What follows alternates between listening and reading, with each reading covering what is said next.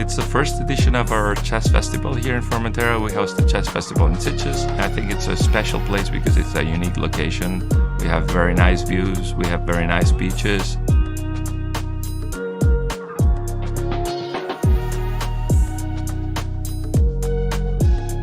My experience here has been extremely nice. It's a perfect location to play chess. We are in a fantastic hotel here in the beautiful island of Formentera, which is paradise. And you can see even the beach from your balcony in your room. Tournament combines chess and holidays, and there are a lot of parallel activities. You can play ping pong tournament, you can play volleyball tournament. For instance, we have seminars from different grandmasters and chess master classes or chess conferences. And we also have a couple of blitz tournaments.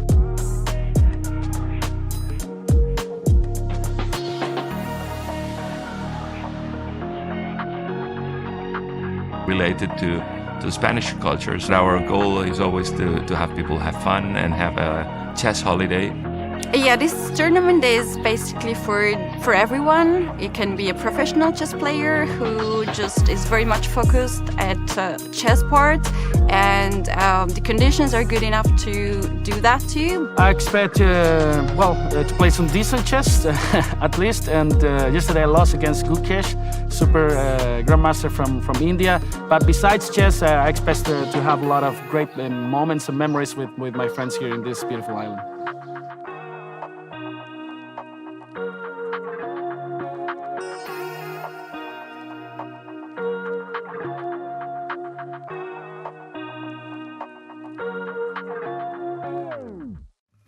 We have visited the island, which is exclusive place, and I've heard a lot of stars are coming here to visit this island, and you can only reach by the boat to there. So we went there with other grandmasters. We played chess games there. It was quite an experience to play chess at the lovely island.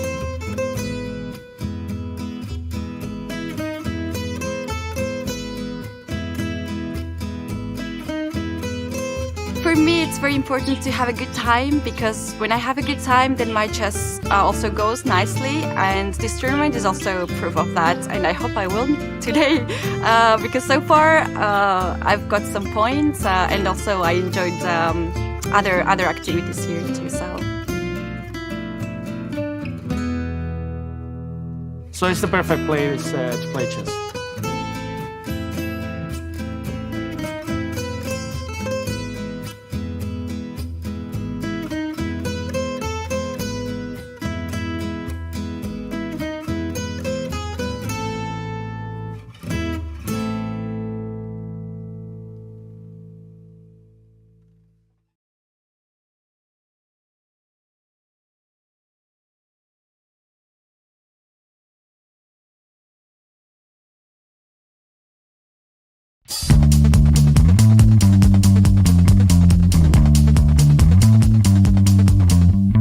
First of all, I think white goes queen f4. Here the move is still queen f5, right?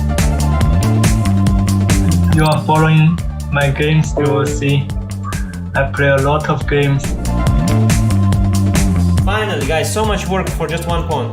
It's so much happiness.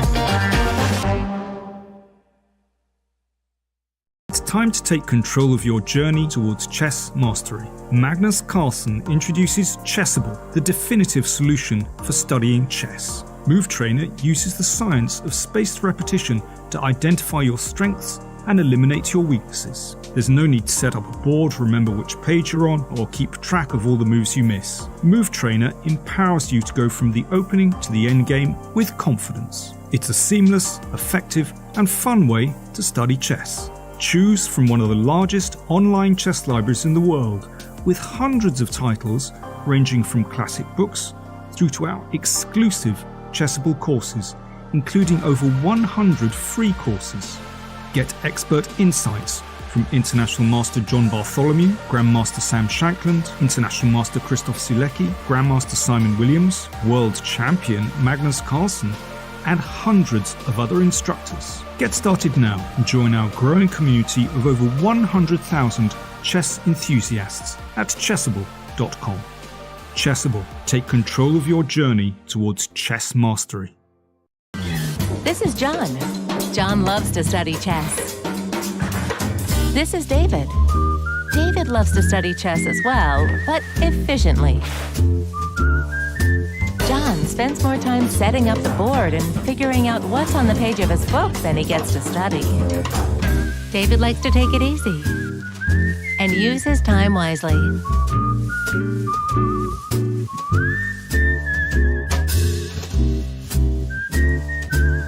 David has finished his exercise for today. John should try the same.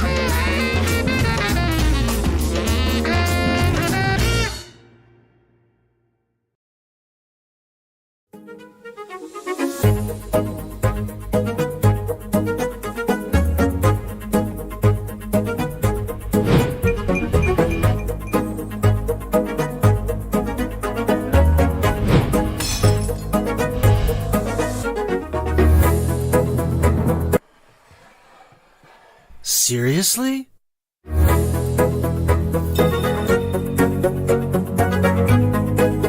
Checkmate!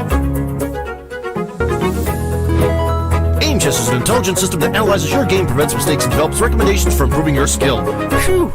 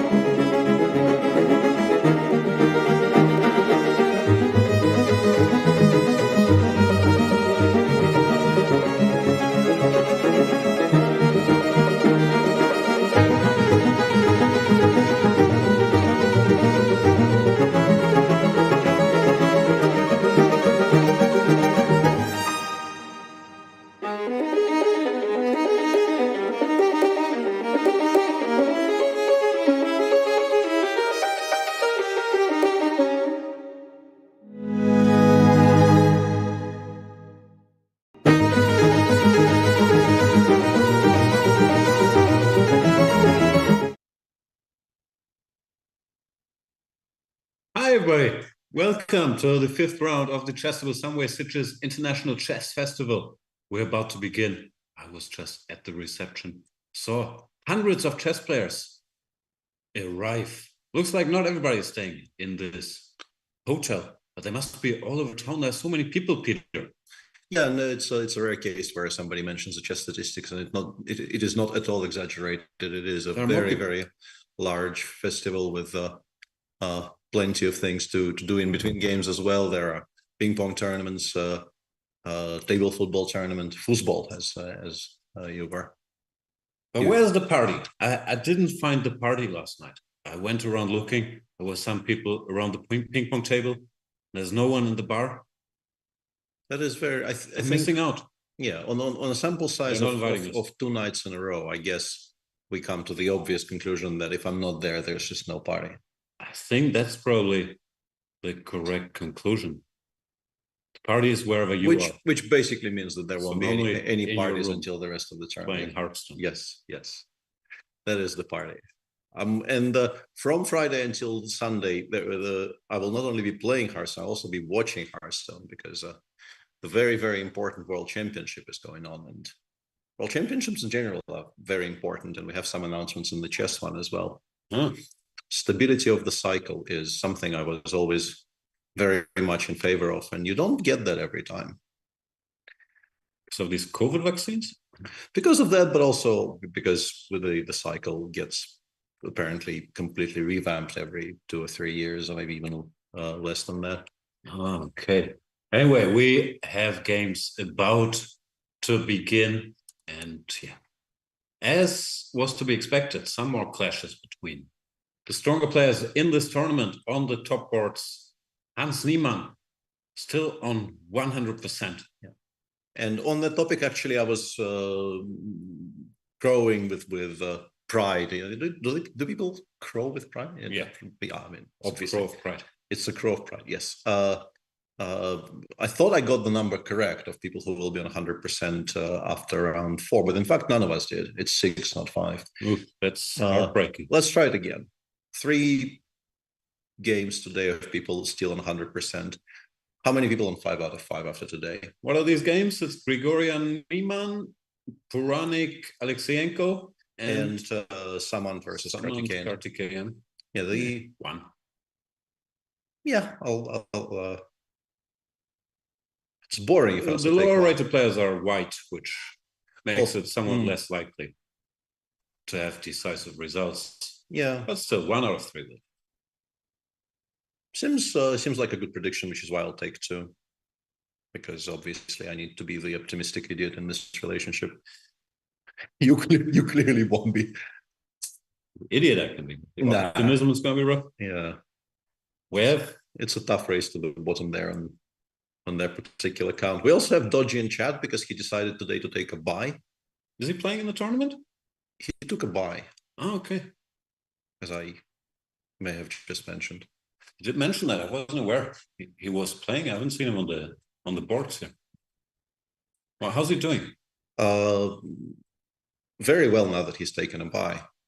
Because today was the day he was supposed to lose. He's on 2 out of 4, having won. Oh, and he chickened out being paired up today? We are going with that storyline. Yeah, there may have been other reasons behind the bye taking, but we're definitely sticking with the idea that he just realized that he's going to lose in every single odd round of the tournament, and this being an odd round, he decided not to play. Smart. Yeah. No, nobody ever accused him of break that cycle, like FIDE. You see, this is how you explain things. You instantly understand things, and people just don't. It's both gratifying and annoying in equal measures. Thank you. We have openings. We have the Spanish in Puranik, like Alexeyenko. It's a pretty good line. What's Kirill gonna do? Is he another 6 guy? He's more No, of an I, A6 guy. No, I think he's going to do something funky here, either some sort of A6 G6 or A6 D6 fold. I mean, he played all kinds of really strange Ruy Lopez's. I think he's gonna go mainstream today. Play knight f6 followed by bishop e7, which is an excellent opening, which you can learn all about in my also excellent Chessable course, the lifetime e4 e5 repertoire.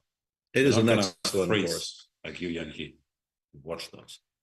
It is a very, very good repertoire, which I've somewhat studied, but still couldn't remember anything at all. The question I always is I like, don't remember a single thing about it, but people are using it against me now.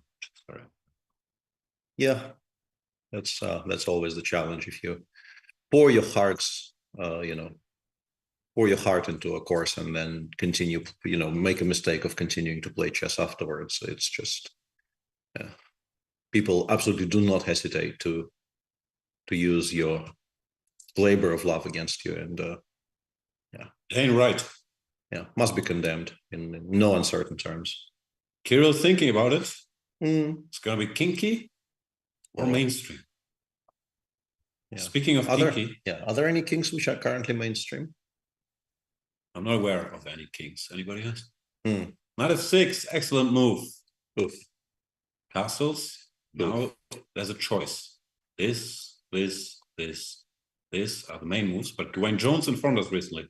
He wants to play d6 here and opt for a King's Indian style position. Yes. We have been informed thusly by Dwayne Jones. And there we go. You were kind of right. And maybe Kirill had chat with Gawain. They were probably both looking for the party last night, found nothing. So they had a little talk about the King's Indian style, Ruy Lopez, where you go bishop d7, g6, bishop g7, and take it from there. Yeah, it does seem to be a way to avoid the main lines. For me, I've always, like, when Wayne mentioned this, I kind of cut myself short because it really felt like we were about to really nerd out on our viewers without even the board present. Yeah, nobody wants that. But isn't bishop takes e6 and then d4 kind of annoying? And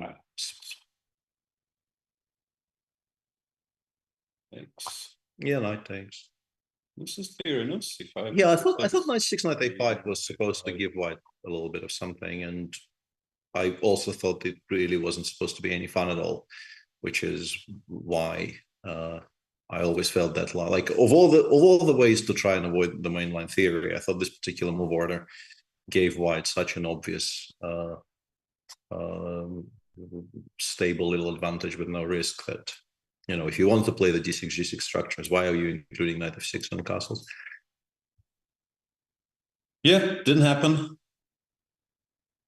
Ranik played rook to e1. Are you aware how young all these people are? Kirill is 21. Yeah, I think. Ranik is 22. Who's 23? And Kartikeyan is 23. Okay. Niemann is 19. Yeah, but that's like Grigoryan, he's like 27. He's a senior in chess terms. Here and over there, yeah.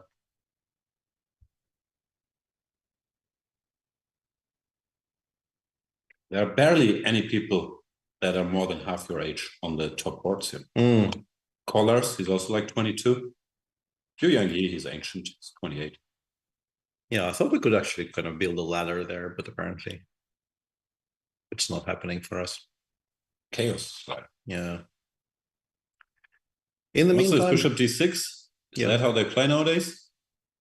I'm a bit surprised, yeah. So this is a thing. It's never had such a good reputation because the common thinking is if you commit this bishop here before white has played c3, d4, bishop is a bit silly, and normally in martial move orders you want to extract like something less than ideal from white before you do it. But I've seen someone do this. Also, Magnus looks like a thing Magnus might do. And it looks a bit dumb, but it has some points. Like the bishop covers the e5 pawn, so you're sort of threatening knight a5 on some lines. I'm guessing this is maybe the major one because after the sort of the classical arcadian, it went if it ever was in fashion, it sort of went out of fashion specifically for the reason that he mentioned, that d3 just offers a very stable, nice little advantage against it. And the person that was trying to revive it, I think, via different move orders, but I think even via the pure move order at some point, certainly, was Evgeny Tomashevsky. And yeah, he was just playing bishop b7, the normal stuff, bishop b7, castles, rook e8, and getting the positions which were for years and years and years considered to be safely slightly worse, and finding new quirky ways of playing them, and had a decent enough success rate with this. But bishop d6, yeah, why not? I don't know how old Aditya Samantis, but my best guess would be young. I think we did some research already. It has been covered on the show, but I can't remember. Yeah, I definitely Googled, and we know he's from Pune. Yeah, he is from Pune, and he is 16. 16, see? Very young. It's a young man's game. It is very much a young man's game, yeah. And he appears to be taken somewhat by surprise by bishop d6, as one would be. Who wouldn't be? Yeah, exactly. The good news for white is in these structures, if you go autopilot, if you go c3, rook e1, knight bd2, knight f1, h3, you cannot be that much worse. Or if you go a3, knight c3. Any setup, really. It's very hard to get into trouble here with white if you don't allow this bishop to be taken. Even that, it's probably not that much. Yeah. I don't think white not equalizing is really even part of the conversation here necessarily. But yeah, you might not get very much, but yeah, you're always completely fine against the setup once you've played d3, I feel. Yeah. Bishop d2, and then, I don't know, a4, knight c3 is sort of one way to go. And the other one would be just to completely sort of ignore all the subtleties, just play c3 and go from there. Just as you pointed out, just do all the autopilot-y things you always do in these types of positions.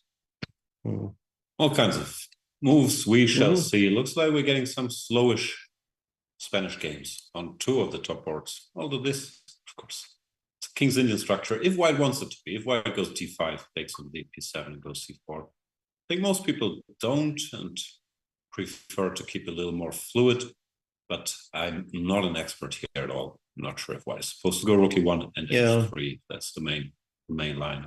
I had a kind of a humbling experience. I don't think it's been played very much against me, particularly this board. I think Magnus played some kinds of d6 and g6 against me in Blitz once or twice, but in classical chess, well, I mean, in over-the-board chess, it wasn't actually a classical game.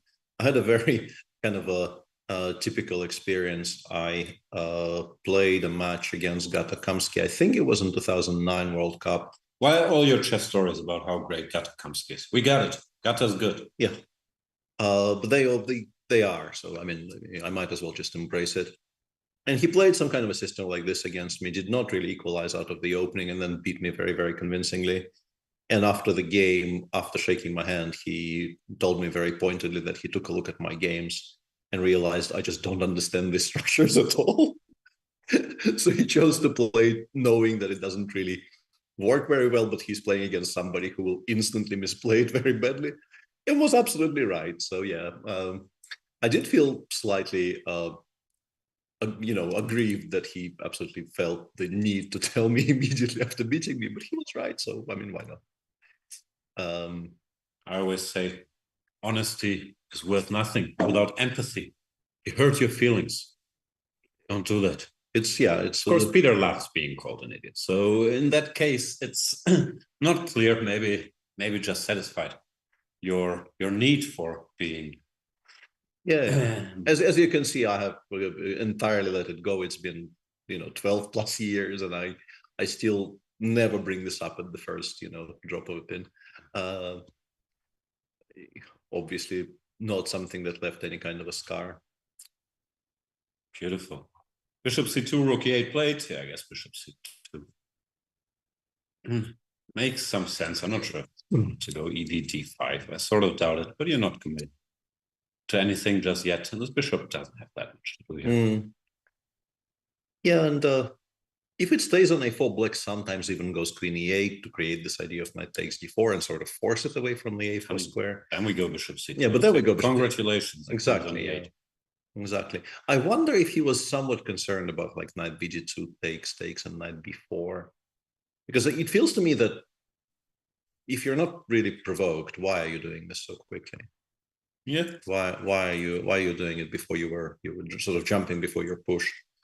Could be. But maybe this is not that Scared of stupid, this. because if let's say bishop d7, I want to take with the knight and play c5 next move, or obviously knight d3 if allowed. But if you don't allow it, I want to play c5 and then return to c6. Maybe this is something that black sometimes does in these lines. I really don't know. We know you don't send these positions, so it's all right. Exactly. Hmm. Yeah. Okay. Let's see what else we have. Samant went a4. How bad can it be? Yeah, well, we haven't actually spoken about Mockster's game yet, so maybe we should at least put it on the board once. A very quiet game here so far by Karen versus Hans. D takes c4 is probably the sort of the wiser choice here. The thing is, they used to play a6 here, but at some point, White was getting a little something after the takes before bishop b2. So people figured out it's smarter to take your first and after bishop c4 now to play a6. And dc5 is not particularly exciting. It's very, very symmetrical position. And if that doesn't happen, we just get a QGA with White having played a2, a3, which is generally not the scariest thing. Yeah, the knight on c3, which is also not always ideal. Of course, this is still a theoretical battleground. We've seen Ding defeat Nakamura with the move bishop to d3 here in the final round of the candidates, among other things. So it's not like they're not trying stuff here. But overall, tc4, as you would expect, followed by a6, is supposed to be the way what everybody has embraced now. Yeah, with castle senate. So right. Yeah, this transposes into sort of very, very old school classical lines of the QGA where White has played a3 in particular, and they really should not bother black in the slightest, in my understanding. Thanks very much for the raid, Chess Weeb, and welcome to all the chess weebs out there. Hope you had a nice stream. We're just beginning here, so stick around and learn much about the opening theory and the chess politics and other topics of, as you just heard, much transposes to these famous old school classical lines of the QGA with a3 and knight c3 that everybody knows. Yes, exactly what I said. Very classic. Yeah, Puranik in the meantime did something quite surprising and unusual, I would have thought. Why? I already didn't really feel like Bishop Bishop D2 was forced. And Bishop D2 display error. Why would you do that?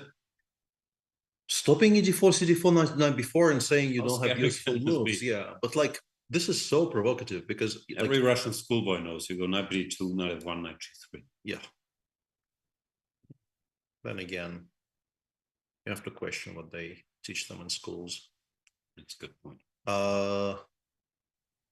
Yeah, but after bishop d2, like even the immediate question, can I play d6, d5 here?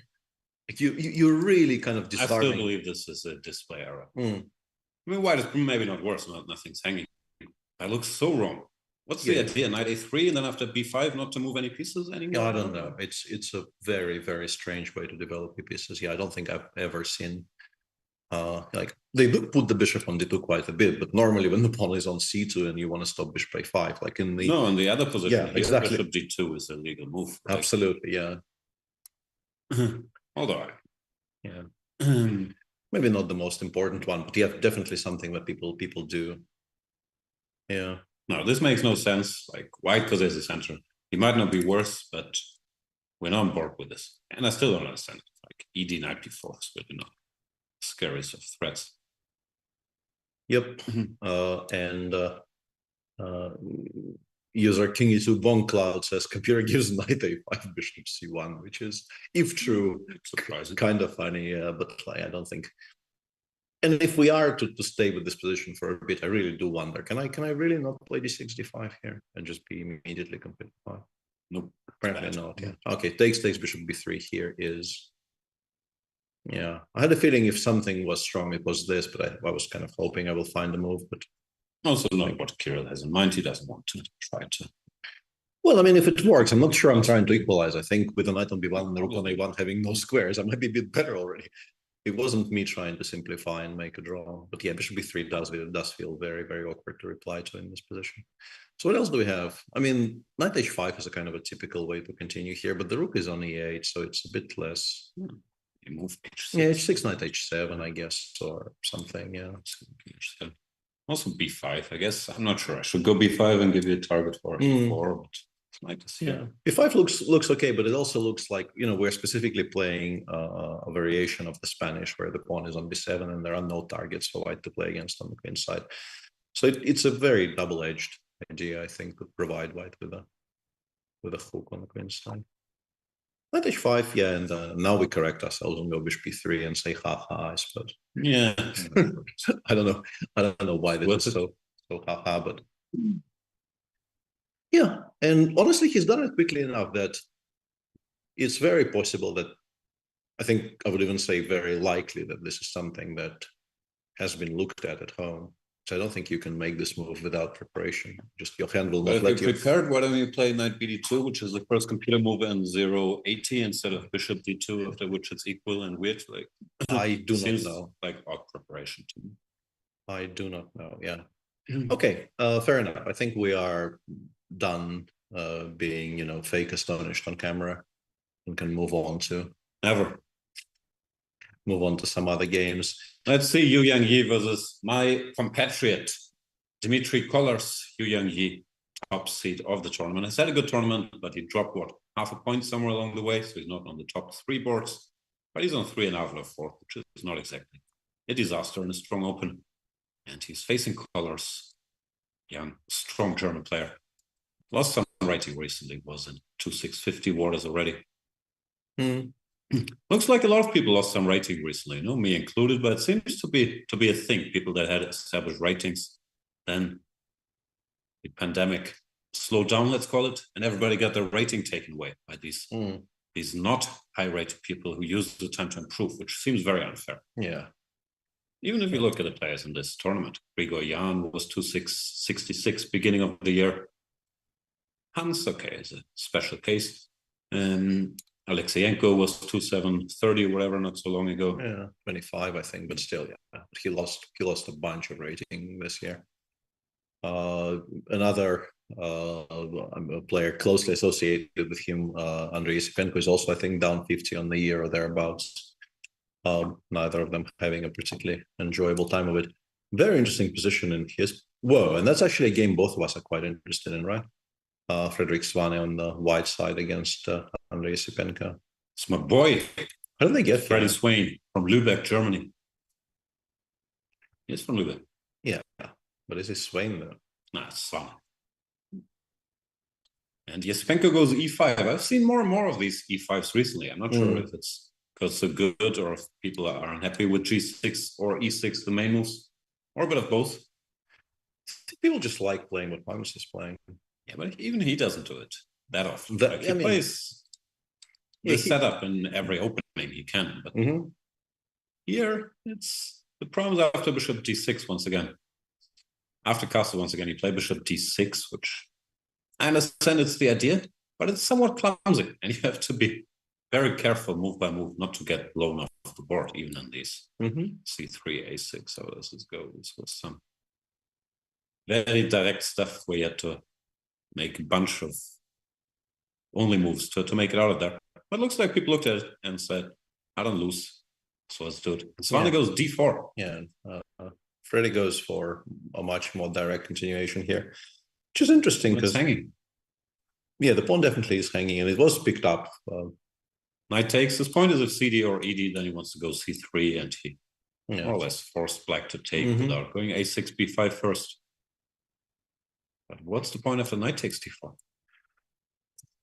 Just bishop c4. He works on chess. This is not freestyling. Yeah, and his opponent obviously clearly has also looked at this because so far Andrei is above the starting time, plays h6 here very quickly, which on our screen is no longer the first line, but definitely was the first line for the first, I don't know, 20 seconds of.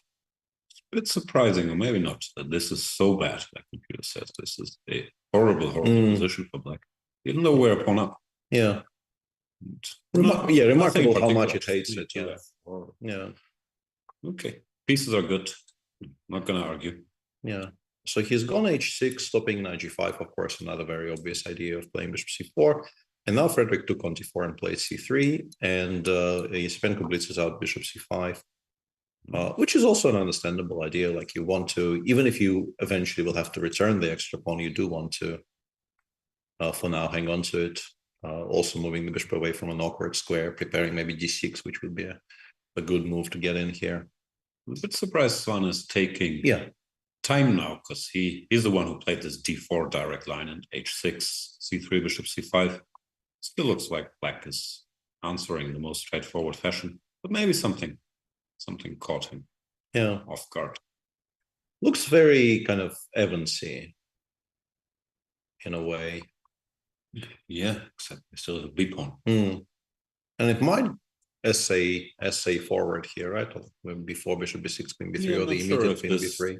Should be included, or queen b3 directly. Yeah. Yeah, we can do this. Yeah, and then you have to choose between, I assume, queen e7 and queen f6. Looks normal, but maybe there's some a4, should a3 concerns. Yeah. Well, this is still a very concrete position, and yeah, the somewhat remarkable thing about it is that this appears to be either sort of the exact first line after bishop c4 h6, or pretty close to the first line after bishop c4 h6. So why wouldn't you have a pretty clear-cut idea what to play here with white? And Freddie is pausing.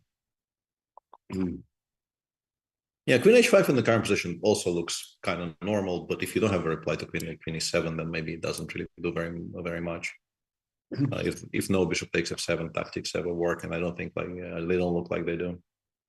It's not gonna blunder Scott's mate, is it? No. Then don't do it. Yeah, on the board next to that, there's a very rare opening, which I'm somewhat surprised doesn't really get played more often, because every time I tried finding, definitive edges against the very, very classical Alekhine, I sort of struggled. Where did you struggle exactly? Well, I mean, even the 4 pawns, I didn't really spend very much time in my life looking at this, but I remember I had an occasion to prepare for Alexander Baburin twice in a row when playing Bunratzi Open, and both times with white, and he plays nothing else. And yeah, I didn't really get very far. And it left me with this impression that switching on the computer and taking this 080 wasn't happy. It really wasn't 080 in those times. Yeah, I don't know. Either maybe Aravind has maybe missed something along the way, or the modern engines just hate it much more than. Yeah, this is all theory, but I've checked this recently, and they really, really hate it. Yeah, exactly the way Jordan plays, which is not surprising. Jordan does his homework. Jordan knows stuff. Yeah. Usually people out of laziness, they play this. He takes d6, which is also fine. It's a small advantage. You're better. But f4 is the most principled, and computers really love this. For what? In Blitz, because I always pre-move one knight f6, especially in Bullet, which is not very smart because your clock only starts after you made your move, but I still do it. I always play this line, but it hasn't been going very well so far. I usually do this, and sometimes I take, then I win. Yeah, it doesn't happen often enough. Yeah, and apparently if they don't take, they're basically winning. I usually don't have a great time. I try. But this is a position I've played many a time, and somehow really sometimes it doesn't end so well. Because the computers are not in love with it, shall I say. Anyway, this DE FE knight c6 is the main line here. Yeah, knight bishop e3. This is well known. You shouldn't allow knight f3 early on, so you. Bishop g4 early on, so you start with bishop e3, not knight f3. Now when the bishop moved, we can do this. And yeah, this position, computers just say it's much better. I'm not sure how easy it is to play. But white is better. It's the better pawns, so it goes to d1. Yeah, as long as you manage to keep the center under control and the pressure against the d4 pawn doesn't become overwhelming, you're fine. And I guess much of it is actually hinging on the fact that once you play bishop f5 g4, which would, even in the current position, let's say we have some more moves included like king h1, rook d8,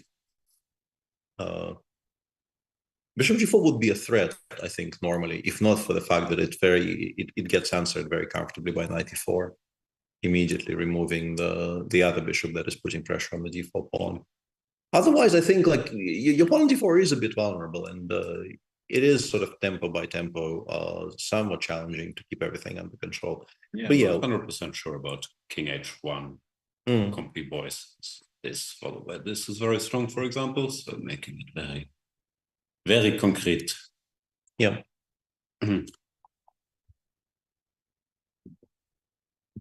That's on the board. And then we have clocks.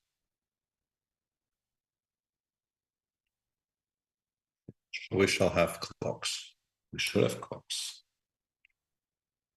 And yet we have clocks on the other games. Yeah. Maybe they decide to play without clock because it's a bit stressful. Yeah, it is. It is actually very, very stressful. And I think just playing on the count of 10, or this being a classical tournament, I think playing, let's say, on a count of 43. Yeah, but you shouldn't count it out loudly. I think they just have a gentleman's agreement. They count 43 in their head, and then make a move. Yeah, it's just a much better approach, and I'm eagerly awaiting if a FIDE adoption of that particular time control. I think will be very much in line with much of the recent changes. Yeah, then the player that can count to 43 5 times in a row gets a spot in the candidate. Yes, that would be the obvious and natural follow-up to that. Rook f7 played. Aravind still seems to have studied this. That's the advantage if you play slightly dodgy stuff and you spend time on it. More often than not, Jordan, of course, knows the first moves and he knows the computer says why it's much better. But if you just insist on going deeper here, then very often you will be the side that's in book a little longer. In this particular position, being out of book, I'm not sure rook g1 and g4 would be what I would do. It's a very cute idea. I really like how Jordan is a sick, but he might lose. Yeah, the engine just says, yeah, let's go. Yeah, let's just give mate. Why not? In a very quiet position where it seems like some kind of a quiet positional dancing is on the menu, but no. Not if you ask the machine. Okay, this could get interesting. Bjorn van Foreest lost to Aravind in the World Junior Championship 2014. He's held a grudge ever since, as we all know. As one does, yeah. Stakes are high. I'm not sure if Aravind told him after the game that he had just noticed Jordan didn't understand the structure. But that would be wrong. Yep. Sana play queen b3. Yeah, it's interesting that like I would just go queen e7 here without really even thinking for very long, because it feels to me that the knight on g8 very much belongs on f6. You might want to control attack the e4 pawn, control the d5 pawn. Also, the queen on f6 seemingly is more vulnerable to some kinds of f4 shenanigans if white decides to go in that direction. But it's sort of very evenly split. Not that queen e7 is unplayable, but I think currently appears to be favoring queen f6. Yeah, pros and cons. So how does this go? We take and go knight c3. Yeah, this is exactly like the kind of position. And then knight b5. Yeah, okay. Knight b5. This is a move. Yeah. I missed. Can't we go bishop b6? Bishop f7 then maybe just wins the game on the spot. Yeah, okay. That would be a problem. Meaning that I guess we have to castle, and then after knight d4, e4. Yeah. We're not doing that poorly because we will play d6, bishop b6, and we are currently 1 up, so we have some time until it gets 1 back. But yeah, clearly it is still a little bit better for white. Yeah, as it should be. Let's see. It looks like they're both out of book by now. Maybe Andre had a look at b4, which I think was the first computer line. Not at this direct move. Should be an interesting battle. Yeah. There is somewhat theoretical Petrov in progress in the game between Anton Korbov and Gustafsson. How old is Gustafsson? We shall endeavor to Korbov find is, out. of course, years and years old. Yes, years and years old. He is right. Gustafsson is 19. Yeah, that's too old. Yeah, way too old. A grandmaster rated 2485, which is not what you normally see with the Indian youngsters, because very many of them are incredibly strong and also rated 2485, but they're normally not grandmasters yet. Yeah, he was another one of those cases where it appears he's on a bit of a downswing. Was rated about 2550 earlier this year, but has not had a run of good results since. It's been a difficult year. This is all theory as far as I know. Bishop e6 takes, queen g5, knight f3, queen a5. This is that line game, Giri Fabi? Yeah, that was the Bundesliga game, which I think maybe both of us played in that match, right? No. Yeah, Anish won a very nice game against Fabi, but it feels like Black's play has been improved on since, and it really isn't supposed to give very much. But queen b3, very aggressive. Yeah. Don't take, but you probably won't. But queen c7 or queen b6, particular this. How much are we claiming here? Yeah, not a lot, but it's a kind of a safe little advantage, I assume. And even the end games are not always entirely equal. Yeah, if you talk about the structure, I mean, obviously the drawing tendencies are very, very pronounced here. But it's, I mean, the bishop on b3 is, for the time being, definitely more active than the bishop on d6, and Black still needs to be a bit precise. Right, not that exciting. Demchenko, always around against Aditya Mittal. Yeah, that was, what opening was that?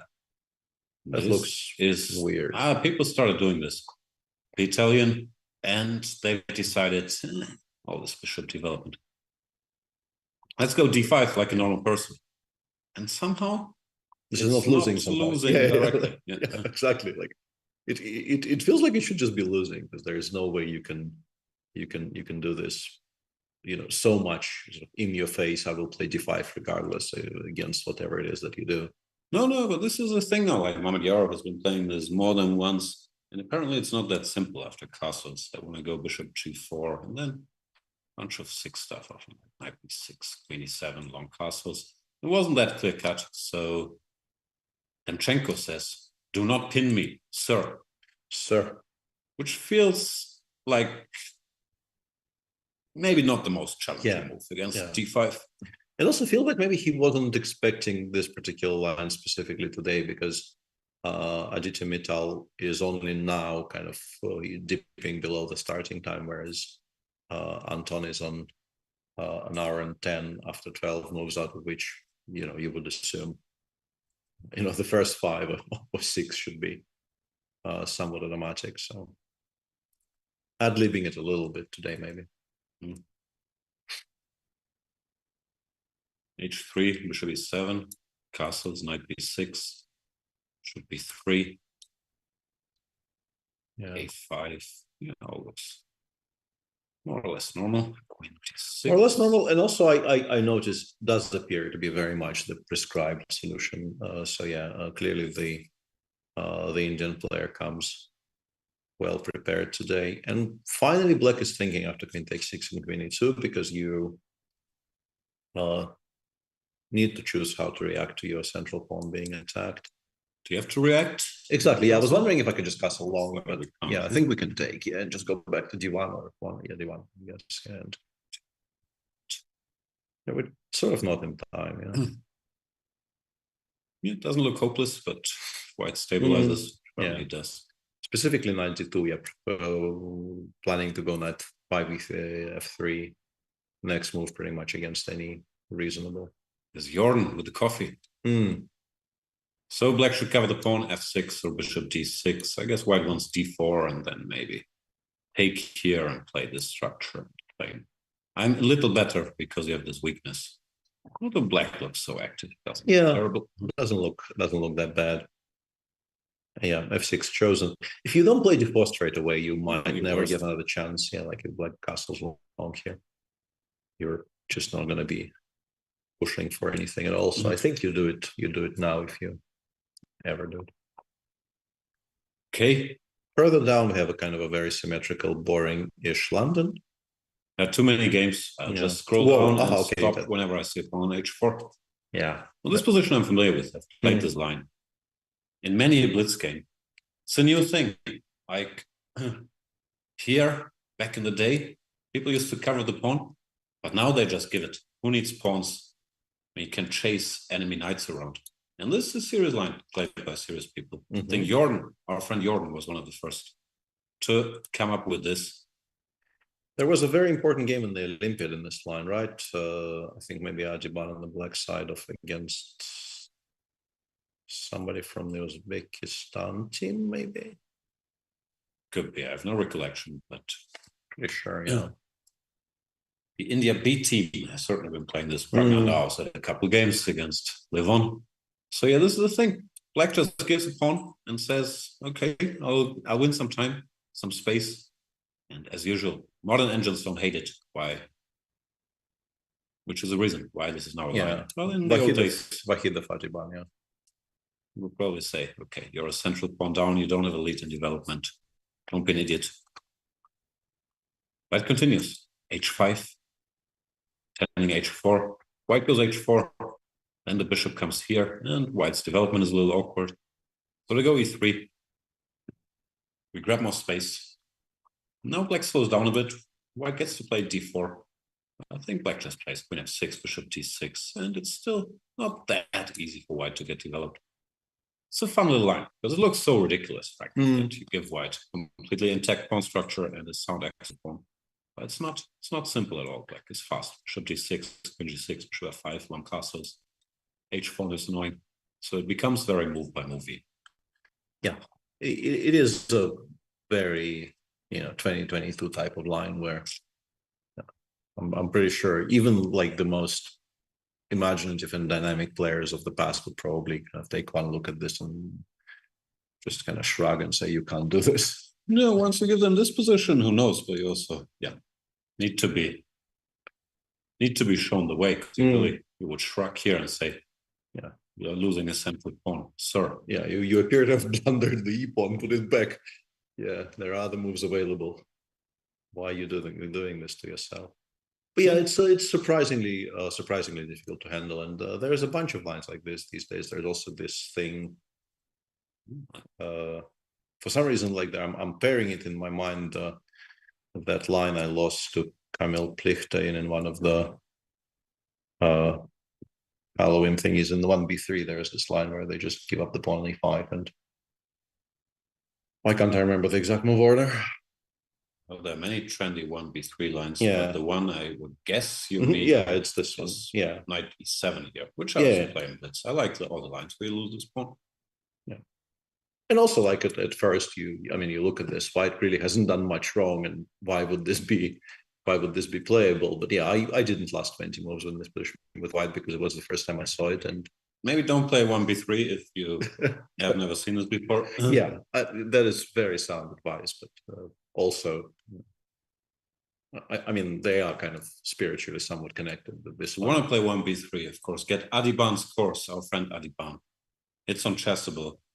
I just wish he had promoted a little bit. We would have heard about the 1b3 thing on Twitter, because I had no idea it was out there. But apparently, he has a 1b3 course. Yeah. Clearly hasn't done enough to inform the world of the cattle ranching properties of 1b3. Here he is, Mr. Adiban, playing against Jonah Willow. No 1b3 today, huh?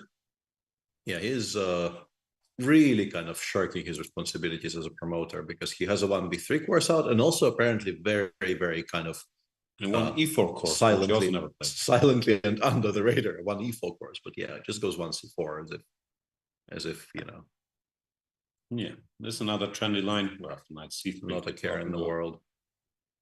c6, which is tough to handle, but for d3. Just saying, if you play c6 now, then I shall attack your central pawn. Has become arguably the main move in this position. And although white lost the tempo here, moving the d pawn twice, this change in structure is very, very favorable. h6 might not be the most important of moves. Feels like things already went slightly wrong for Jonah Willow, depending how bad you think this is, but I wouldn't be thrilled with this position. Yeah, it feels like you got yourself a Tarash where you made some unnecessary moves, whereas white appears to have done everything very much according to sort of where things belong. Yeah, queen on e7 is not ideal. Often than not, you have the rook here, and queen can do stuff on the other side. Well, you have the rook c1. I don't know, might not be terrible, but it doesn't look great. Doesn't look very attractive. No, that's for sure. So what's happening? We have 2 games up there. Jules is back on the televised board. Jules is back. Yeah, and also Vasil Ivanchuk. Okay, Jules' position is boring, he's slightly better. And Ivanchuk, also boring, also slightly better. There you go. Yeah, not the most exciting position so far. In particular, Vasil, I think, is taking a very kind of a restrained approach to his game today. These types of structures, in my understanding, should be completely fine for black. But then again, like he has decades and decades of playing it, I guess, from both sides, so he would know. There he is. He would know better.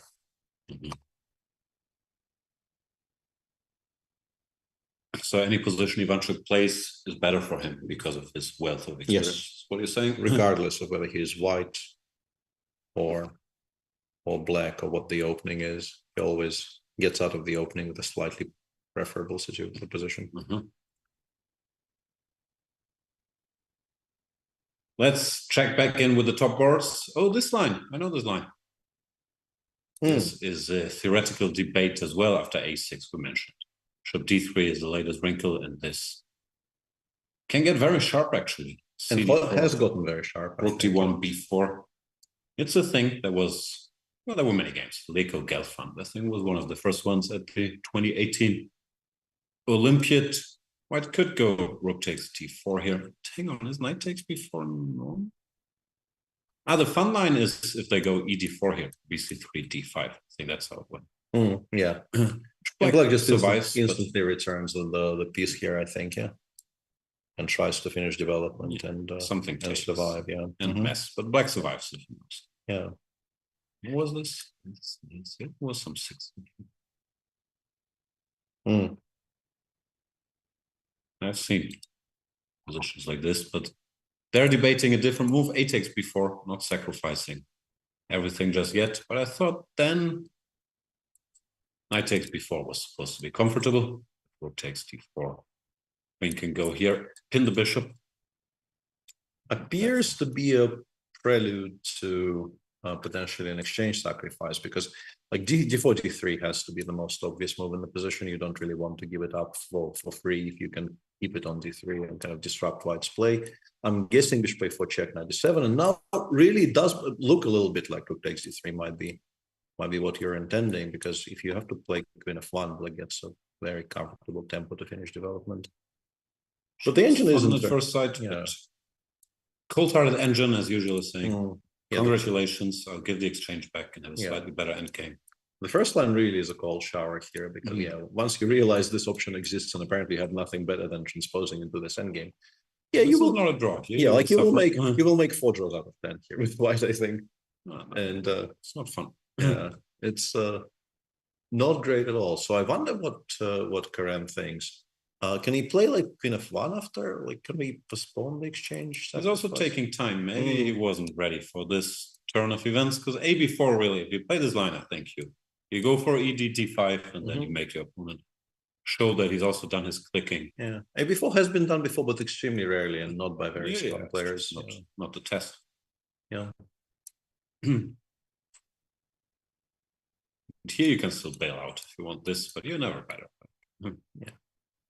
No, I don't know. Looks like Hans won the opening battle. And this could go badly. Yeah, it could definitely. Yeah, like if that sequence that we showed on screen is actual best play, you're really not having any fun at all there. I'm actually somewhat surprised the variation isn't higher in Black's favor. It only gives Black like 0-20 there. I think that endgame is very annoying for White. Yeah, hard to say, but certainly it's White fighting for a draw. Yeah, maybe you're going for. Yeah, I guess maybe if you're in time to go e4 then maybe you're not doing so poorly. But you do need to restrict that bishop on b7 and get yourself some squares very quickly, or you will be quite unhappy. Yeah. In the meantime, Kirill has chosen what I would call an Aronian approach. The one would approve. Yeah. Play king h8, knight g8, every single position. But also the engine now very much approves of what Puranik is doing. The engine hates king's Indians. Yeah. But you can sort of see why, because like now we can go d5, a5, right? Which is generally kind of the absolute dream. And then c4, knight c3 before. What you want when you're trying to get a king's Indian. Yeah, but you're also probably structure, no? Probably much worse, right? Oh, yeah. It's like a bayonet and feels like a pretty decent bayonet for White. I don't know. I'm very concerned to be checkmated here in the next 12 moves after f4, g5. Well, we have bishop a4, and once that bishop is gone, you don't normally get checkmated all that much. I've heard that theory. Never stopped me from getting checkmated. Yeah, I'm on board with like I understand, and I would also be worried, but I would be worried. Like my feelings here would be basically like I know I'm better. I will also get checkmated. Yeah, exactly. Like both can be true. Like, yeah. Computers play this. White will probably be in good shape, but yeah, rook of 8 is bad. I should stop bishop a4. I don't know why this is such a good king's Indian. Well, looks like a fairly standard one. His knight has moved h3. Yeah, but like the way the white pieces are, it really does feel like a pretty pure bayonet. So we go like rook a3 before c5, and we say that like whatever you think your attack is not actually an attack, and we don't care. I don't really know why we don't care, but like give this to Kramnik. He never gets touched on the king's side. He just like you think he's better? Yes, I think you will think he's better. No, it could very well be true. Still, I don't think Kirill minds. No, he clearly wants exactly this, but you can't also entirely disregard the fact that he probably isn't equal here, quote unquote, the best play. Now the question is always bishop h6 in such positions, which always looks normal to me. Computers usually hate it. They will just say, yeah, congratulations, you exchange bishops. Now even knight takes, never made me, and I shall win on the queen side. Yeah. So I always thought this was a position of threat, but computers usually don't care one bit. Yeah. Magnus has done a bunch of that. Yeah, he is very much team bishop h6 in these structures. Yeah, a bunch. But he normally doesn't allow White to make this much progress on the queen side in the meantime. Like he would have a pawn on c5 somehow already or something. Yeah, we'll see. Anyway, this game could get interesting if it's not interesting already. In the Saman Kartikeyan game, pretty standard stuff other than the bishop being on d6, knight d5. Yeah, you normally go knight a5. There is this very weird structure you can get after bishop g5 here, but it generally is completely fine for black. Yes, you provoke gf6, but black gets the bishops, and you can take on d5 and then play f5 or play f5 straight away. It's a bit tempo oriented, of course. If you get to play knight h4 or knight e3 in this position, maybe you're just winning, but it is black to move, so you probably don't get to do any of that. Which is probably why you go knight f6 bishop a2. This always or the immediate bishop a2. Here, I guess, according to our dear computer friend, it's just good for black. Yeah, it's actually a better version because having the pawn on d7, and you would argue maybe is actually better for black. Your pawn on b4 is not hanging as much because the bishop is connected to it, and yeah, just preferable to having a bishop on a7 and the pawn on d6. Right. Yeah, we'll see. We'll see. In Yu Yang Yi colors, yeah, this we mentioned. The game exists. We didn't talk much about the theory. It's very old school. 4 e3 Slav, where white gets the 2 bishops and says, I have 2 bishops, I'm slightly better. Hard to argue with that. Vishyam, of course, has drawn this without thinking 800,000 times with black, but he's also Vishy. And black usually prepares c5 and then argues that the lack of bishops can be compensated by activity on the queen side. Yeah, but you have to play move by move. If you allow white to stabilize, like you will suffer. Actually, one bishop g2, 92. But another one where it feels like I've seen a number of games which Vasil won with white here. I think he likes the structure and generally plays it really well. It's always kind of confused me because it feels like it cannot possibly be entirely equal. But people do go for this quite confidently and generally, I think, hold it more than they don't. So it's except against Ivanchuk. Except against Ivanchuk, yeah. Because really, like, if you play it this way, if you play the structures like this, you're not even pretending to create any counterplay on the king side. You just say, I will create 2 open files like on DNC and I will start trading, and your bishop pair never really amounts to anything. Feels like this shouldn't work. You don't trade, no, like you go for counterplay. C8, B4, bishop 5, jump around. Anyway, we'll see how it goes. I was never in love with this when it came to building a black repertoire, but that's because I like bishops. So doubt I played dumb moves like A6 here, or bishop G4, bishop H5. But it's well, I was definitely a matter of taste. Also here you can go bishop E4, which you also lose a bishop, but the position becomes a little spicier. It's very different, because white can't really do the slow stuff as confidently anymore, having played a very stupid move of 3. The Svani Isipenko game is about to blow up, I guess, which is something that we very much welcome. F4, let's go. Yeah. Apparently can be ignored because FE5 is currently not a threat due to the fact that D3 will win everything in response. So you can actually play like knight E7 here and say, ouch. Yeah. You think you have a threat, think again. But white obviously will not blunder D3. D3 discover check. White can go either c takes D4, maybe king H1, re-establishing the threat of FE5. Yeah, very interesting. And also interesting that they're both thinking, because clearly up to bishop c5, it was something at least very much resembling absolute first line. And they were both blitzing up until a certain point.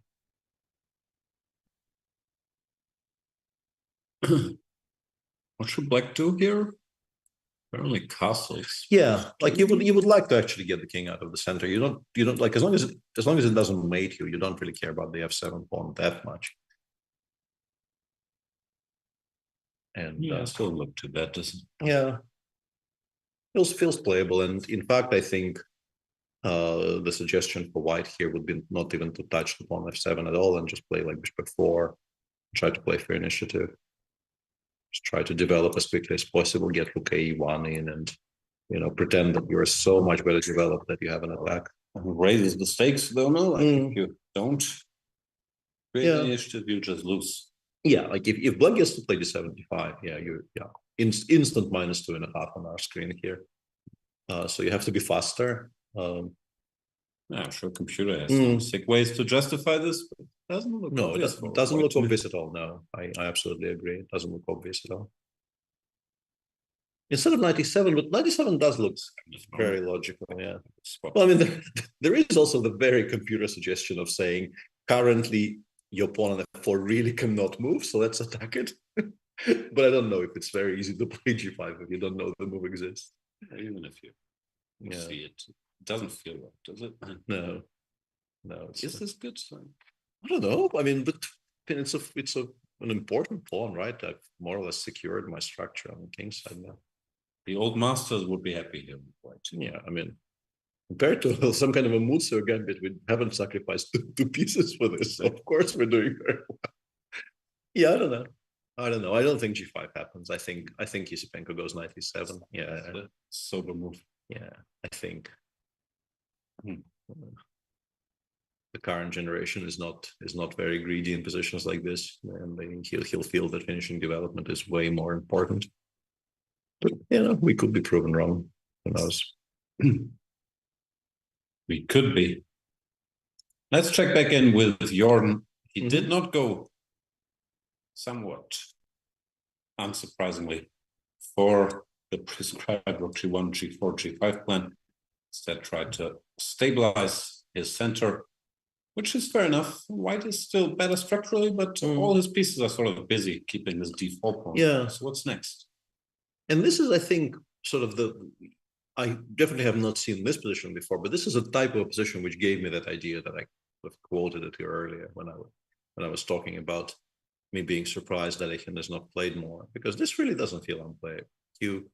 You like your knight on b6 has no squares, so you generally like try to at some point start aiming it towards better square, like knight c8, knight d6, or knight c8, knight d7, and then somewhere maybe bishop h7, knight f5, and some kind of an absolute dream scenario. If you ever get there, you obviously don't get there because White will have something to say about it. But yeah, if you have to play d5, you hope with Black that you have some kind of a decent reply to it. I don't know what it is though. Yeah.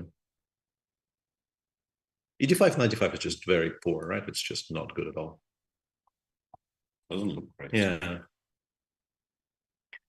Because, optically for a second there after e5, the bishop on e3 is hanging and you feel like you might have some tactics, but everything is protected. The queen on c1 is always kind of holding things together. Yeah, White's pieces just are a little better now for opening.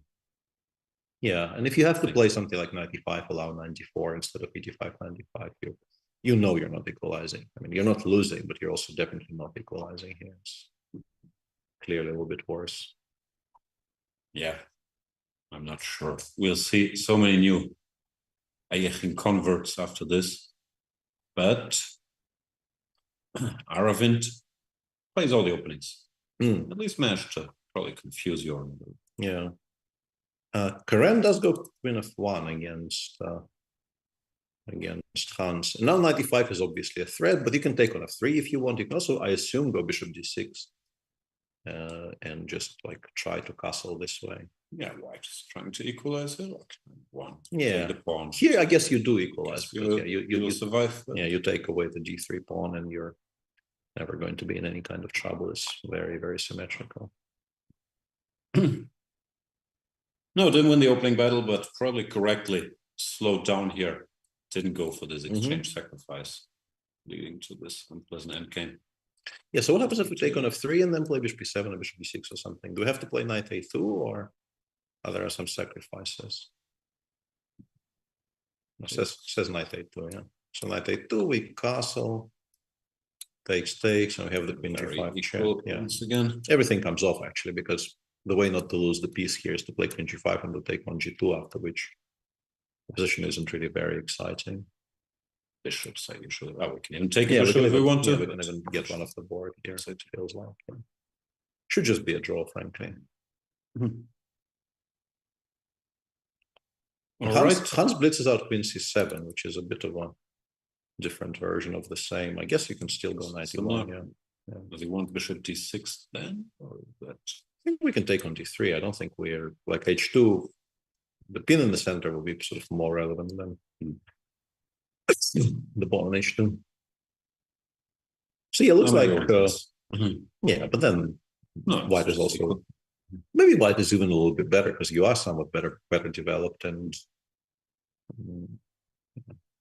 the bishop still on f8. Like I would have some hopes here with White. I would probably be proven wrong, but I would have some hopes. I don't know. Yeah, who knows? But yeah, seven feels like maybe not top priority. It's a bit there. Yeah. Here we get King's Indian business. Yeah, Bethab only one move away. As established, like we don't think this equalizes, but we also don't think it necessarily matters all that much, because it gets very sharp once Black starts doing something on the king side. Should be a fun game. Yeah. Rhinestone asks, what do you think about the decision to exclude the Grand Prix from the candidates tournament cycle? I don't think they've excluded the Grand Prix. They just scrapped them altogether. I don't think they exist anymore, as far as my understanding at least. Let's talk candidate cycle. Yeah. So FIDE, was it today? I guess today, maybe yesterday night, they published the new regulations for how to qualify for the candidates. Let me actually bring this up because it's a bit confusing.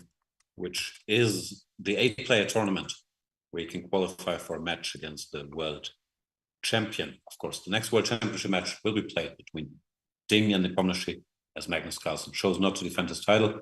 So the candidates tournament after that will try to find the challenger for either Ding or Nepomniachtchi. And there have typically been eight players and different ways to qualify. The runner-up in the World Championship match gets a spot. That's still the case. Yep. In the past, there was this Grand Prix cycle, which was a series of mixed classical rapid tournaments organized by, I guess, World Chess / Argon, whom FIDE used to have a deal with about all these World Championship rights. Those have disappeared. I'm not sure on what grounds.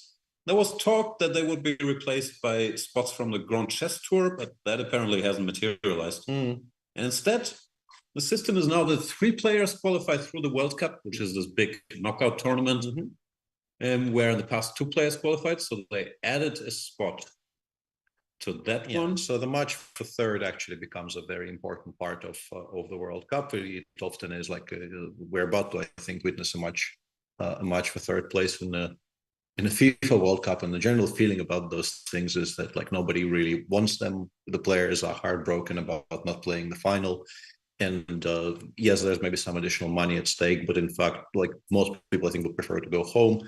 Now there will be something very much at stake in this match. With I think like if you have to have a match for third place, this is an improvement. The first reserve will be the 4th place winner, and then it goes to rating, just as with the runner-up for the world title match. I didn't understand what you just said. The first reserve will be... Yeah, like if for some reason one of the top 3 declines to play or is already qualified or whatever, it goes to the loser of the 3rd place match, and then it goes to the rating. Then we get 2 spots from the Grand Swiss, which is the same as... That's the open tournament, I assume, in Isle of Man, where last year, somewhat miraculously, we got Fabi and Ali Reza out of that tournament. That was fantastic, Probably for an exciting candidates tournament, the absolute best outcome. But of course, in a giant open, you don't normally expect the 2 absolute super favorites coming through. So there's that. I think they got rid of the wild card, which used to be a thing, and instead brought back the rating spot. I'm not sure about the exact regulations, but usually it's the player that has the highest average rating in the qualifying period. I'm not sure how they do it this time. There was this criticism that it's not performance rating over the year, but instead, if you had a high rating to start the year, you could pretty much earn that spot by not playing very much, which wasn't ideal. And then there is this confusing thing, or at least to me, that whoever does best in 5 consecutive tournaments in, how do they call it, the FIDE circuit? The FIDE circuit, so hang on a second, let me see this again. So one by rating, and one place is given to a player with a cumulative of best, not consecutive, but a cumulative of 5 best results on the FIDE circuit. And the FIDE circuit is defined as eligible tournaments, it says. FIDE-rated individual tournaments which meet the following criteria. A, completed in the 2023 calendar year. Standard playtime control. So it has to be a chess tournament in 2023. Yeah.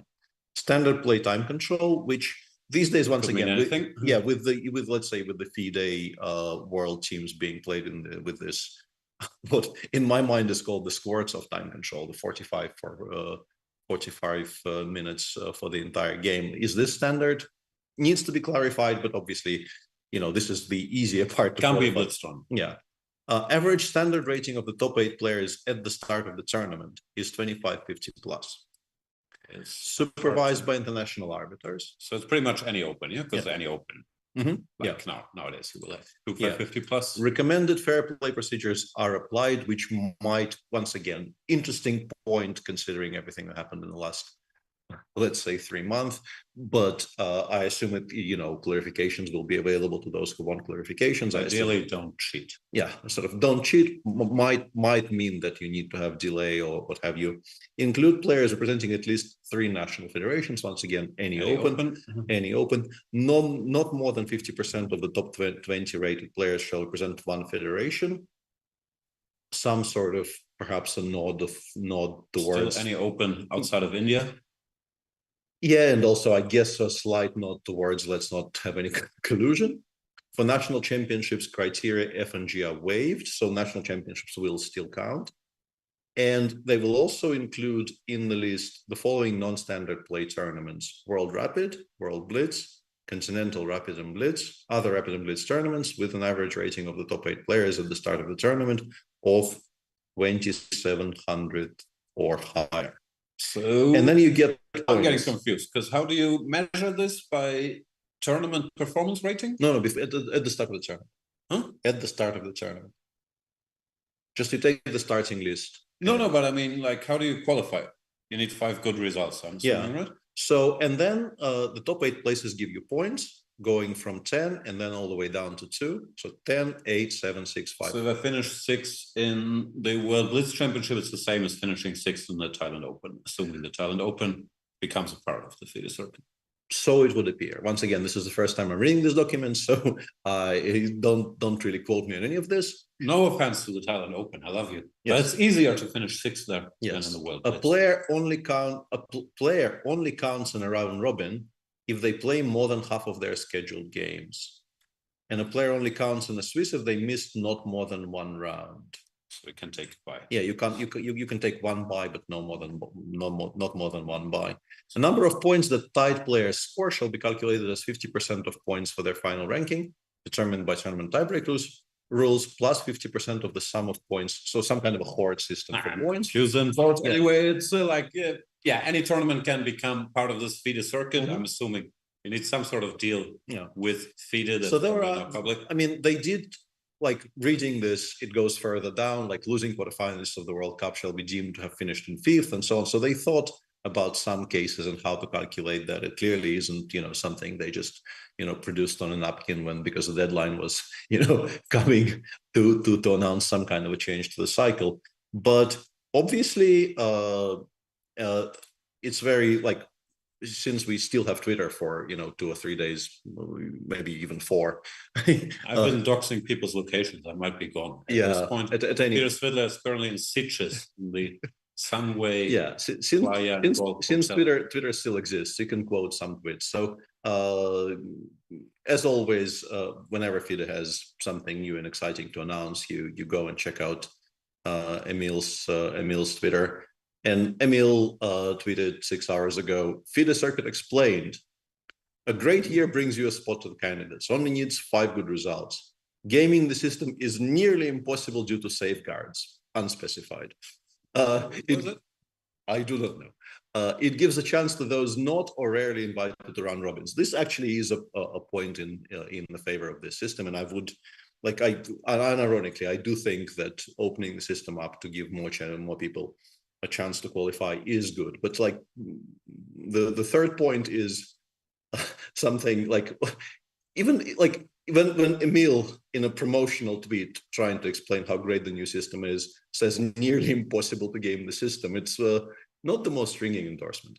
And then dozens of events become part of the qualification. That obviously is what they're trying to achieve. They're trying to open up they're trying to get open tournaments to join this FIDE circuit, and then they don't have to run events themselves, which is fair enough. There's no judgment here. I'm just worried about the regulations with this 2,550 average, which really means any open. So if I pick, I'm too weak, but if you pick the 8 weakest opens of the year, you could make it to the candidates, no?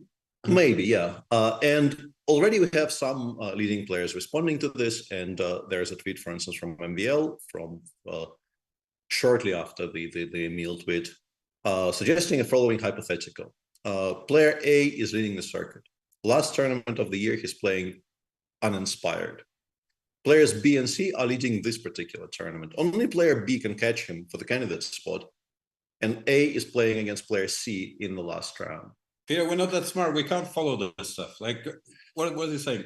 The system has problems, yeah? Well, he is basically creating a reasonably understandable. I understand you're pretending to be unattentive here for the comedy purposes, but somebody is leading the circuit. Yes. He's playing in a tournament with two people, one of which can catch him and the other one cannot. And he's playing the one who does not threaten his spot. Yes. In the last round. You lose. Okay, but that's normal. Yeah, but that's probably not very good, right? That kind of a situation. No, on a serious note, what concerns me, depends what you want out of the candidates tournament, but in general, I would assume you want the 8 best or most worthy players. And that doesn't mean they shouldn't qualify. Of course, it's good to have events for qualifying, and that doesn't guarantee you get the top 8 by rating. But it seems like for a top player to qualify is so much harder now. Like, if you're a top 10 player and you play whatever your usual events, like Norway chess, and so on and so forth, you're really down to the World Cup, where it's this knockout. It's a very special event that rewards stamina. Even Peter has done pretty well there. And yeah, the usual blitz and rapid skills, which you could argue is good, and I'm sure Magnus would say it's great. That's part of the equation. And yeah, if you don't do well in the World Cup, then you're pretty much down to the Grand Swiss, where there are 2 spots in a giant open, which once again is not very likely. And I don't think the top players, they will start playing 8 opens to hopefully do well. You don't need to play 8. Because like those tournaments, the thing, as I understand the system, once again, you play the World Cup, you play the Grand Swiss, they will count towards the circuit. Obviously, both of those tournaments will be easily strong enough to count towards the circuit. And you mix in some other stuff. You messed up there, you're probably not getting that many points, so you would have qualified directly. Why should they count towards the circuit? Like, that's weird. You have 3 spots there already and 2 in the other. Well, I mean, quite clearly they do, because the regulations I read off of the FIDE website clearly mention them. But it means, let's say that you finish in a tie for 3rd in the Grand Swiss, you miss out on qualification, but that does give you points. It gives you as many points as my 3rd place in the Thailand Open. But I mean, you probably have to curb your unenthusiasm slightly here, because no, I'm just thinking out loud. I haven't thought this through, and I guess a lot depends as well, like what tournaments end up being part of this FIDE circuit. Just sounded like it could be any open, but I'm sure there will be some. Yeah, maybe not absolutely any open, but I'm assuming opens also need to kind of buy into the system, and so it might not immediately expand to every single open in the world. We don't really know how that works. And from the first reading of it, apart from the concerns raised by MVL, which I sort of understand why you just sort of dismiss them out of hand, because those types of situations are to a degree that could happen even in the current system, like we could have. Yeah, also usually these things don't happen that often. There was all this talk when whatever Ding was playing Yu Yang-yi, as we've debated, in the World Cup semifinals, and if Ding lost, then both would have made the candidates. Usually people don't like losing, but of course MVL's case is slightly different, because you could knock yourself out. So my first impression, and like until 10 minutes ago when I started reading through the regulations on the official website, I only just sort of saw the bare bones of the proposal. My general feeling was, I sort of understand and broadly agree with the direction they want to be taking competitive chess, but it will also create a lot of pretty weird dynamics, and I'm not sure it will create outcomes that they will like once the first circuit of 2023 is over. I'm not sure they will be in love with what they get, even though I have a feeling we could get a weird candidates field. Like, obviously kudos to everybody who makes it, but feels like they added so much variance that it's gonna be very rough to have this look like the last candidates were you pretty much could argue individual names, but you had the that was a dream. Yeah, yeah. Like, this year's candidates was absolutely fantastic in terms of build. Absolutely. Yeah, the chat actually like strongly disagrees with us, apparently, or at least the one person in chat who is it called chat? It's the Mr. Boncloud again, who says he'll be very, very surprised if it's not a top 10 player who qualifies through this. We could once again be proven wrong, and through the circuit, yeah.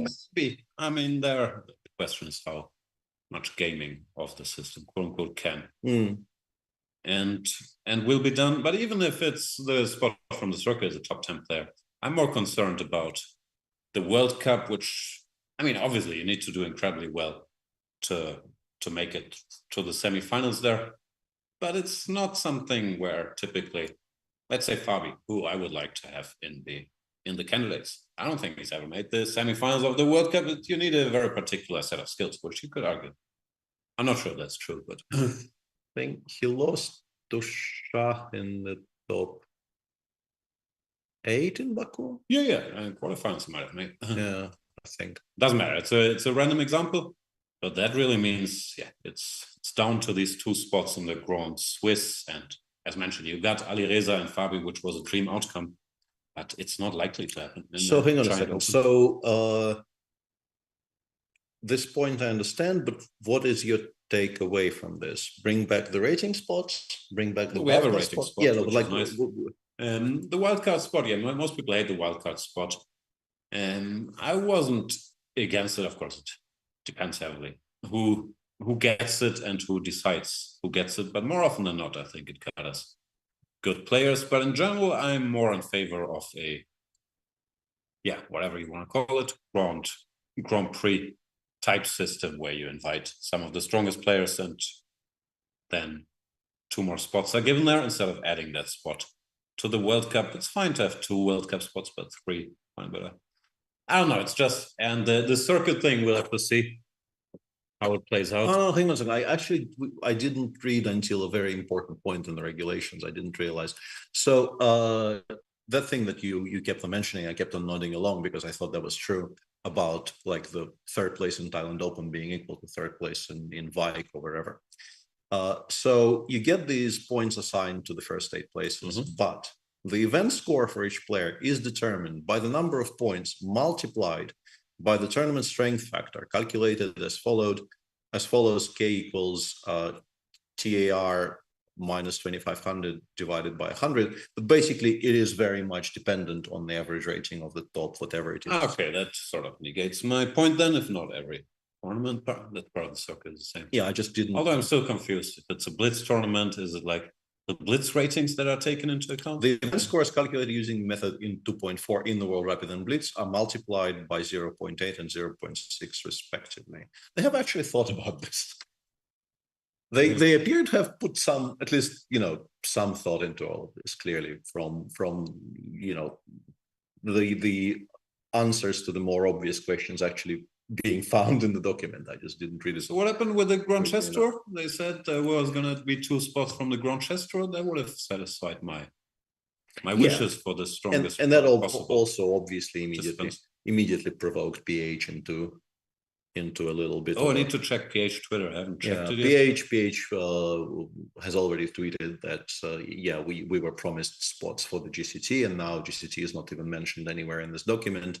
Does that mean you were sort of electioneering and never really meant to give those spots to the GCT? I'm not sure we need to suspect a conspiracy, but it seemed like that was a done deal, and now it isn't. So someone was. Yeah, something happened there. Yeah, at some point the agreement kind of fell apart, and this can happen. I mean, the people in charge, the organizers and FIDE, they both have their demands, and sometimes you can't meet. But yeah, we'll see how it goes. I guess we should reserve judgment, although that's results-oriented thinking, somewhat until we see the candidates' field. So there's a rating spot which Magnus would normally get. He could play if he wanted to. Yeah, I think he gets in if he wants to, and there's already been some mention of that as well. Like people are having fun with the idea of him sort of abdicating and then just like deciding once suddenly deciding to prove everybody wrong again and just sort of requalifying. No, he's never ruled out that he would play the candidates. Another question is, if he's decided he's not playing a match either way, are you eligible for the candidates if you state beforehand, I'm not a candidate because I don't want to play the match? Yeah. I mean, you would be qualified. Yeah. Chat says, Emil claimed the GCT agreement was tentative and wasn't FIDE's fault the deal fell through. Could easily, I can definitely imagine this scenario. They were never really, the closest of bosom buddies, the people running the GCT and FIDE. Okay, we'll see how it goes. It's gonna be that probably interesting.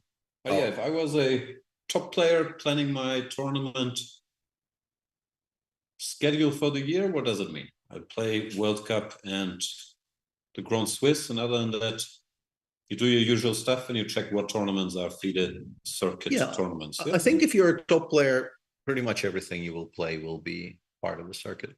So you don't necessarily you need to make sure you play at least 5. That I think is a lot of tournaments actually. Usually some aren't part of the circuit, but probably they will. Yeah, which is actually sort of more. It's less of an absurd thing to keep in mind than it might sound like, because I think people have, like Alireza would maybe struggle a little bit with his typical. Is he playing chess in 2023? He will definitely play chess in 2023, but he is an obvious kind of glaring example of somebody who disappears for very, very long periods of time and then just plays only the most important events. That probably should be adjusted for 2023, because if you actually only play 5 and one of them is poor, you have probably disqualified yourself from the running. It's as I said, I don't mind the general philosophy, which I assume is behind this. I just don't know exactly how this will work out. We have to wait and see. No, it's also hard to have it both ways. You can't say FIDE should be clean of whatever Russian money or sponsorship from sources we don't want, and then when these sources, which, like it or not, were of course a big factor in the past, go away, then complain that there aren't as many tournaments run by FIDE. So I'm sure it wasn't easy to settle on this. Yeah, we'll see how it goes. Yeah. And honestly, having read through the document with the help of chat, because I legitimately stopped 3 paragraphs before potentially maybe the most important paragraph in the regulations, and would not have gotten there without the help of our esteemed chat members. It appears to have been, there's clearly some thought has gone into this, and could be a workable solution. So you're saying I probably won't make the candidates by playing Thailand Open. I don't know, Havana Open, Santo Domingo Open. Those are tough tournaments. But even if I did well, let's say I finished average, then I still don't make the candidate. Maybe you are not a shoo-in. Yeah. In the meantime, the Puranic Alexeyenko game looks like Kirill is getting a decent position now. E3 does look like a very. And FE4, which is probably sensible. It's a move a lot of Kings Indian players hate because you no longer checkmate, but it's probably the proper thing to do, particularly after C5 is really coming a bit too quickly. Knight FT2 might have been a little too subtle. Just take it and Knight C3. Yeah.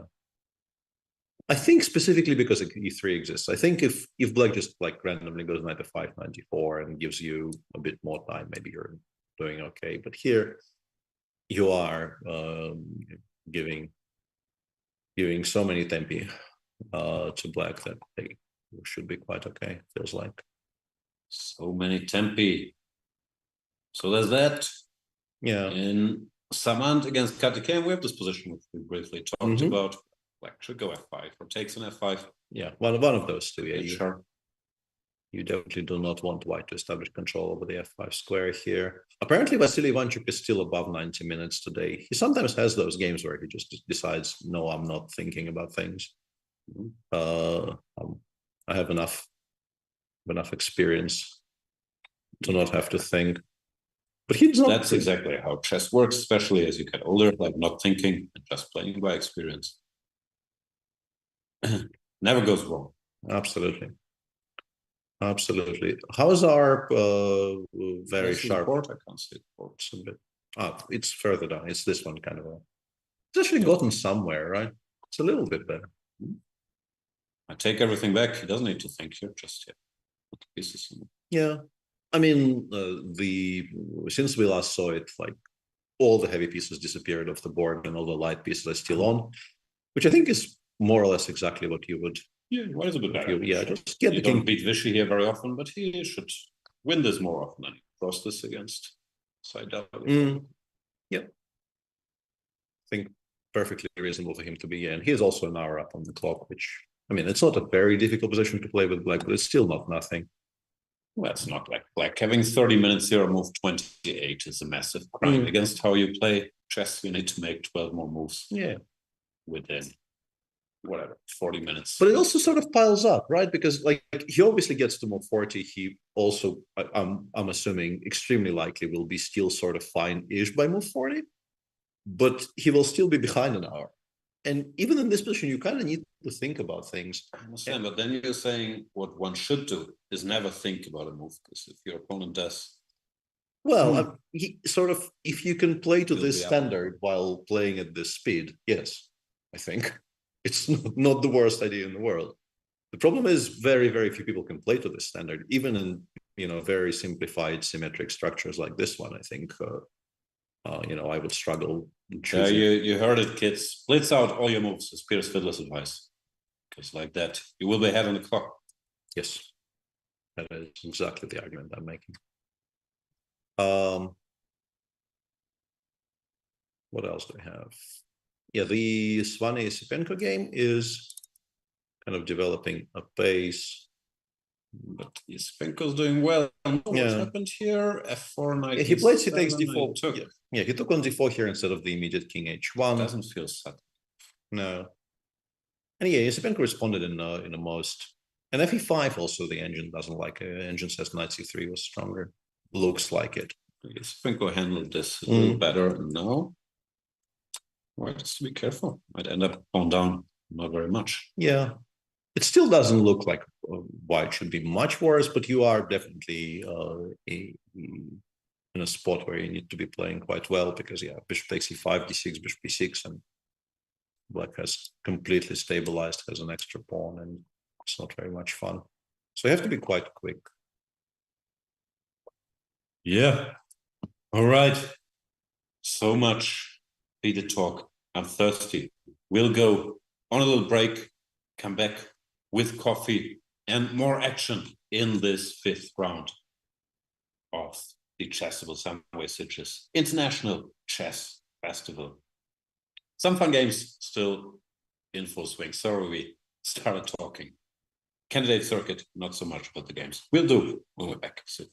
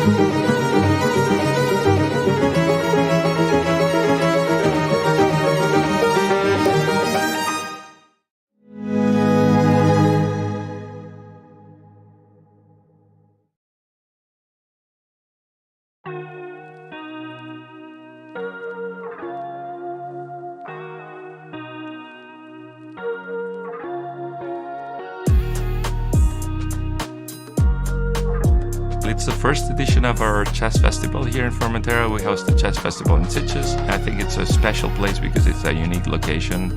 We have very nice views, we have very nice beaches.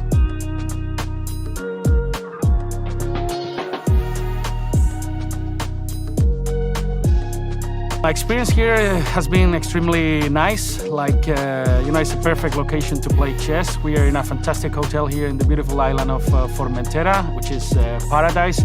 And you can see even the beach from your balcony in your room. Tournament combines chess and holidays, and there are a lot of parallel activities. You can play ping pong tournament, you can play volleyball tournament. For instance, we have seminars from different grandmasters and chess master classes or chess conferences. And we also have a couple of blitz tournaments.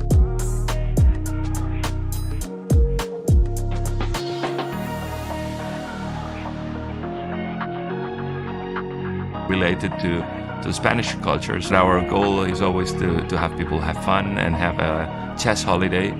Yeah, this tournament is basically for everyone. It can be a professional chess player who just is very much focused at chess part, and the conditions are good enough to do that too. I expect to play some decent chess at least, and yesterday I lost against Gustafsson, super grandmaster from India. But besides chess, I expect to have a lot of great moments and memories with my friends here in this beautiful island.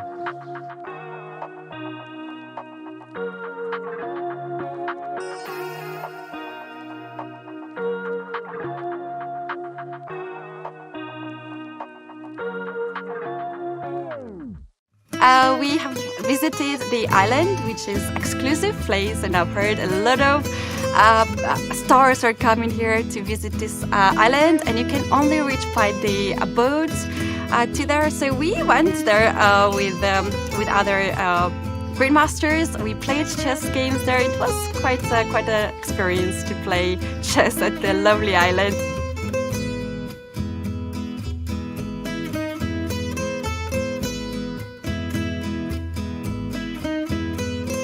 For me, it's very important to have a good time, because when I have a good time, then my chess also goes nicely, and this tournament is also proof of that, and I hope I will today, because so far I've got some points, and also I enjoyed other activities here too.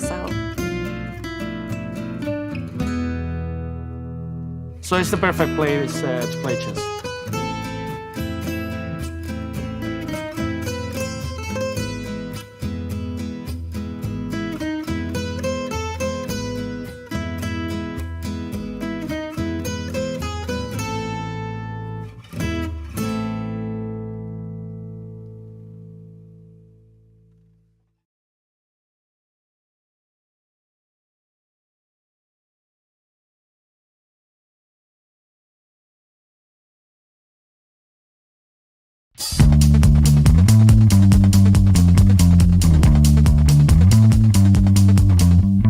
First of all, I think white goes queen f4. Here the move is still queen f5, right?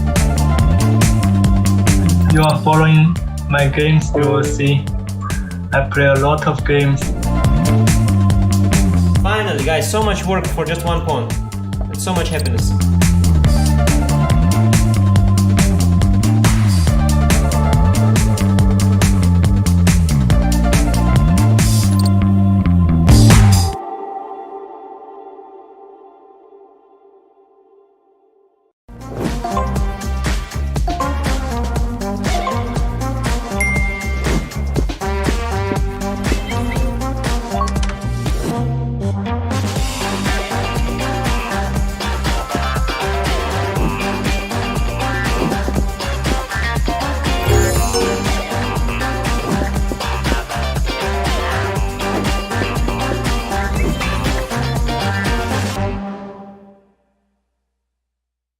Time to take control of your journey towards chess mastery. Magnus Carlsen introduces Chessable, the definitive solution for studying chess. Move Trainer uses the science of spaced repetition to identify your strengths and eliminate your weaknesses. There's no need to set up a board, remember which page you're on, or keep track of all the moves you miss. Move Trainer empowers you to go from the opening to the end game with confidence. It's a seamless, effective, and fun way to study chess. Choose from one of the largest online chess libraries in the world, with hundreds of titles ranging from classic books through to our exclusive Chessable courses, including over 100 free courses. Get expert insights from International Master John Bartholomew, Grandmaster Sam Shankland, International Master Christoph Sulecki, Grandmaster Simon Williams, World Champion Magnus Carlsen, and hundreds of other instructors. Get started now and join our growing community of over 100,000 chess enthusiasts at Chessable.com. Chessable, take control of your journey towards chess mastery. This is John. John loves to study chess. This is David. David loves to study chess as well, but efficiently. John spends more time setting up the board and figuring out what's on the page of his book than he gets to study. David likes to take it easy and use his time wisely.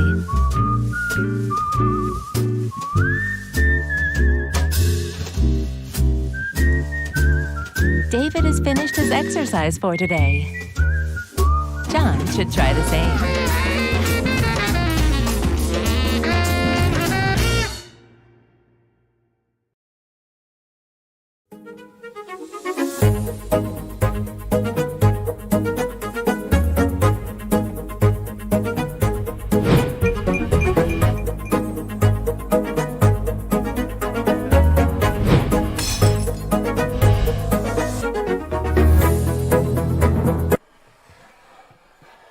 Seriously?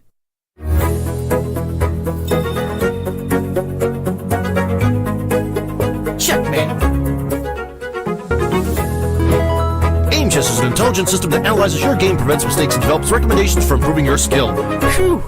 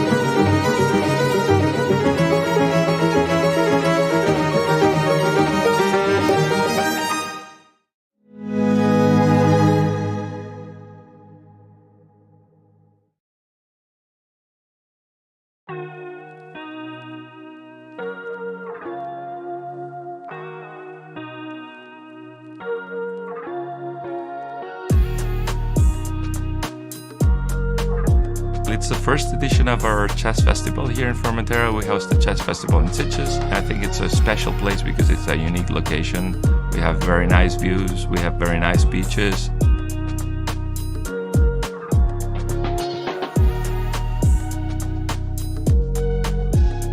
My experience here has been extremely nice. It's a perfect location to play chess. We are in a fantastic hotel here in the beautiful island of Formentera, which is paradise. And you can see even the beach from your balcony in your room. Tournament combines chess and holidays, and there are a lot of parallel activities. You can play ping pong tournament, you can play volleyball tournament. For instance, we have seminars from different grandmasters and chess master classes or chess conferences, and we also have a couple of blitz tournaments.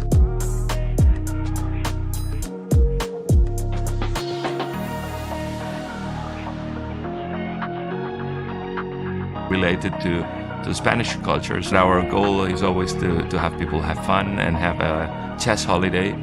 Yeah, this tournament is basically for everyone. It can be a professional chess player who just is very much focused at chess part, and the conditions are good enough to do that too. I expect to play some decent chess at least, and yesterday I lost against Gustafsson, super grandmaster from India. But besides chess, I expect to have a lot of great moments and memories with my friends here in this beautiful island.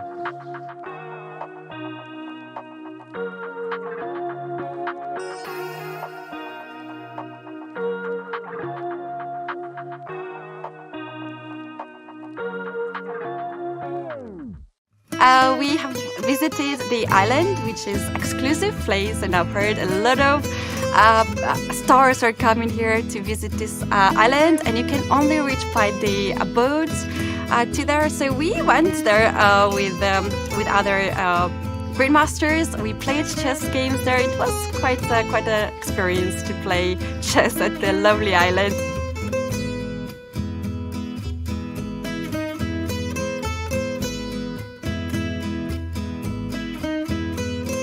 For me, it's very important to have a good time, because when I have a good time, then my chess also goes nicely, and this tournament is also proof of that, and I hope I will today, because so far I've got some points, and also I enjoyed other activities here too.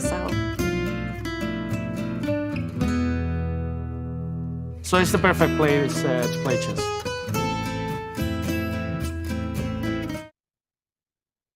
Welcome back, everybody. Fifth round of the Chessable Sunway Sitges International. I got ahead of myself.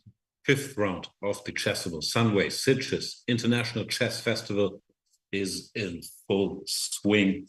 Peter Svidler, let's go through the top games, see what's happening. Yeah, and a very interesting position is developing in the game where Hans Niemann is playing black against Karen Grigorian, because black clearly could have equalized quite comfortably somewhere around move 15, and Hans chose, I think quite consciously, to sort of just finish development, keep as many pieces on the board as possible, and sort of come what may. And what may come is not going to be much fun if Karen continues playing well. Queen c7, and he spent 2 moves moving the bishop here, bishop e7, bishop g6. I'm not sure if he just lost the thread a little or decided. And then back to e7 as well. Yeah. Here bishop e7, for example. Why exactly? Sidestepping e4, e5, I suppose. But yeah, just a very slow. Much more normal. Yeah, or rook a8, queen b8, because specifically here after rook a1, you are very much inviting the move 95. And well, apparently you have this you can't do at all. Apparently you just lose. Why is this so bad? I guess some 95 somewhere. Yeah, just take some 95 and you lose a bunch of material. Actually, I hadn't looked where the pieces are. I thought it was a queen on the yeah, the rook on d1 is kind of important here. That changes things. Yeah, it does. It does change things a little bit. So after 95, the engine currently says you have to play queen d8, knight e7, queen e7. We take.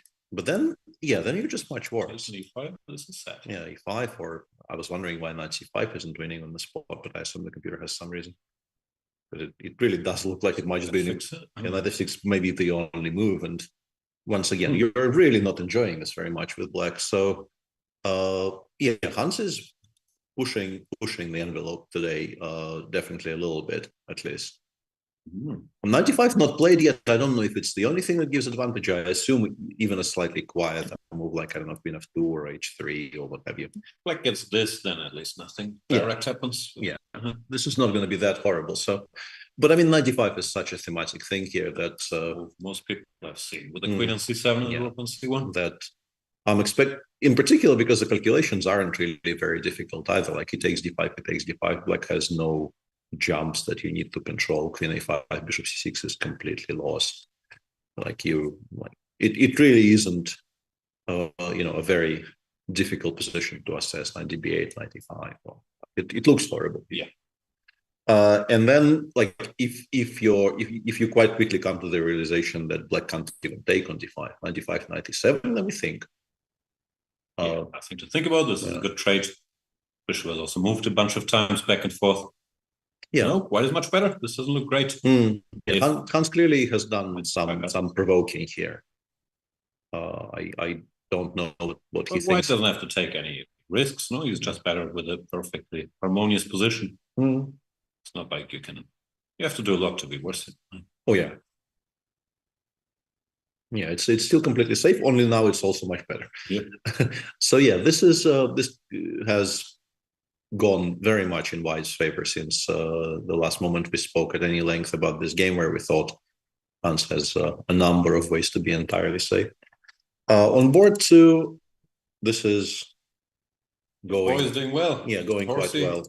Yeah, the horsey. And yeah, White, played bishop before some time ago, threatening to play c5, and they haven't played c5 yet, and it seems like there's never really any time to play c5 because something is happening on the king side pretty much every move. Knight f6, I assume you have to connect the knights here. You can't really, like, f2 is hanging, you have to play knight d2 or knight c3 or something. And knight d2, so the rook doesn't feel left out. So knight d2, let's say we play bishop f5, once again f2 is hanging. The dream version of all these structures for black. Yeah, it's like a very, very nice bayonet for black suddenly, because the queen side still isn't really under any pressure. The bishop will come out by h6. Pieces are really nicely positioned. Good to make a clumsy move to even keep f2, Yeah, like f3 you might get mated after some bishop takes h3 tactics. So yeah, it gets awkward very, very quickly.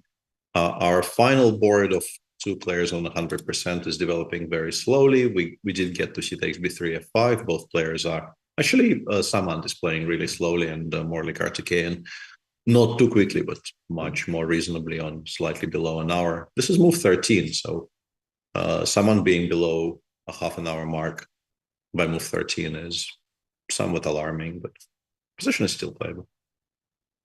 Yep. You young evil scholars. Much slower position, opposite color bishops, equal pawn structure. The only question is White in time to generate a nibble here? Like gets bishop b6 and starts swapping. I think you shake hands eventually. But... Yeah. Feels like very much like a Catalan by this point, more than a Slav. And yeah, it is very much specifically about the c6 square. Yeah, and about how bad something like this is. No, this maybe does provide you with a little bit of hope, right? But black wants to play rook bc7 and then 95, disconnect maybe the bishop from this knight on c6, and then start swapping. Shouldn't be horrible. You still have to obviously pay attention. Here have a slightly more vulnerable structure, slightly more passive pieces, but should be okay. How's our Alechian doing? Mr. Jordan. It's doing fine. It's just sort of better once it's dependent on. Yeah, sort of back in control because black ran out of ideas after putting all his pieces. Yeah. Black's last 3 moves working: h8, bishop g6, bishop f5, which really is like a very heavy indication that Aravind doesn't really know what to do with the knight on b6, and is just kind of like keeping this shape and asking Jordan to provide him with a target. He doesn't want to go knight c8. d5 because of d5, yeah, I guess, yeah. So he's waiting, but Jordan can make a bunch of powerful useful moves. Still, bishop f1, will be 2. One day he'll have to engage into battle, but it doesn't look like a hopeless endeavor. It's not like it's positional standoff where neither side can do anything. Not at all. And the machine actually doesn't hate it as much as it used to a bit earlier. It's still a bit better for white, but it actually continues shuffling more or less exactly as Aravind was shuffling. The current best line in this position is bishop h7. It sort of came from there, so like black really isn't declaring an interest here. No, at some point it's decided about bishop d3 for whatever reason. Yeah, getting the knight to e4, I think, is a hugely important thing. Yes.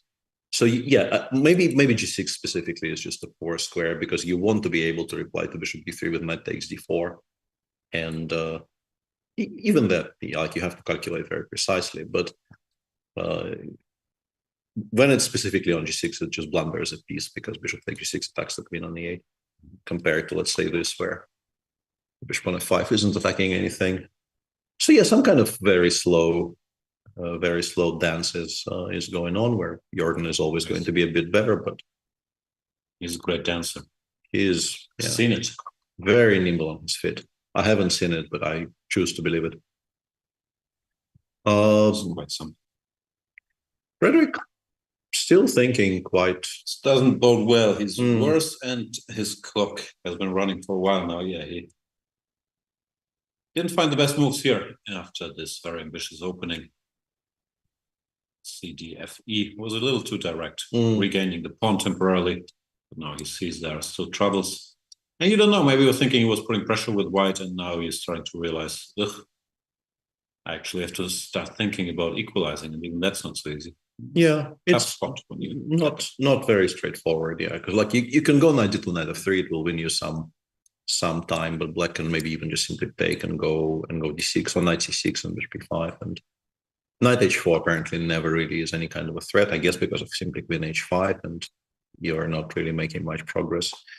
And once black plays d7, d6, like the threats and the initiative does start to dissipate, and yeah, the ancient doesn't think this is so tragic. Like, it goes bishop e3, bishop d5, sets up this kind of a bind where the bishop on c8 is not so easy to develop because b7 is constantly hanging. And you still hate this position. You pawn down, and maybe you survive, but it's not great. But yeah, if you keep your wits about you and play solidly, you're not lost yet, but you're definitely not enjoying how this is going at all. Let's go to the people's champ. Whoa, this Demchenko. This sharpened up significantly because white appears to have misplaced the b pawn. Where did it go? He sacrificed it. We've seen this sort of slow position, and here Demchenko said, "I do not need b pawns." Yeah, could have covered it. Yeah, could definitely have. And Aditya Mittal says, "Give me." A4. Very interested. Yeah, I mean, bishop c5, I think, is a decent follow-up. Just like getting the bishop on e3 trade. Maybe not the necessary maneuver, but I can definitely understand. Why it's being done. Doesn't look like there's any lethal attack against b7 incoming. Not just yet, yeah. But you still have to be a bit careful. Like, if let's say you go knight e4, bishop e3, queen e3, you have to be at least somewhat worried about knight a7 check, for instance, right? Even though I think knight a7, king b8 maybe is not that horrible, even with knight on c6. The knight on a4 is not an oil painting, yeah? Yeah, this actually... I can just take queen a6. Oh, yeah, even that, yeah. Even that. So yeah, black, I guess, is reasonably safe despite being giving white the open b file. Spawn up. Yeah. Chaz informs us that you're doing something at an ungodly hour of 11:30 in about 5 days' time. What's that? It says Tuesday 11:30 conference by Jan Gustafsson. Oh, I wasn't aware of that. What am I doing? Well, that's what I wanted you to announce, but... Okay, I don't have a clue. Okay. You're doing a conference. Fantastic. Conference call? Possibly, yeah. Chat? Conference call, which will have the subtitle, "This could have been an email." as most conference calls, I think, are subtitled these days. This could have been an email call. Apart from this, what else do we have? The Petrov and Korobov Sankalp is, some more pieces have come off, but Korobov is now attempting to launch some kind of an attack on the king side here. It's a dangerous attacker. Yeah. The question is, can I take on a4 or do I get mated? Apparently I don't get mated, but I do regret the decision because knight e4 is very strong. I still don't understand. Well, I guess we just lose material after bishop b5 actually. Bishop b5, knight f6, knight e8. And yeah, even after king h8, knight e8, apparently playing queen b8 is ill-advised. Because now you probably do get baited after queen e4, or at least you're running to choose. Yeah, so there's definitely a method to the madness here in what Anton is doing. Shin says c takes d4 is stronger, yeah, including this first. I guess an important detail here is that the bishop on d6 is still connected to the f8 square, meaning that no knight takes f7 tactics really do very much, because even if you do get to play rook e8 check, it's not made. There's always bishop f8 in the end. Like bishop b5 here or something, but it just doesn't do anything. So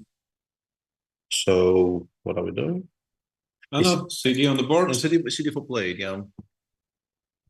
This is a move, then apparently queen d5 is the way. Knight d5 probably runs into some turbulence. Yeah, this you can imagine not being very good, yeah. But after queen d5, yeah, g5 is also hanging, which is very important. And once the queens come off, yeah, you're this line. You're less scared about knight f7. Still scared. Yeah, still scared actually. Yeah. Well, the engine isn't. The engine just goes bishop b4 and says, sort of, show me your worst. The worst isn't very much here, but yeah, I don't know. I guess you get there simply because everything else loses. But yeah, I wouldn't be very confident about this being very good if it were my game.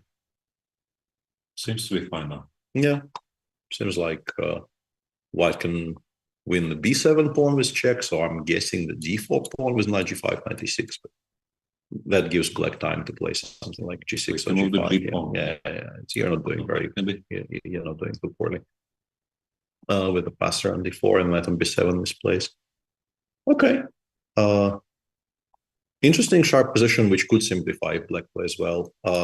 Aravind, in the meantime, played bishop g6, which I think we've established as a bad move, right? Because bishop d3 is very strong.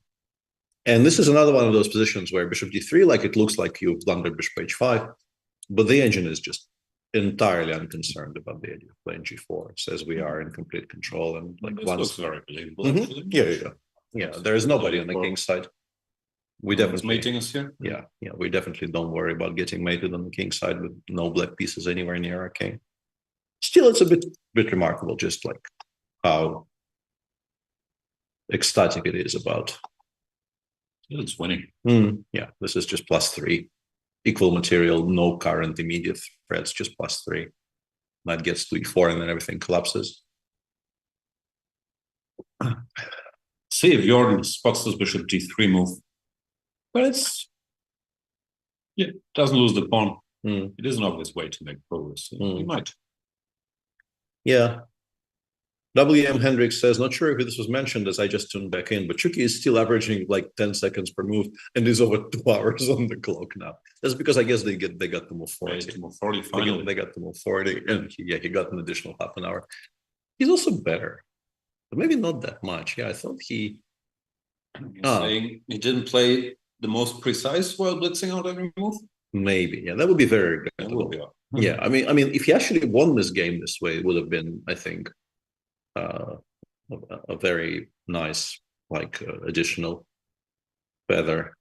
I mean, not that he needs very many additional feathers in the cap, but he would add to the legend. Just randomly winning a technical masterpiece without spending any time on any moves. But it appears as if the bishop on d6 is, sufficiently controlling the entrance diagonals that black can just go king d7, king d8. Yeah, I'm not sure how much. We need to praise him for not being in the mood to think a single time today, but yeah, could have gone well. Doesn't look like it will. Yeah, the gambit game is very interesting as expected. The 3 knights e4 English it was a bit above there. Yeah, the Guinness Esteo versus Durarbali. Black actually equalizes the material now. How did we get here? At H3 was not what you were supposed to do. I checked. Yeah, GH maybe not the best, GH but yeah, looks maybe a little too direct. Yeah, it's interesting that he provoked F3, but still very similar, I guess, to what he would have gotten after rook takes H2 immediately. So the king needed to go. Yeah, to F1. I thought maybe the idea was to play bishop e1 here, so that it doesn't hang. And after queen h7, we take, and we play queen b3. But I guess simply even long castles just protects everything, right? I'm not making any sense. I thought I was creating a very clever double attack, but long castles just covers absolutely everything. And rook g6, I will get mated or something. Yes, looks dangerous for white. Doesn't look particularly attractive now. So Vasif is doing quite well, as you would maybe expect. The gambit continues being a very playable, practical weapon.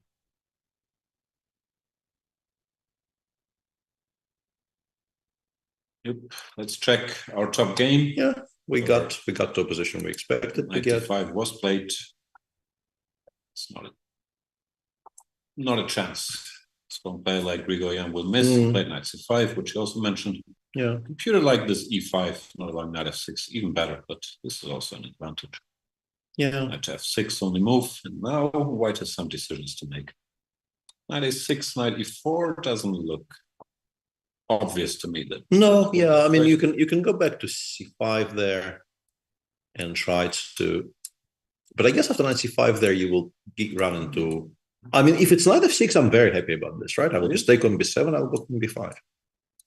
And I mean, I understand maybe I'm minimizing, like maybe there are more mathematically clean ways of doing this, but like this endgame might be, I mean, obviously I'd be much happier if the pawn was on f2, but even with the pawn on f4, this looks like a very promising endgame to my eyes.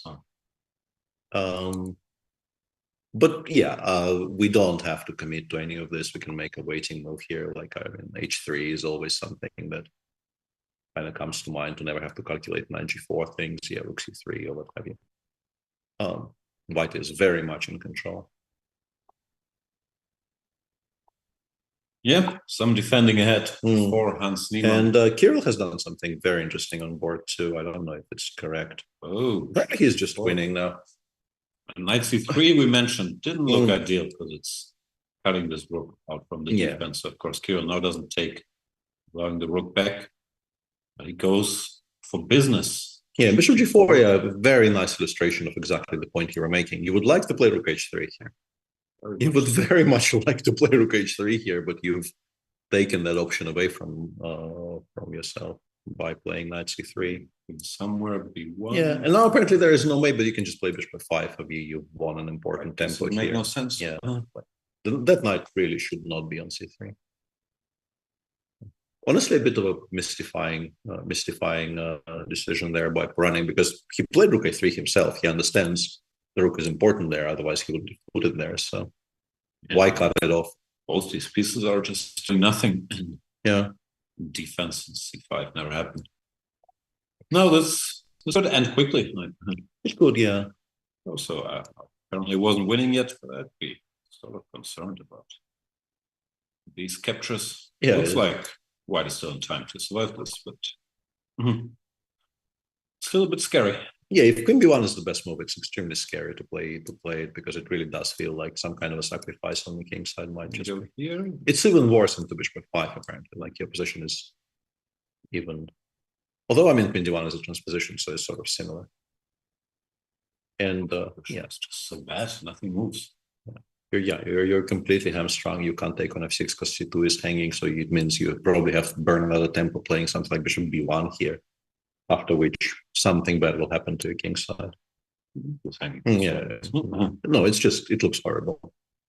It looks horrible if Kirill, continues calculating reasonably cleanly, he should probably win from here. In the All Indian clash on board 3, Black played the second f5 in the last 3 moves. More f5s. More f5s, yeah. And this is now really becoming Queen d2, which Queen d2 is a bit slow, yeah. Yeah, and this is now very dangerous territory because the bishop on b7 is about to become a very, very major player in this position. If you remove all of the pawns from the long diagonal, and then you go like, I don't know, rook g8, queen f8, or rook f7, queen g8 or something, and then bring the second rook over to the king's side. It's a bit of a vibe of these old Sveshnikovs and Lego played in the 90s. If you got this gf6 structure, and then you get rid of all the f-pawns in the white center, breaks apart, it can get ugly very quickly. Yeah. She also has h4, 0-0, but so good luck playing h4. Yeah. Secondly, y0. It's a very cute move though, because White would very much like to be able to meet f takes e4 with knight g5, but currently the knight on g5 will become very vulnerable. I guess you lose to e3. Yeah, like e3 wins a full piece here. So you play h4 so that the knight on g5 is protected. Stands to reason. Logical. Very, still, yeah. I'd be surprised if h4. Yeah, I don't think very many people play it, and rook f1 played. Yeah, no, just sort of king h8, king h8, and you. And yeah, I mean, it's still a playable position if you play really well from here with White, but the trend is really not your friend, and I think it's just so much easier to play with Black. Black also has significant advantage on the clock.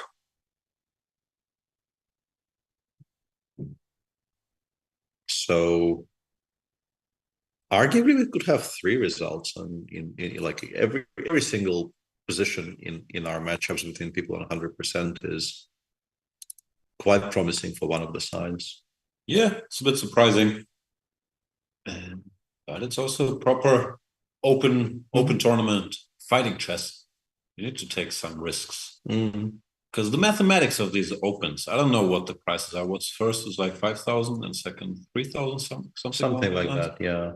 And I would assume, I don't know actually, but I would assume most players don't get a starting fee, but yeah, some get a hotel and maybe some travel costs. But if you do the math, you're a professional and you're here for what, 11 days? And that's, I don't know, at least 30 very strong chess professionals in this tournament. No, like it's not easy to make money if you calculate your expected value in such an event. No? Not saying one should play them, it's a fantastic tournament and so on, but as a professional, if you want to use it as a source of income, the math doesn't quite add up. Yeah, and these are the prizes. Yeah, it's 5 for first, 3 for second, 1,500 for third. For a tournament of this strength, no, it's completely fine. I'm just saying there's 30 players. I don't know. Let's say they're all equal strength, and everyone has. I can't do math, but no, I fully agree with your point. I just wanted to say that it may sound like a bit of a backhanded compliment, but it really isn't. It's a very pleasant tournament to play, but it's not just stuff. Yeah, it's not really as lucrative as you may have suspected from this field. It is a very, very strong open. So yeah, you absolutely are. I think if you consider yourself to be one of the people who should be in the running for first, you are very much incentivized to try and go sort of hell for leather. To trying to get clear. Yeah, obviously, it's not a consideration for everybody, and some people, I guess, have sponsors and so on and whatnot. But yeah, just to get by on prize money, even if you're very strong and you occasionally win these, ain't easy. Yeah, Jordan doesn't go bishop d3, goes bishop f1. He missed it. Such a fish. Allowing Black to go back to shuffling with bishop h7, sort of correcting the previous mistake, and now queen f8 played. Bishop d3 is once again strong, very playable. Although now you have to calculate a bit more because after bishop h5, I'm guessing g4 now runs into some turbulence. Yeah, I guess bishop takes d4 maybe becomes playable, or knight takes d4 or something. But the machine says rook f1 is now strong, even though it might cost you that d4 pawn. But like just the light squares become so weak after bishop knight f3, rook f3 that we're not actually worried about knight takes d4 here at all for some reason. Oops. Yeah, just takes knight e2, knight f4. Apparently, just kind of gives him mate. Yeah, it's not unbelievable with these pieces. Not at all.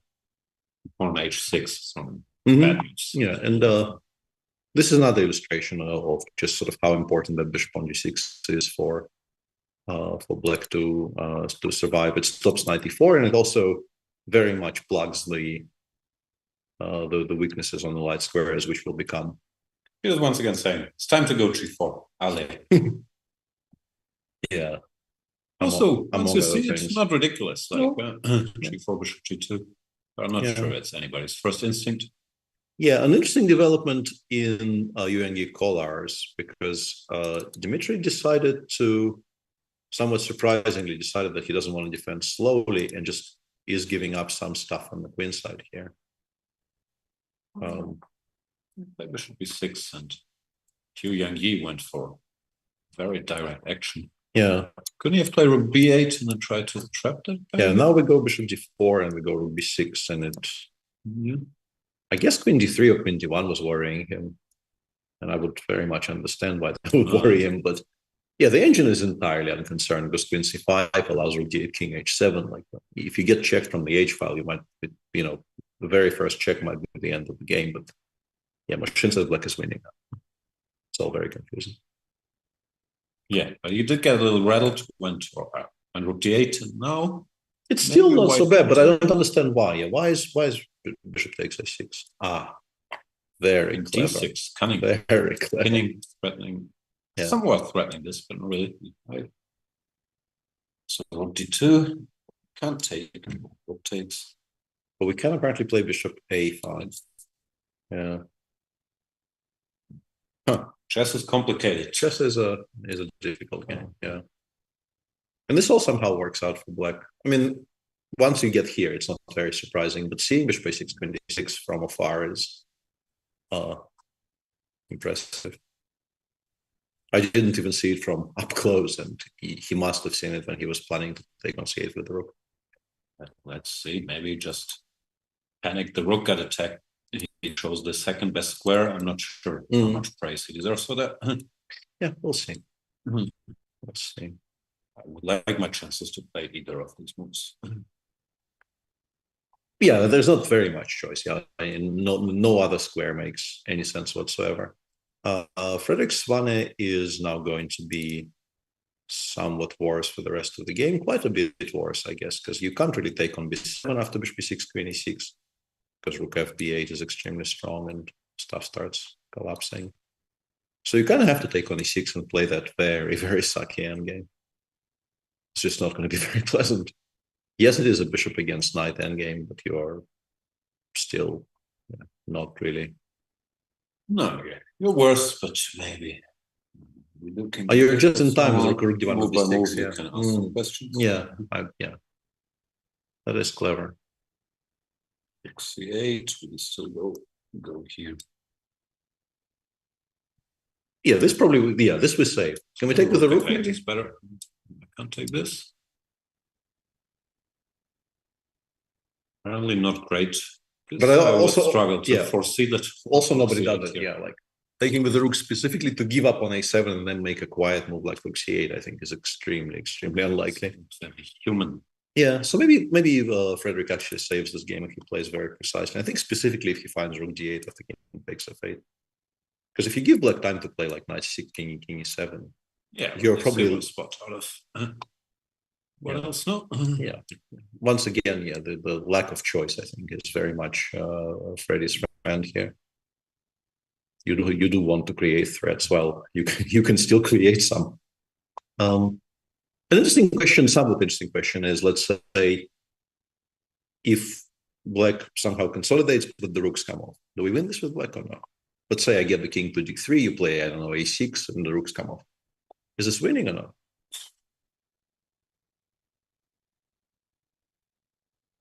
I think it's probably a draw with very precise defense, but it's not an obvious way, but it also is not going to be fun. Yeah. I would provoke g3, then jump back. Yeah, exactly. Yeah. Somehow we will attack the g2 pawn in a way that forces you to play g3, and then there will be additional targets, and you also have never never have any counterplay for the rest of the game. So it's not great. Might become relevant or it might not. We don't really know. Actually, will become relevant here, right? No, you always have bishop g1. I thought king e8, rook d6, rook d8. Oh, no, even a7 is hanging. What am I talking about? Completely losing my mind. It's all right. We've been here for a while. Yes. Anton doesn't have anything. Yeah, Anton decided not even to play bishop c4 in that line that we were discussing. Yeah, d5, d5, it's recaptured. Yeah, but then after h6, you don't really have. Unless he's planning to go knight f7 here, but we can go rook f7, rook f5, right? And we're not actually losing that piece very easily. It's actually a piece sacrifice. Yeah, it's just still a legit piece sacrifice, which apparently still preserves equality because we just collect everything, but nobody does this. And you're not even better. Like it's not that great. It's not that great. No, I guess it's just gonna go 94. It's gonna be a draw. Yeah, but then black is just 93, whatever. Yeah. c4. Black goes rook d8 and plays. Yeah, 94 chosen. Let me just check for a second. Where do we have it? Yeah. How many people on 3.5 points? We have 6 leaders on 4 out of 4, and the tie on 3.5 is from 7th until 24th place. So long list of people on 3.5 out of 4. That's what? 18 people. Very tightly bunched. Obviously, with the amount of players in the tournament and how strong the top third or whatever is. We got the Zen game, by the way. Karen sort of agreed with me in that this is an easy way to get a very risk-free advantage for the rest of the game. Maybe not the maximum he could have gotten, but I think it's an understandable decision nonetheless. 97 looks like it might be maybe the only move, right? But the squares look worse. Yeah. It's actually like it looks scarier than it is because there is this feeling. Yeah. Probably wiggle out here the queen English, yeah. Yeah, it's not, but it gets to b5, but then probably gets stopped. Yeah. Oops. Yeah. It probably does lower the margins, I have to say. It was my initial kind of first reaction. But... Rook b4, very classic. Yeah. Okay.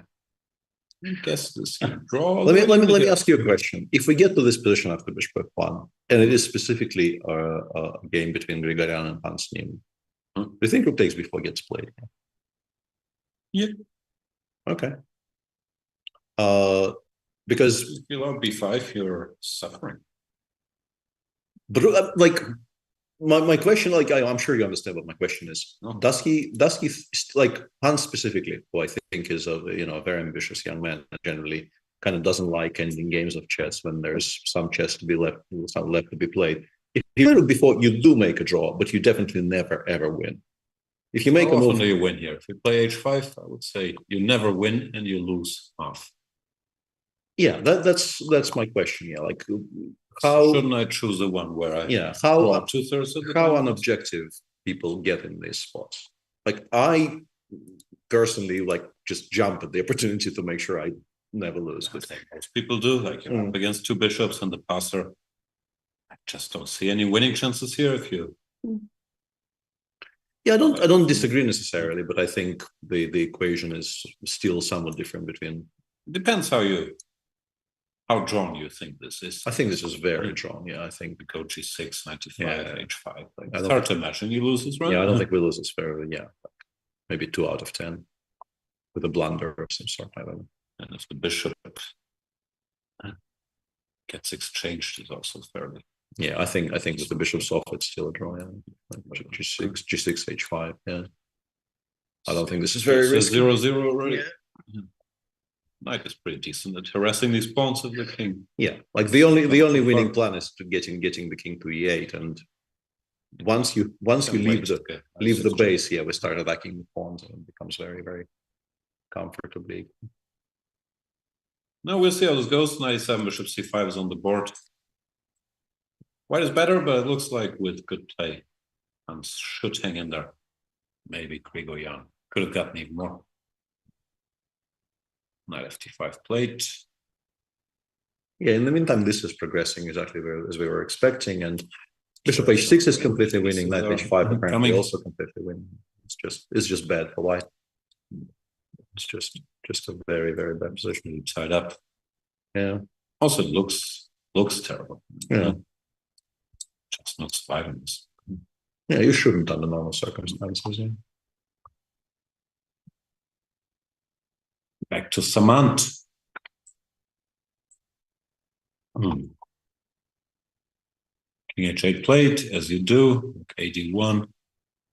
Yeah, but until Rook ad1 happened, that was kind of somewhat enamored with the idea of going like Rook g8 and then creating a threat of fe4, Rook e4, Rook g2, Queen g8 check, and Bishop takes d5. But with Rook on g1, none of this works. So we have to do something else. I guess Rook f7 is that's something else.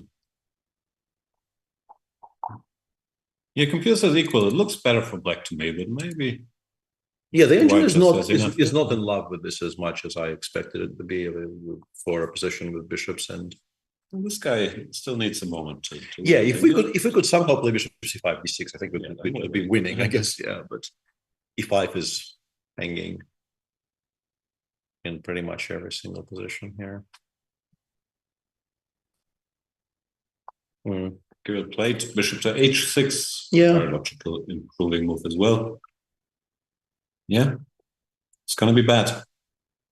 Here you're completely tied up, and basically, like bishop h6, I think is already an indication that, because I have a feeling if you take on e4, you win a lot of material, but he will do it next move because white still cannot stop it. Because like just for a second, if we don't play bishop h6, if we take on e4, I get the feeling you have to play rook e4 here. Oh no, bishop e4 works. Yeah, I thought bishop e4, bishop h3 was made. Maybe it's not. Now we've lost this to gh. Yeah. So that means including the threat of bishop f4 in all of these positions might be quite important. Yeah. Because now after bishop b4, bishop b1, knight e4, bishop b4, I think here bishop this was the trick. Yeah, this was the trick. Yeah. Okay. And we've taken away the g2 square as well, so white cannot play queen d2 and protect f2. Very clever. The trouble keeps mounting. Yeah. Also, Kirill has enough time for his standards at the very least that he can. So calculate some lines. Shouldn't go well. Yeah. Frederick found the line he needed to find, but as we said, since really nothing else was offering too many chances are losing you. Yeah. And it's very, very important for him that bishop g1 exists in all of these positions, so you can actually abandon sort of the back rank and go rook d7 takes b7, and allow the black rook to activate, because you always have that security. This apparently not threatening. Yeah. B6 maybe a bit more. But after b6, I think it finds. It finds. It does not work. Says king g1 equal. So this is actually sort of an answer to the earlier question, right? Because if king g1, knight g8, king f2, king f3 is equal, I guess it means that it is just not worried about this class of positions whatsoever. Like I can play king e7. Why isn't he worried? I don't know. Yeah, like it's very. Yeah. Just says zeros. 0-0. Yeah. Just says zeros. Yeah, says this position is not even worse. No. Yeah, curious.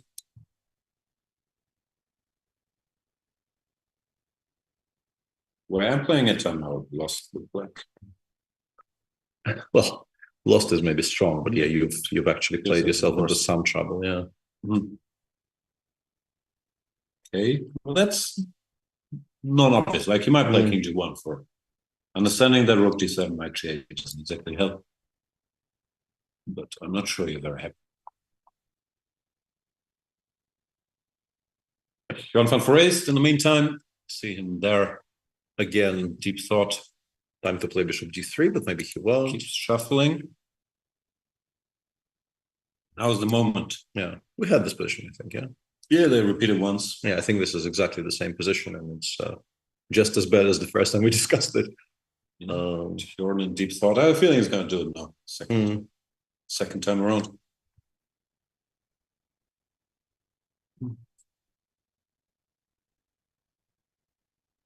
Yeah, very possible.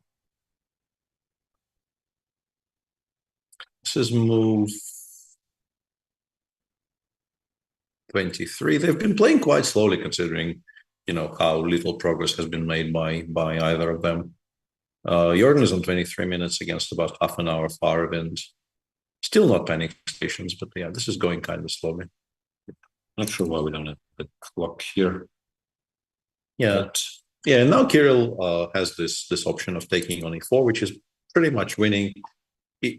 You probably need to see bishop g4 exists, but it's not such a difficult tactic, and supposedly knight h5 is even stronger. The thing is, knight h5 also it's winning by hand. No, I mean, you just have too many attackers. It's a choice, but if you can calculate knight takes e4 to win, then you... Yeah.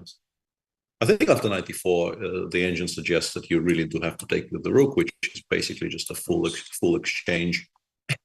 And it doesn't even take immediately, because queen f6 and improves for a bit. In this position, actually, how easy is this? Because now all of a sudden, to start making sense. Yeah, it should be winning, but it's definitely a major improvement for white, because you're probably not getting mated now. The rook on a3 is back in play. We have established some kind of blockade on the e square. Yeah. This you can definitely imagine not winning. So you probably want more. And in terms of more, the more we discuss it, the more I like your idea of knight h5. Just go knight h5, bishop h3, just give mate. Looks like it's collapsing. Yeah, it's just very difficult to imagine how this is not mate eventually. All kinds of arrows. Yeah. Just a very poor position for white. The Hans game proceeds along the ways we thought, more or less. Sort of, yeah. With rook c7, when rook b8. Yeah, meaning that there are now 4 rooks on the board instead of 2, but it's very similar. Yeah, we go bishop c5. Now, do we still take? We can't take. Yeah, bishop d5. No, here we probably don't take. Yeah, we play rook f somewhere first. I think the bishop probably goes all the way back to f1 anyway. I don't know why it should be on c4. Okay. Clever. Yeah, the engine actually transforms this advantage into a different form of advantage here, playing f5, knight f5, bishop takes d5, and saying that it's because g4 specifically, I guess, because rook d5, knight d7, I would have thought it's very close to a draw. Also disagrees here, but g4 apparently is even stronger because it drives the knight away from the passer. So bishop c4 is specifically maybe quite strong because it creates this idea of f5, which I didn't originally appreciate. And by the way, the computer response to bishop c4 is so beautiful. It just goes g6, says, you've created this threat of winning an exchange. Please do win the exchange. I don't care. This is, as we've established, a draw because the pawn on b4 falls. This is actually quite a beautiful little move in its own way. Classy. Just says, you think you have a threat? I don't care. Also with white, it goes 3-4 here. Yeah, it really wants to play a 5. Yeah, it doesn't really like yeah. It's a different game. Very interesting little interaction there if you watch the engine defending it. It also plays rook f8, but like g6, I think, is just a much classier move if you can see it. We shall find out. Maybe that means it's a good moment to go on yet another break. If you can still hear us, I'm not sure. And we'll be back with more exciting action from the 5th round of the Sunway Sitges International Chess Fest. Chessable Sunway Sitges. We are still there. Excellent. This is very good news. Goodbye. Are we? I'm confused. Looks like there was a little glitch. And something's frozen. So we'll go on a little break and be back with you with the time trouble phase of this 5th round. Still all the top games going on. Stay tuned.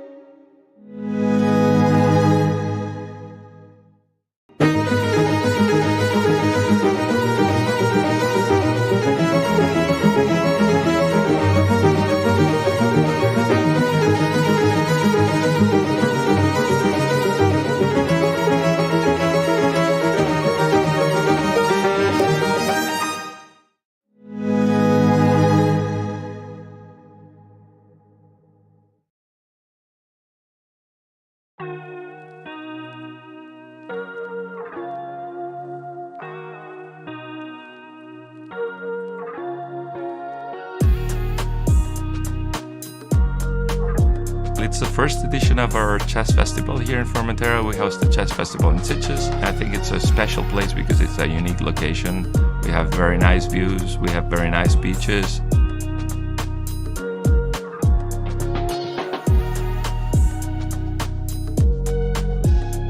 My experience here has been extremely nice. It's a perfect location to play chess. We are in a fantastic hotel here in the beautiful island of Formentera, which is paradise. And you can see even the beach from your balcony in your room. Tournament combines chess and holidays, and there are a lot of parallel activities. You can play ping pong tournament, you can play volleyball tournament. For instance, we have seminars from different grandmasters and chess master classes or chess conferences. And we also have a couple of blitz tournaments.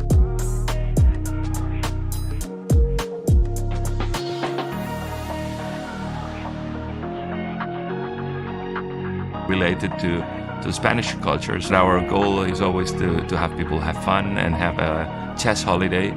Yeah, this tournament is basically for everyone. It can be a professional chess player who just is very much focused at chess part, and the conditions are good enough to do that too. I expect to play some decent chess at least, and yesterday I lost against Gustafsson, super grandmaster from India. But besides chess, I expect to have a lot of great moments and memories with my friends here in this beautiful island.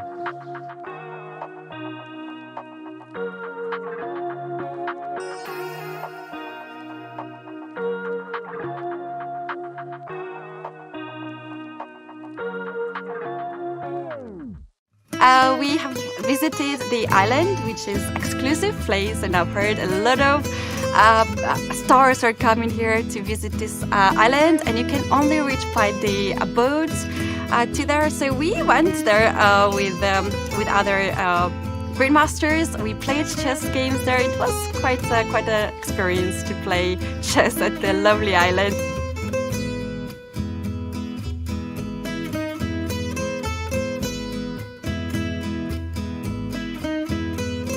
For me, it's very important to have a good time, because when I have a good time, then my chess also goes nicely, and this tournament is also proof of that, and I hope I will today, because so far I've got some points, and also I enjoyed other activities here too.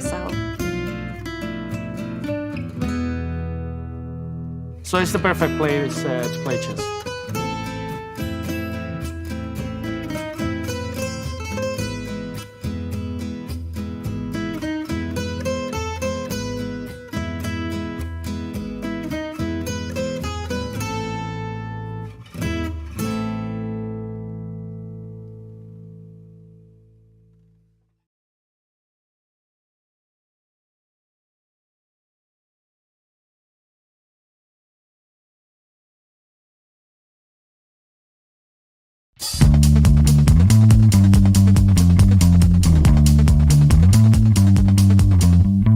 First of all, I think white goes queen f4. Here the move is still queen f5, right? You are following my games, you will see I play a lot of games. Finally, guys, so much work for just one pawn. It's so much happiness.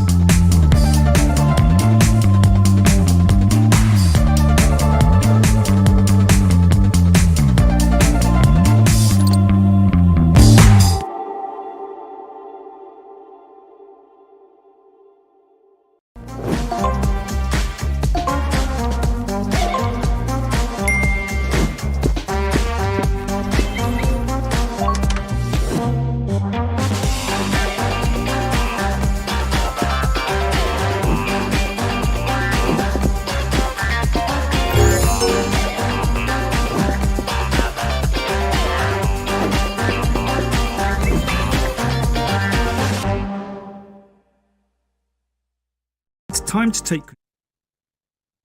Welcome back, everybody. Fifth round. Some encounters between the favorites still ongoing. And for Hans Niemann, it's now this spot, which we talked about in a somewhat different but still similar position earlier. Do you go rook takes b4 or not? Because Grigoryan went all the way back to f1. He didn't go bishop c4, stopping that quote-unquote threat. What do you think? Yeah, it's. I feel Khan specifically might actually play on. For me, it would be an almost automatic decision here. I think in particular, I just very much like playing with the bishops and do not like playing against them. But yeah, I think it's a function of just how optimistic you are about your chess and your chances in every single position. I haven't been very optimistic for a very long time, but Hans, I think. Do you have grounds for optimism if you allowed this? Like you might hold, but yeah, I don't know. What are you hoping for? Yeah, I'm not entirely sure yet. The more I look at this, just G3, drop the bishop back, trade a pair. Like if all four rooks are good, yeah, like if you manage to trade all four rooks, you're probably lost here with black. So yeah, I think you should take on before. We'll see if he does though. And if he doesn't, it will not be because he doesn't understand it equalizes. It will be because he wants to continue playing a game of chess, I'm pretty sure. We shall see. I would think getting out of this game alive, the way it's been going, would be a good result. But once again, it's probably a little more optimistic. Yeah, which is why it is an interesting spot just to see how he approaches this situation.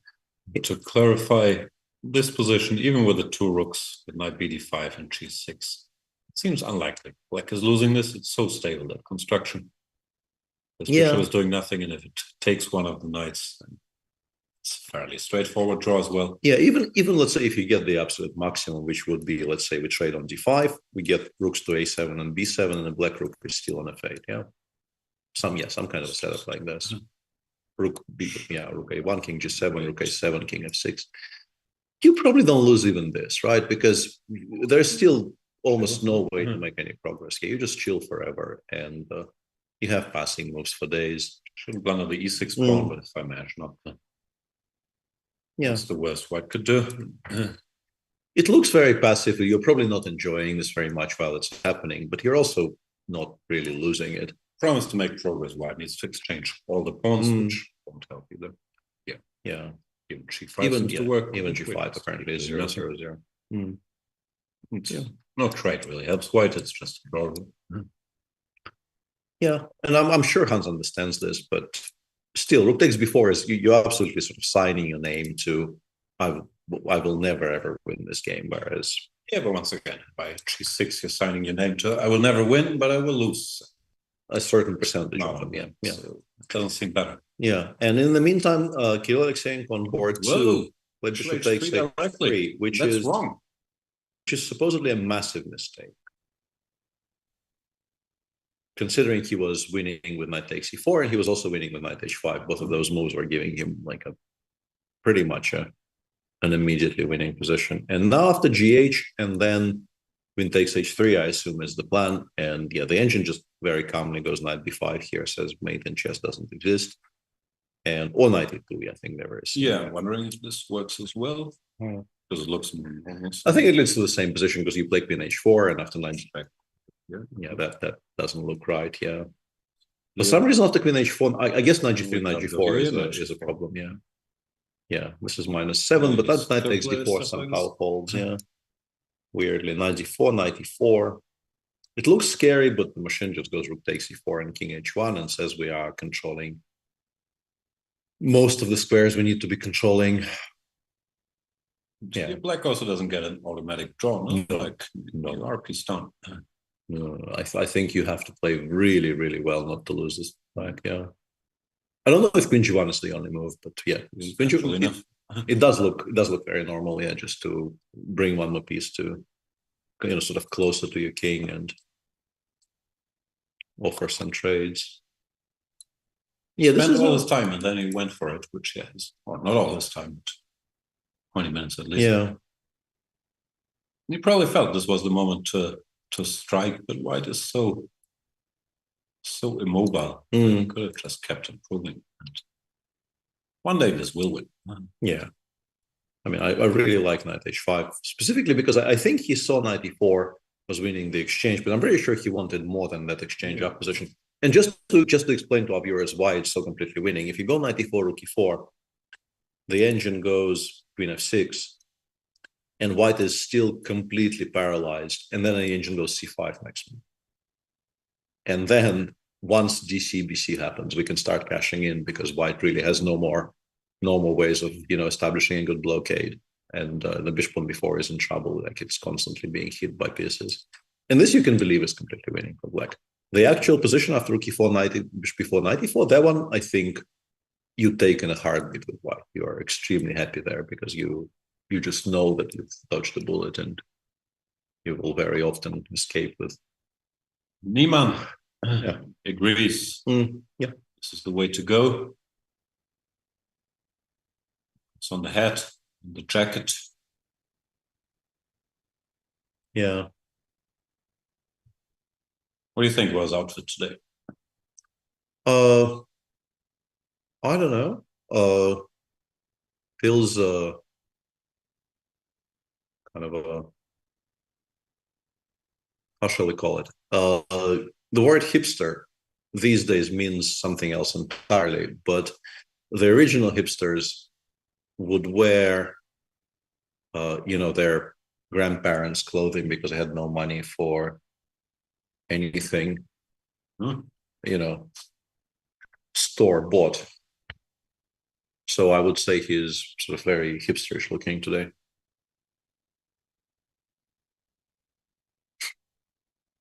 Didn't get those 400 million just yet. He's just sort of very understandably being conservative with his resources in the expectation of inevitable windfall in the near future.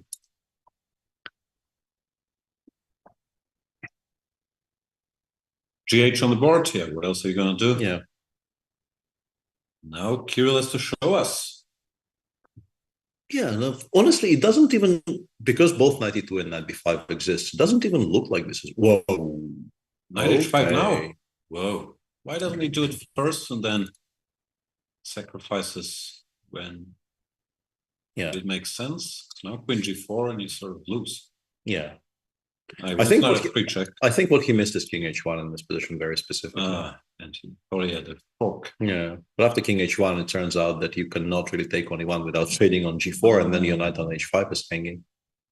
That's a bit painful.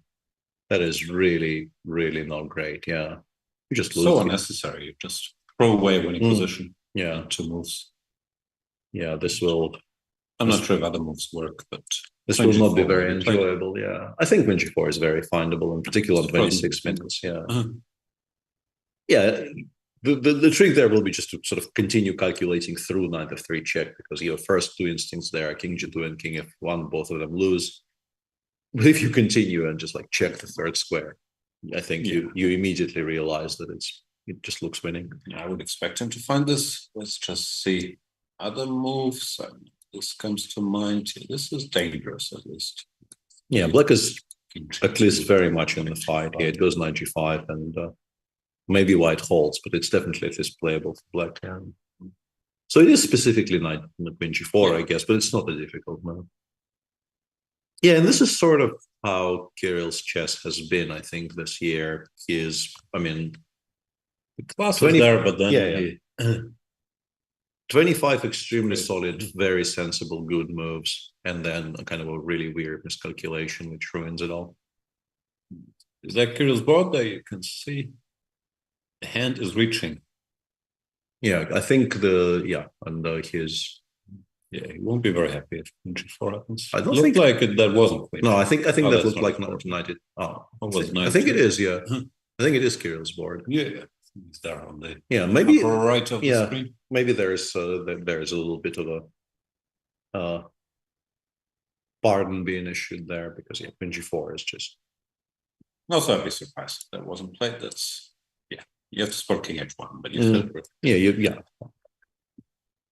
Maybe there's a bit of a mutual blindness factored in there, because a very strong player has just sacrificed a piece to you and then played a quiet move. And sometimes you just believe that you have to continue defending, whereas you can sort of go on the offense instead. And we still don't know exactly what was played, but by the movement of the hand, it looked like knight e2. Could be that since Arab had it was knight e2 here, which would be strong. It's hard to see the board. Yeah. We'll know in a bit. Yeah, that we keep on having this, like, over the last 5 days. We sometimes have the video quite clearly synced with the boards, and sometimes it isn't, and it's difficult for me to figure out exactly what this depends on. When exactly? And yeah, when exactly. While we're waiting for this to somehow resolve one way or the other, Yuengi is suddenly a pawn up against Dmitry Kolarz, and I'm trying to figure out if Black has enough compensation or not. I'm not sure.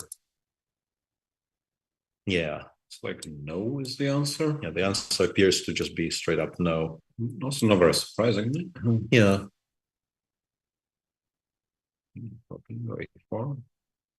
Yeah, and it seems like the queen just returns to e1, and none of your like queen 9 g4s or knight e4s of the world are really doing very much at all. And then, you know, maybe occasionally you won't lose this, but you're you're very much in trouble here. Even, let's say, even 4 against 4 opposite color bishops is not with the a pawn. Yeah, with the a pawn is not an immediate draw. Depends. The kings make it. But So he played a5 here, which is, I guess, okay. But after bishop a6 was a blunder, like allowing takes and queen d3. I think he actually just, like, he spent some time on this and decided this is a sacrifice he should go for, because I don't think you can blunder with queen d3. It's like what else can white even play? Take and play queen c5 and make a draw. I guess he just didn't want to push b5 before, because it does give white some squares, but like it's much better. Losing the pawn gives white more squares. Yeah, exactly. And in the meantime, we did get an answer on what was played in Buranik Alexeyenko. Queen g4 was not played. Wow, he dodged a bullet. Yeah, he definitely dodged a bullet here, and he might actually be doing well again, because after king g2, I'm pretty sure the idea is not to take on e1, and he will play knight g5. I mean, knight takes e1 is unthinkable here. I call even bishop takes it. Yeah, just bring more pieces. Whereas you just lose it. It's like you can't go for this with the intention of taking on e1. So I'm pretty sure he is going to go knight g5. And then suddenly things are hanging again. e4 is hanging. You would like to go knight to g3 here, but unfortunately queen takes h3 exists, which is just making a 4 with knight f4 to follow, meaning that you have to give up on f2. And if you have to give up on f2, it's a very much a new game in progress. It's not an easy decision to make. Maybe you see you don't have anything better, but here I don't like white's practical chances. Yeah.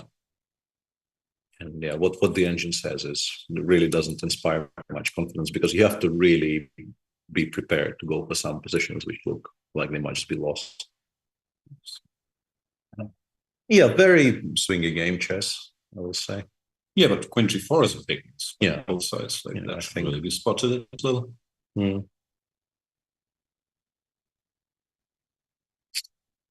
In the Samant Kartikeyan game, things are heating up. Yeah, but interestingly, morally, after queen c2, which the engine really hates, the engine says you have to play queen h6 here. He played, and Black decided not to. Yeah, why would you waste the tempo on rook c8 here? This looks like a normal move. And this was the way. Yeah, after queen h5, like, are you really worried about knight x7? I'm guessing bishop takes e4 just wins. Yeah, just rook e4, fe, and ef, and you will give mate. And I mean, those things you do have to calculate a little bit, because after rook e4, f4, like half of your board also hangs.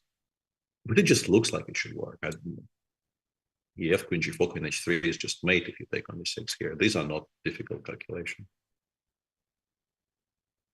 Anyway, he went rook c8, covered the pawn. He's still better, but it gives white an important tempo to try and stabilize a little bit. Yeah, I mean, if you play queen h5 next move, you would much rather obviously play it on the previous one.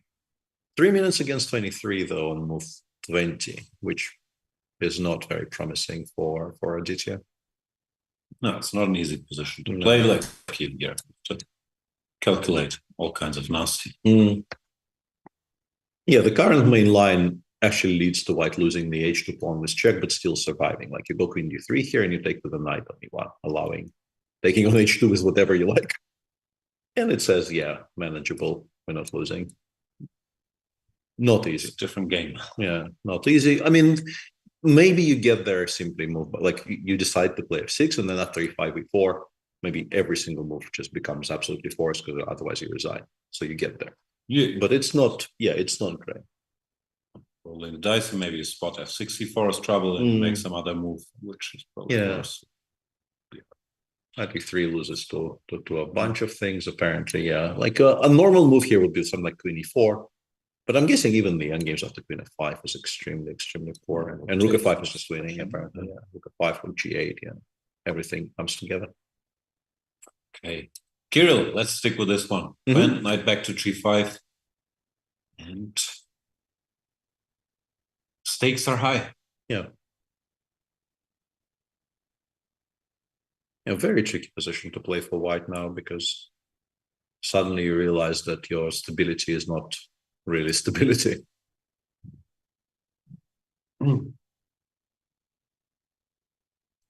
So much brain power wasted on calculating this knight g5 and that this is playable for black instead of just going knight h5 or knight takes e4 and winning without thinking. Yeah, it's he's been misfiring for a while. I mean, I rate him as a chess player quite highly and like him as a person quite a bit. So it's been does seem like a nice guy. Not much fun to watch him play in recent times, because clearly some things aren't working as well as you would like them to work. Into too much detail. There is quite some stuff happening in his life, I would assume, for very obvious reasons. Absolutely, yeah. In the meantime, are we sticking with this, or because as we said, like we can cover these.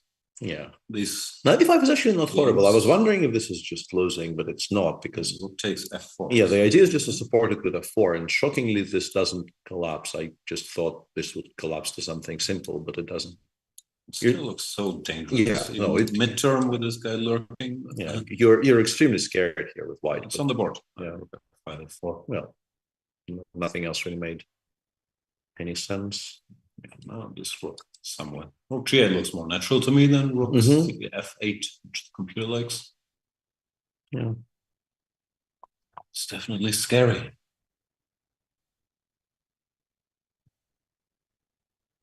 Hans, in the meantime,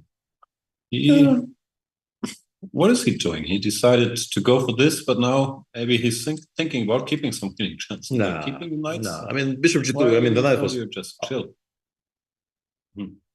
Okay, this he couldn't do it anymore because then takes an f5. Yeah, I mean you don't you want to preserve the structure. Yeah, allowing f5 f8 would be. This is my question then. Yeah, this.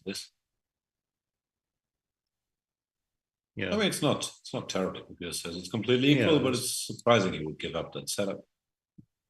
I think we can return to it later. Yeah, you can see it like this. Doesn't really change very much. I bet my left foot that black wins, says I'm Snow Burrito. In which game though? Black will certainly win some games today. Not this one, I guess. Yeah, but probably not this one. Probably not this one. So if you bet your left foot, does that mean someone else has to bet their left foot as well, or is this just a free roll for all of us? One of the games, he says. One of the games. Okay, he's trying to spread the risk. Well, I mean, we have to assume he only has 2 feet, and he probably feels quite attached to them. He said the left foot, which indicates so 3 feet. Middle foot right to the left.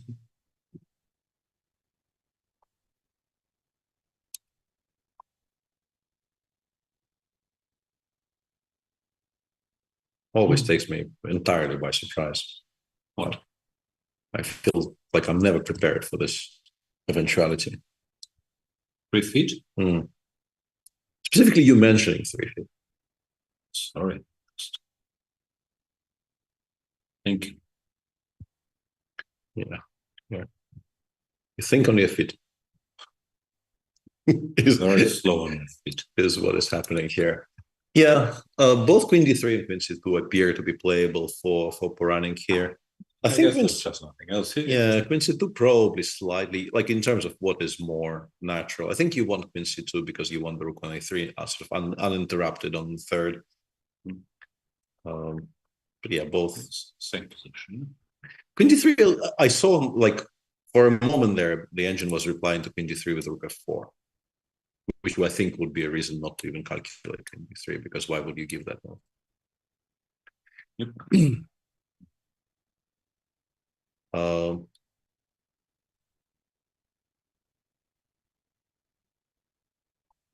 Still plenty of time for both of them. But yeah, so let's check this line a little bit. It hasn't happened yet. No. Takes Queen F2 is not great, yeah? Well, it doesn't really do very much, yeah, because E1 is not hanging and it's difficult to create threats, yeah.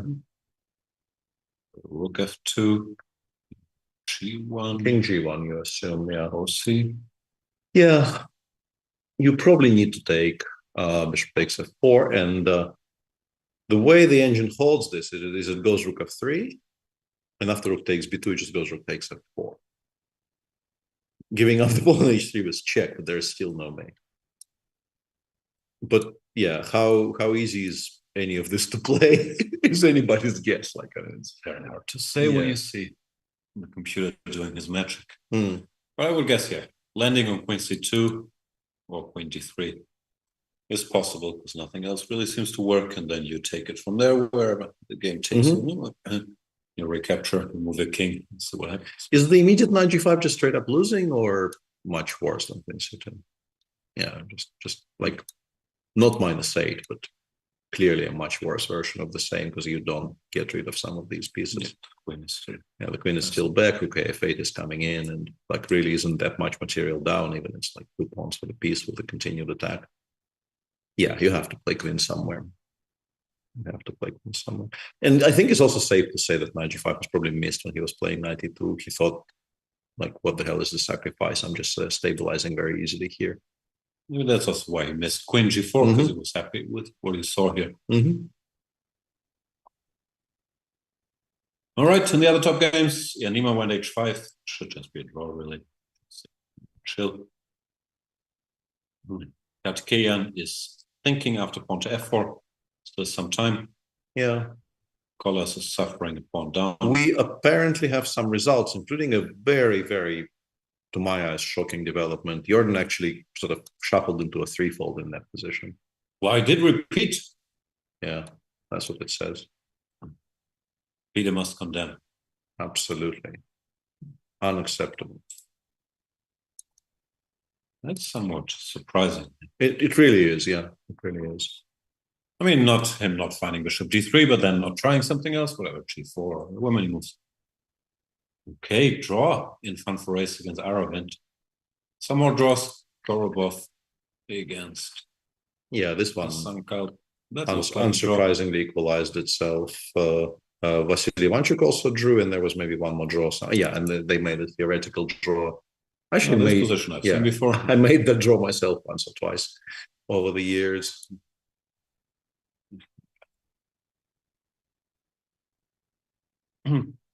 Obviously, I don't know. I don't mean to suspect anything, but this is also often a move order that is agreed upon. Like, not saying it happened here, but it's one of these typical, very forced theoretical lines that are well known and established. Absolutely, yeah.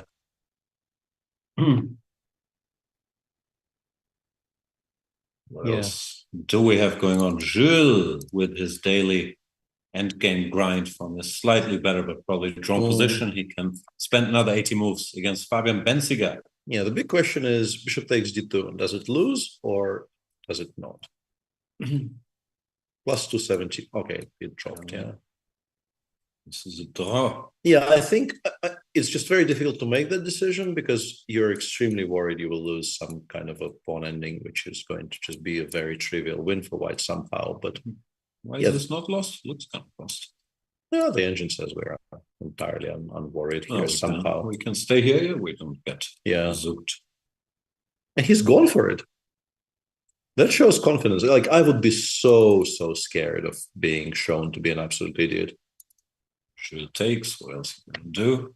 Yeah, Shul has no choice. And now an interesting question would be if we keep the pawns on G7 and H7, do we lose that or not?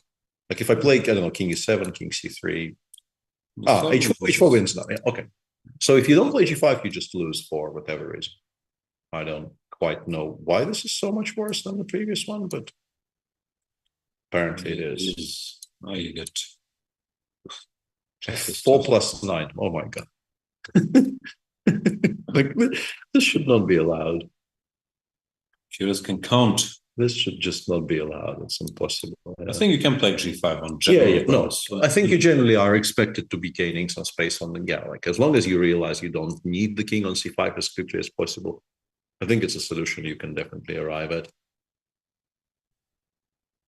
Far from 100%. Also, he's thinking after bishop B6. Well, it's more 41, but I think. Well, still. Maybe he just took on D2 and for a break decamped. Yeah. Does that gambit have a name? The one Vasif is playing? It's the Jorn van Foreest gambit. Yeah, Vasif is now much better, yeah, because the knight on F8 is 2 squares away from landing on E4, and if it does land on E4, it will not go well for white. Looked like it was going his way. Okay, back to Puranik. Yeah, this one is the most interesting one because Karen Grigoran will play on for a while, but he has now traded a pair of rooks, and those are extremely difficult to even like create a threat. So now if Black chooses, I guess he could get rid of more pawns. So you really don't, but he could. Yeah, you could definitely include H4 as well. Yeah, I don't think it's a bad idea either. Either it's taking in G6. Yeah, you really can do pretty much whatever here as long as you stay somewhat awake for the rest of the game. Come on, Puranik, make a move. It's move 28. Both sides still have some moves to make. Yeah. Yeah, he's sort of getting to grips with the yet another change in scenery because I'm pretty sure he thought he was just completely stable and we just have to coast from there. But knight G5 is a bit of a shock to the system. They're very focused. Yeah. I mean, he's in his element, not a lot of time, very sharp position by move 20 something, and mutual time trouble in progress. So he does it. I think that's the preferred MO.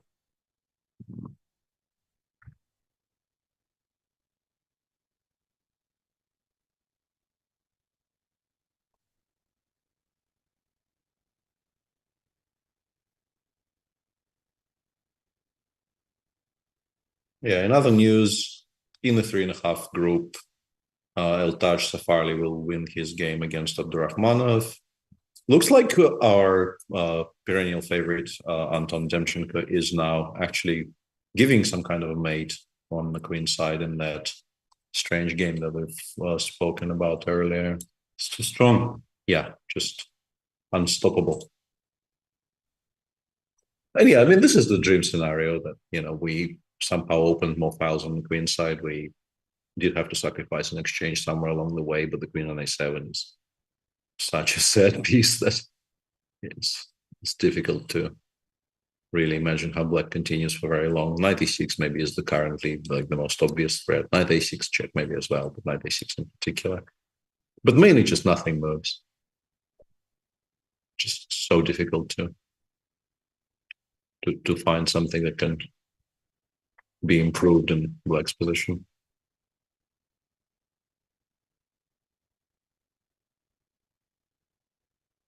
Yeah, there will be a huge pileup on 4.5 out of 5. The question is how many people will still have the perfect record. On current evidence, it's probably Kartikeyan and maybe Kirill, but yeah, that's very unclear. That game has shown enough variance. No result would absolutely particularly shock and me. Yeah, very nicely done by Puranik. Yeah, because he clearly did not expect this. but he got himself together and found what we assume is the best move. Because, this was riskier for whatever reason. Queen c2. Now you have to cash in. You don't have anything really that, like, allowing, let's say, rook f1 here would be a strange choice. Do you think about this at all? Really, just doesn't do anything. Yeah, with the rook on a3, it's just like we've seen this in the bayonets. It's very difficult to give mate. So you do cash in. You take on f2 with the rook, and then you go knight f4, because obviously the queens have to be kept on the board. Is king h1? Yeah, king h1 is just straight up losing to bishop f4. But it sort of looks wrong. Yeah, just stepping into all the potential forks. King g1. Bishop f4 there is met by, rook f3 is the... Maybe bishop does something for change. Yeah. It actually appears to be playable, but difficult to assess. Well, it's a more logical move than f4. Yeah, f4. Yeah.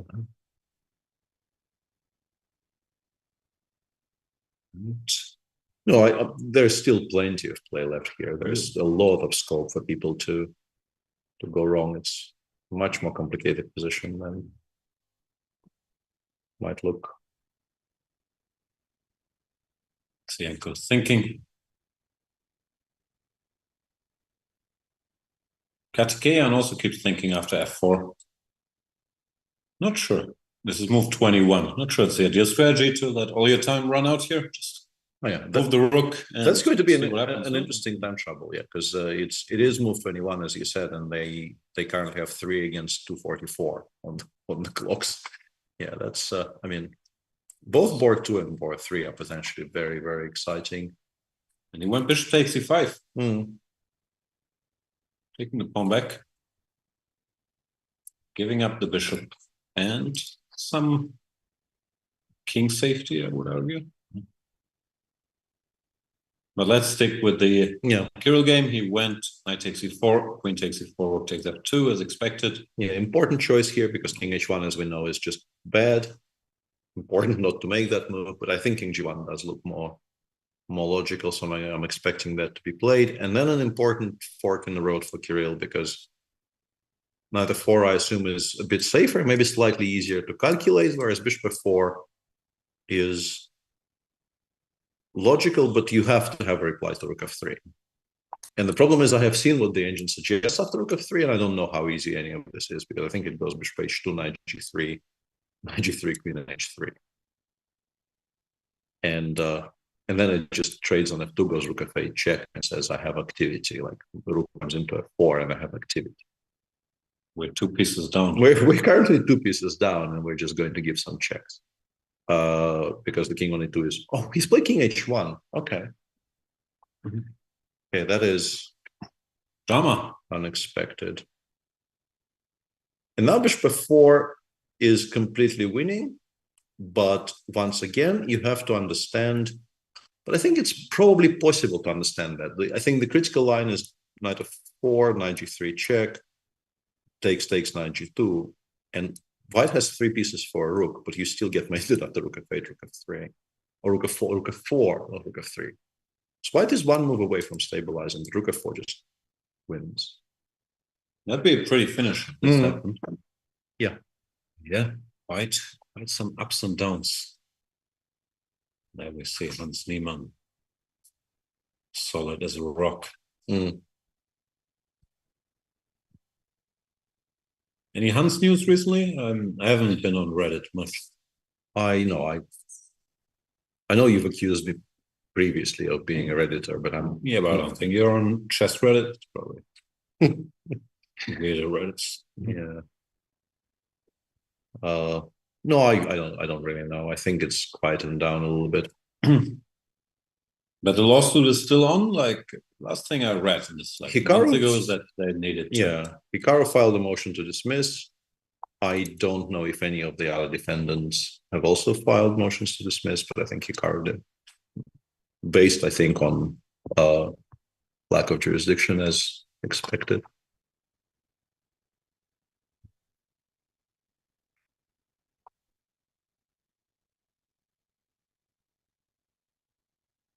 If you play knight f4 here, does it lead to poor positions for black, or just it doesn't win? Well, it just creates no threats. So white has like moves aplenty. Like it actually goes c4, c5 here, which is really quite striking considering that it creates no immediate threats that are of any like massive importance. Yeah, no, this is very easy.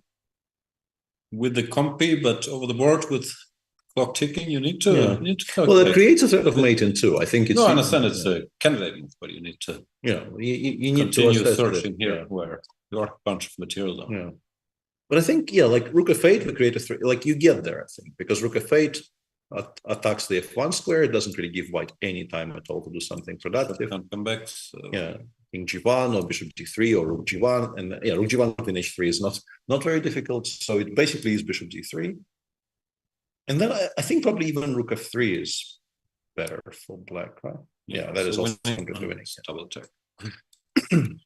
You'll have to win some. Let's do it. Yeah. Yeah, feels like he should find it, but we also thought he will play knight h5 without bishop takes h3, and we're proven wrong. Okay, we'll get a kind of, I think, if we want to switch away for a second, Dmitry Kollars now has exactly the choice we were sort of discussing earlier, right? You can take on f3 here. Do you think you lose?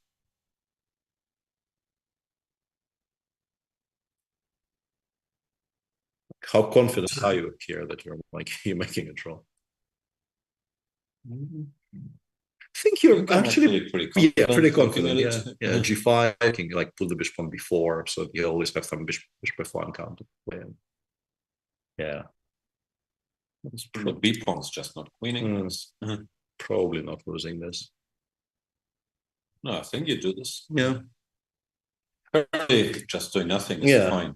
One reason not to do it is after queen 6 apparently you still have enough threats to maybe make an easier draw.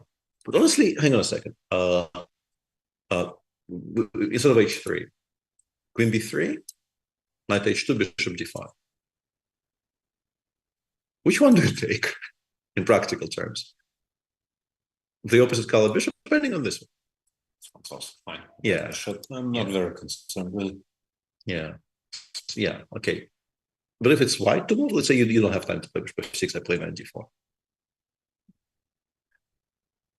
I mean, I one more move, then I'll be sure. Yeah, fair enough. Yeah, okay. Well, we'll see what Dmitry thinks about all this. Bishop f4 in the meantime played an Alexeyenko's game, so he now has to figure out. Snapped. Yeah, he has to figure out knight g3 is winning. I assume knight takes f4 is playable but not great, right? Because you don't really have threats. You don't threaten knight h3. F3 move maybe. Still goes c5.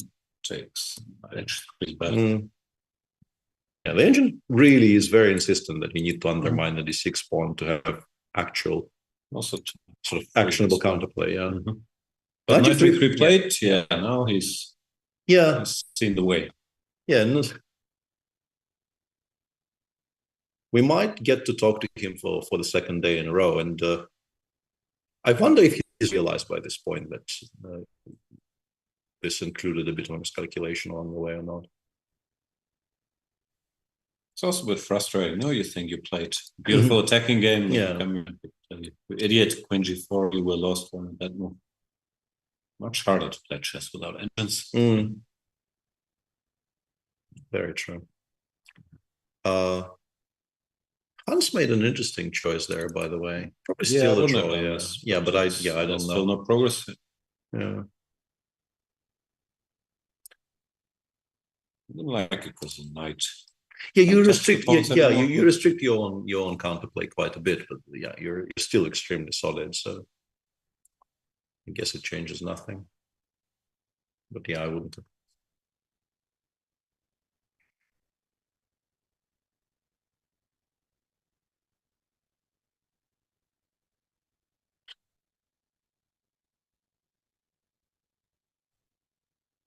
So takes, queen takes, knight g2 does seem to be. Yeah, what else can you do? And I guess Rook f8 is the only thing that wins here, but it also is the only move you can make. Yeah. The only move the hand Yeah. allows you to play. Yeah. T3. You pick one. Yeah. Rook f4 wins quicker, but Rook f3 also wins very, very comfortably. Yeah, no, this does seem fairly over. Knight g2 on the board.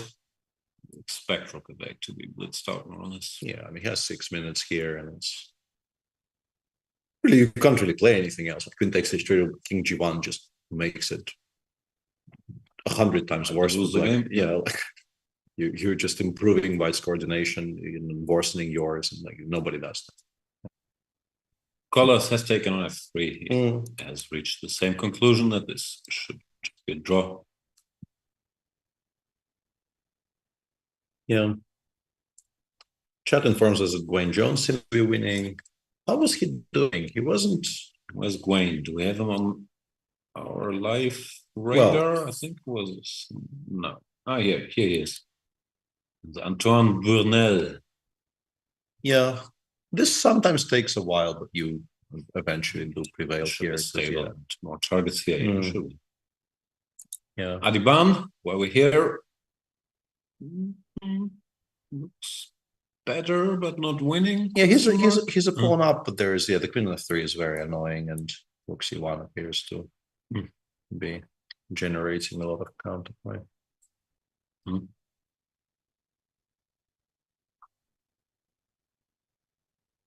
Yeah, the eventual game didn't get very far, but he did it very quick. And Jules winning. None of this g5. He hasn't played h4. He had a chance to play h4 and a couple of times already. Both sides. So if king c6 here, or g5. Let me just check something. Yeah, we're back to being +10 after h4. Yeah, h4 always wins. Amazing. But g5, we could take. And this is now, somehow not a draw. Yeah, because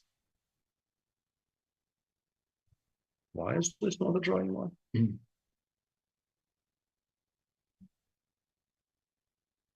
then we go from above. Eventually get there. It'll take a while, but no. The interesting move is king c5, but I guess we just lose the race very, very easily. Yeah, it's just we pop way faster. It's not very interesting at all. Just way faster. So still a chance for g5, but the way it's been going. Yeah, can we compare this and that? Like, let's play g5 here. King b5, king c7, c5. Takes is h5, the only move that makes a draw. Yep. Can't allow g3 for some reason. Yeah, okay. So king, we go h5, g3. We have to play g4, g4. And in those same races, we actually, in the end, we will get to the base of the chain. We don't have a reserve tempo. Yeah, we also don't have, we don't have a tempo to burn. Go g4, h4, king d7. Yeah. And yeah, white never actually gets to c8 because we always have to maintain their position. Yeah. Yeah, this is what I meant. Even pawn annexes. Yeah, this is what I meant. You're much better off not even trying to check it after the game because you will feel somewhat ridiculous. Okay, let's watch the finale grande. Rook f8 played, bishop d3 played. Yeah, choose one. Choose one. Does the game end here? What's the threat other than taking the queen? Here just says let's take the pawn first. Let's take on e4 and see how easy that is. I mean, I'll take on b2, right? cd though, yeah. cd, dc. It's lost, and it should be lost with this king, but yeah. No, it's game somewhat continues. Yeah, maybe you can actually make an argument rook f3 is quicker. When g4 rook takes d3 and just win those endgames. Yeah, they look completely and utterly hopeless. Just collect everything, h3, b2, all of the pawns, yeah. Just completely lost. Yeah, matter of taste. I think you win both, but yeah. Maybe this one is slightly safer. It's queen.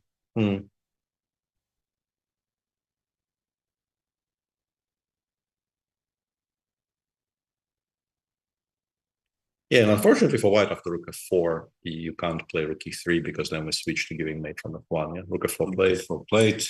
Yeah, Rook f1 does not help. nope. Nope. Yeah, Kirill, when given the chance here. Yeah, bishop c3 blitzed out in Nicely. response. Yeah.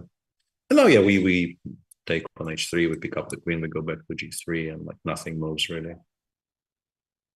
It just goes, yeah, exactly. You just can't really stop that march. How is Kirill's friend and colleague doing against Frederick? Whoa, This just happened. For a second there, I thought maybe white is better, but I guess not. Well, I mean, you have to give up on a5 by this point. Like you really have to play rook d8, and you allowing before might be a bit of a mistake. But this should be okay. Shouldn't be winning either, but it's actually white. There has to be careful. Yeah. So yeah, seems like Frederick did a very decent job of defending from what was a difficult position to begin with. Trying to jinx him. All of this suddenly appears on the board, all blitzed out, yeah, and it should be okay. I'm a bit worried for colors, by the way, because f7 is kind of weak, right? So can we try to fix? Yeah, why is? If I go h4, let's say g5, h5 here, and like create an additional target for some very, very distant future, is it that simple? No. Yeah, but I want to create the b passer and then try to give it up and get the king to f7. Would be sort of the dream, but I guess you never really achieve that. Yeah, you can just very calmly. Maybe one a passer. Yeah, I mean, if I can get an a passer, I will definitely prefer an a passer to the b passer for sure. Yeah. Yeah, I just kind of. The only thing I know how to do in these endgames is obviously to resign. So yeah, can always do that. Yeah, I mean, nobody's taking that away from me, but kind of impacts my ability to. Yeah, h4 plate. No, generally, yeah. I really like. I think that this gets nervy. Yeah. I think this actually gets a bit nervy. I think he still holds, but it gets a bit touching though. Stuff could still very much happen. We haven't seen Samant against Kartikeyan, where neither side has any time, and still only moved 27. But apparently black is just completely winning now as well. Yeah, it feels like white, like the black king on h8 is not safe, but the queen on the long that. Yeah, queen f4 is, I think, just 4 was too unnecessary. And then after queen takes b2, he didn't find a proper continuation, which apparently was connected with putting the queen on b6. Yeah. Yeah, now black is believable. Yeah, black is completely consolidated, and the bishop on 6 is a monster, and in some way black will win from here. Okay, let's see. Oh yeah, this on the board. Into on g3. Yeah, march can't be stopped. No, white is surprisingly. Yeah, you just can't move. You can't play rook e3 because of rook g2. If you play rook f1, takes queen g4, immediately collects more material because the bishop on e4 cannot be maintained. So you lose like your entire part on chain, and then black can choose where to win the fastest. The only sort of counterplay you can name is maybe playing c5, c6, but you are so far away from actually creating threats. I think c5, h5, even you don't need to wait. You're just never in time to get the pawn to b5. You're going to get mated on the king side so much faster. Yeah, in the end, sort of a nicely played game by Kirill, but it featured a massive blunder if we're calling things by their proper names, which wasn't punished. Yeah, really, from turned a winning position and probably losing position in one move, which is a lot. Played really well, sort of before and after. But this sequence of bishop h3, knight h5 would have basically turned a -3 position into a +3 position, which is a big swing. You have to say that a 6-pawn swing in one move is best avoided. It's not easy to lose 6 pawns alone. Anyway, this is over. Niemann is still playing, but we still do not believe that he's in trouble. He has to be a little careful, or maybe calculate a little, but he should always be. Yeah, but eventually you organize just play and G5 control. and start trading, and you don't lose. No, it's a draw. Colors, we're a little worried after he allowed H4. They might not hold this. Bjorn van Foreest, somewhat shockingly, agreed to a draw here against Aravind, repeating threefold. Frederik Swane should hold. I think he holds this. Pawn down, but hard for black to do anything. Active rook doubles. Yeah, it doesn't really look like an extra pawn, frankly, and normally these are being held quite comfortably. Demchenko, is he still crushing? Yeah, strong. Demchenko too strong. Farley won. Rabaili. Well, this is now this is now very, very unclear, because somehow, I mean, the king only one looks weak, but the knight on c3 is covering so many squares that it's very difficult to create any threats to it. Yep, might end peacefully. In the Zhu game, h4 has now happened, and white is winning again. Yeah. Looks like Zhu knows what he's doing. From this moment, from here on out, I guess you just saying you trust yourself to win by just calculating. Yeah. No, he has so many free tempi to burn on the king side now that h5 probably also wins, right? Yeah, all of these things will. G3 and then G4, and we get a version of the same. We do the walk around. Sorry, not like this. It's not like we start with G4 and then we do the old dip.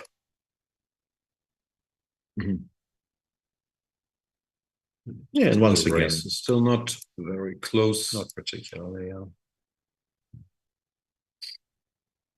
Yeah, G5 on the board. Jules doing Jules things, grinding out another endgame. Oh no, the TV. Oh. And the feeling is even HG, G3 might be winning, but I think H5 is more logical because it leaves you with more burnable tempi for the future. Not the remote. Press the central OK button. That used to work. I don't know. Maybe it no longer does, but that used to work. Best up to date. Yes. So yeah, Jules finally wins one. He'll be happy about that. A somewhat interesting conversion there by Morley Kartikeyan, who actually traded that bishop on c6 for the 9, but he is still going to win this endgame because 4 versus 2. Yeah. Let's eventually just go rook e3, rook takes b3, and you queen the b and c pawns. Like, it's not that difficult. Or you bring the king over and you start pushing. All right, so we'll see a draw on board 1, black victory on board 2, black victory on board 3. So you were once again right, 2 decisive games. Here, there's still some question marks. I wouldn't be too surprised if Yu Youngi found a way to ask questions here. So indicated that should be a draw. Jordan drew. Yasipenko's going to draw. Yeah, this should be a draw. Demchenko's going to win, as always, except for when he doesn't win. Petrosyan, we haven't really covered, but he's better against Ortig Nigmatov, chipping away. Rabaili is no longer better, and Jules Musar will win his pawn endgame. That is the situation. Is it break time? We can watch. Well, anytime is break time. They make it to the time control here, but they're almost there. Who's move 37? Rook b2 coming next, I guess. And The engine actually goes back, which is a bit surprising. How bad is this? It's not so easy. Rook T3. And then the king starts has threatening. pass. Yeah, and after D5, shockingly takes on King E4, and you're kind of played yourself into It's not winning. D8 A8, I guess. And you're actually not greening the B pawn faster, weirdly. Yeah. Yeah, this apparently is a draw now. Well, this mechanism is normally good, but yeah, the A pawn is just quick enough. Yeah, just quick enough. Putting spanner works. So still some intrigue here. Yeah, he should still win after Rook D6, but yeah, if he goes Rook B2 and gets met with Rook D3, it actually becomes a bit of a. But he actually went Queen E2 check to exchange queens, so it's not like he went Rook E2. Yeah. Which means it's more likely he will spot Rook E6. Yeah, I think once you realize after Rook D3, you don't have a very clean way to continue in King E4, King Also, G5. this looks completely winning. Yeah, just get the king over to C6. I mean, White will. No, Rook B2 played. Okay, this is potentially a massive swing in this game, because like Rook D3, like Rook D6, Rook D3 looks lost. I don't think you ever do that. So you have to play Rook D3, and then I think Samant will basically be forced into the correct decisions at every turn, because you cannot not take on D5 if Black plays D5. You always play King E4 after it takes B3 check. So yeah, it really does feel like him. Yeah, and also I also stopped there because Rook D3, D5. Let's put this on the board because it's very likely. Rook D5, Rook B3, or King E4. I thought Rook A3 might be winning, but apparently the engines are saying even that is because of how active the king is. Yeah, you just start going up to the perpetual, this King F5, King F6, and yeah, this is already a draw, so you have to play like Rook A1, I guess, yeah, instead of B3 to at least have a check from F1. Yeah, it goes Rook B5 and says basically zeros because you can't move. Yeah, you just can't move anything. Interesting. Yeah, Rook endings are tricky. Rook D3 played. Yeah, but you don't have a choice. Yeah, it's good news for White's moves. Easy. Yeah. And if Black passes here with like King G7, I'm pretty sure we go King E4. King E4. Start playing for a win. I mean, yeah, sort of. D5 played. Yeah, you can't possibly not take. Once again, completely forced. It's also move 40, which will be, I guess, a relief for both of them, because this has not been a very clean run into the first time control.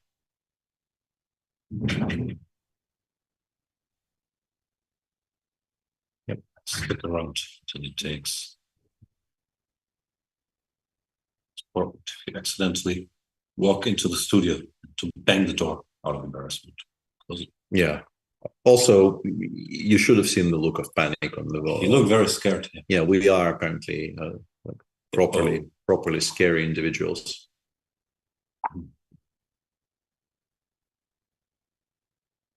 Yeah, in the meantime, Puranik Alexeyenko is still somehow continuing, but yeah, Rook E2 and frankly anything. Oh, but he's making H4 will do. No. Yeah, H4 also doesn't look like. I mean, Bishop B1 has been a threat has been generated. Yeah. It's also move 43, so you have all the time in the world. Yeah, they made the time control to pick your poison here.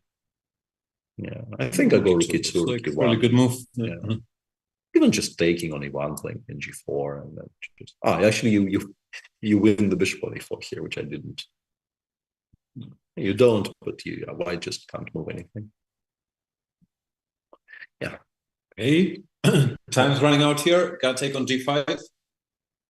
Yeah, a bit shocking it hasn't happened yet, because really what are your choices? Allowing C4 doesn't really look great. This yeah, probably lose a crucial tempo. Or 2. 3. Yeah. 10 seconds, yeah, but now it does happen. Taken, yeah. Rook B3 also happens, so they reach the time control. You can't really not play King E4 here. No other move makes any sense at all. And yeah, White's play continues to be pretty much entirely forced after Rook C3. You kind of have to go Rook G8, Rook A8, because if you don't actually pick up anything and black gets to play b3 and c4, you will just resign. So yeah, very, very useful here. Useful here for white that you don't have any choice at any point. Yeah, and here with white, usually I have no clue if you're dead lost or if there is hope. But once you have some time to start thinking, you might still not know if it's lost or drawn, but you see you have grounds for continuing the game. Take it from there. But after a time scramble, you get some random rook end games with pawns running. You have no clue. Yeah, but you also don't really need to know is the point. Yeah, you just like it clearly with the white king on e4 and a black king on h8, it's never going to be, you know, entirely hopeless. So you just continue, you make best moves, and yeah, as I keep on mentioning, in this particular case, they all look like they present you as not very much of a choice, which is a good thing. The Niemann game is apparently still going to move 51, but nothing has really happened. Yeah, like, once the king gets kinky, you always go g5. Yeah, Knight f5. He's got knight f5, which means that he can't really play g5 that easily, so he is settling on some kind of a passive defense, I guess. Yeah, if you put the knight on h8, you might actually... I was wondering if I could do this, but I managed to get into maybe some hot water. Still looks drawn, but yeah, putting the knight on the rim and leaving these pawns. Yeah. Somewhat vulnerable. Maybe not. No, I'm still convinced there's going to be a draw, but he's not making it very... Yeah, I think this is actually the material balance that I lost to Sasha Grishuk in the one Armageddon I played in my life in the World Blitz in 06. Yeah, king c6 played. So maybe still something to play for here. All the games have reached the time control. The time control is 90 minutes plus 30 seconds per move. But then an additional 30 minutes, so not that much time after move 40. But we're now past move 40. We'll go on a break and come back with the conclusion of the top games of this fifth Sitges. No, the fifth round of the Chessable Sunway Sitges International Chess Festival. Those are main words. We'll be back in the meantime if you want to check out the cooperation with the Norwegian Refugee Council trying to help refugees over the world. By all means, do so. See you soon.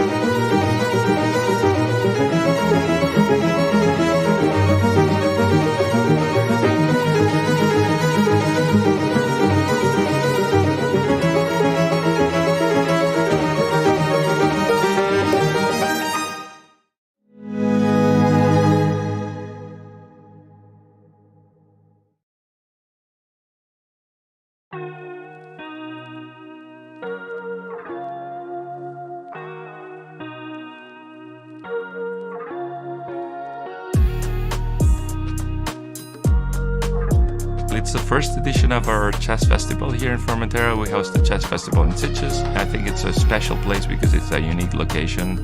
We have very nice views, we have very nice beaches.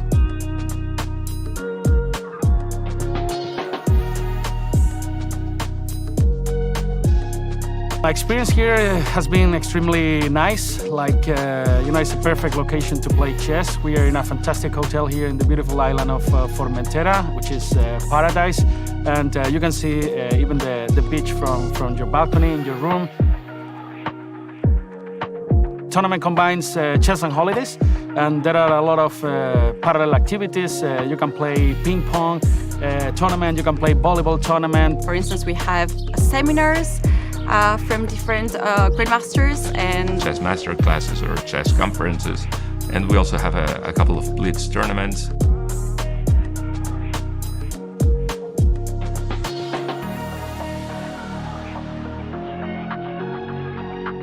Related to Spanish cultures. Our goal is always to have people have fun and have a chess holiday. Yeah, this tournament is basically for everyone. You can be a professional chess player who just is very much focused at chess part, and the conditions are good enough to do that too. I expect to play some decent chess at least, and yesterday I lost against Gustafsson, super grandmaster from India. But besides chess, I expect to have a lot of great moments and memories with my friends here in this beautiful island.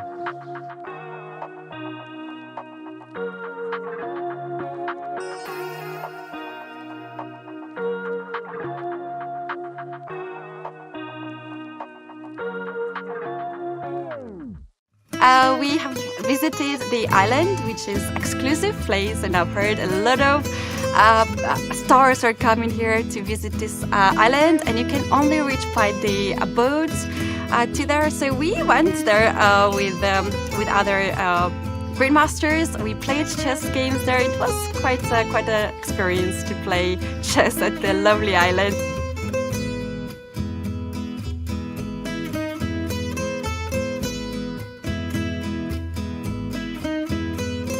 For me, it's very important to have a good time, because when I have a good time, then my chess also goes nicely, and this tournament is also proof of that, and I hope I will today, because so far I've got some points, and also I enjoyed other activities here too. So it's the perfect place to play chess.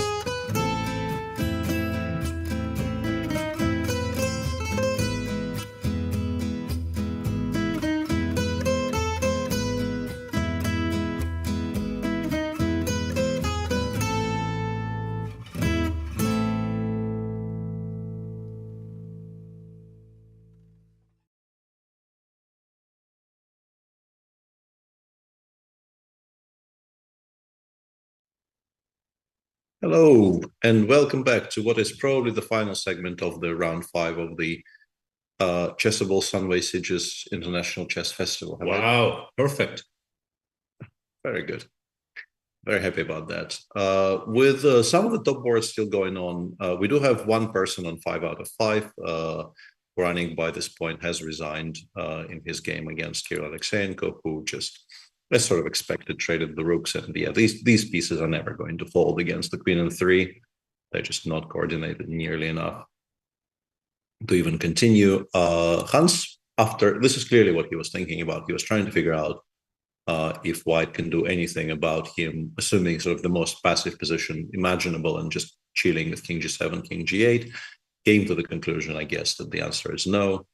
And correct. Yeah, the engine seems to agree, yeah. In the meantime, I did check, and this is the pawn structure was slightly different, but this is exactly the material I very convincingly lost to Grishuk in that Blitzball Championship Armageddon, knight and 4 against rook and 3. So it is possible to lose it. In particular, if you have a skilled practitioner of losing drawn positions on. Peter is very bad at chess. Yes, no, he has to point that out. Well, yes, that is exactly how things are. But yeah, Hans is not in that business, so I'm not going to lose this. Is Yu Yang Yi going to win this? Colors going f5, It's not what. Well, I mean, bishop e8 is eventually going to come. So he is.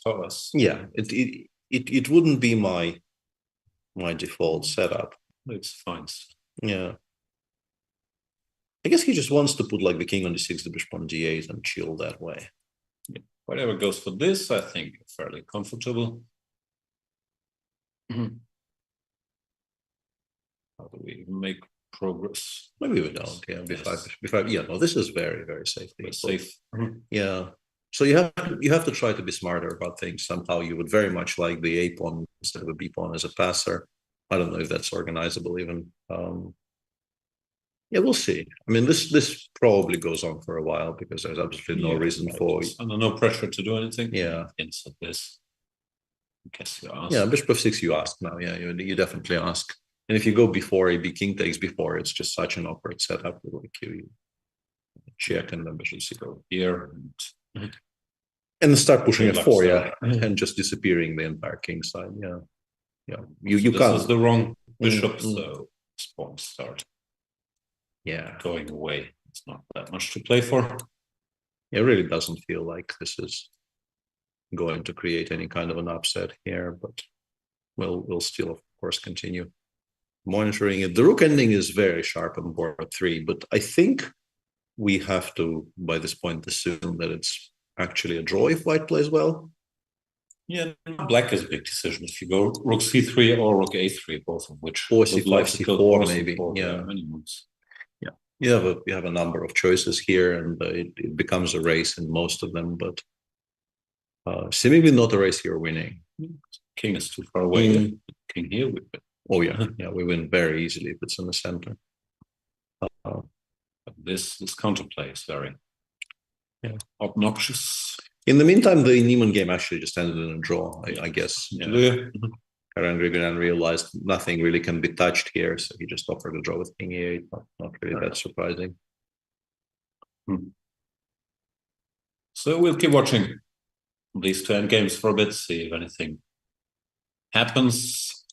Yeah, looks like our only one decisive game in the top 3 is in play again after Niemann held and Samant made a bit of a comeback. So to somewhat update the situation, it seems like today has been a very quiet day in general in terms of decisive results, because even in a 3.5 point group, there is a bunch of results and they're all draws. There will be some decisive games there. Jules Moussard will probably beat Fabian Benziger. Did already, yeah. Like resigned here. I think El Taj was much better. Yeah, El Taj has, let me actually refresh this because I think, So we will have in that group, El Taj Safarli has beaten Abdurrahmanov, Jules won. Tabatabai won today, but he's on 3 points, so that is less relevant. And we'll get, Demchenko is winning. Manuel Petrosian is much better against Artik Nigmatov. But in that group, you would have expected maybe slightly more decisive results. We will maybe have 5 out of the 9. Actually, that's not that bad. I don't know why I'm saying that. 5 out of 9 is a very decent percentage of decisive results. Likely, as things stand right now, likely to have a sole leader in the tournament with Kirill Alexeyenko winning his game. And although I wouldn't rule out. No, of course. That's a result in this one. Yeah. Like win. Yeah. Morley could still very much win, but currently he was just completely winning, I think, around move 35-ish. But they both had pretty much no time at all. And any random position like this, I can read it 0-0, but would you be sure of the board here that maybe you can count? Yeah, the king is so close, though. I think you kind of feel that this is a draw because, they counts. It gets in the way of black winning comfortably, and the a pawn runs quickly enough. But of course, it's probably every single position Still like this. Tempo. Yeah, exactly. White probably never has 2 tempi here. It's always the question of 1.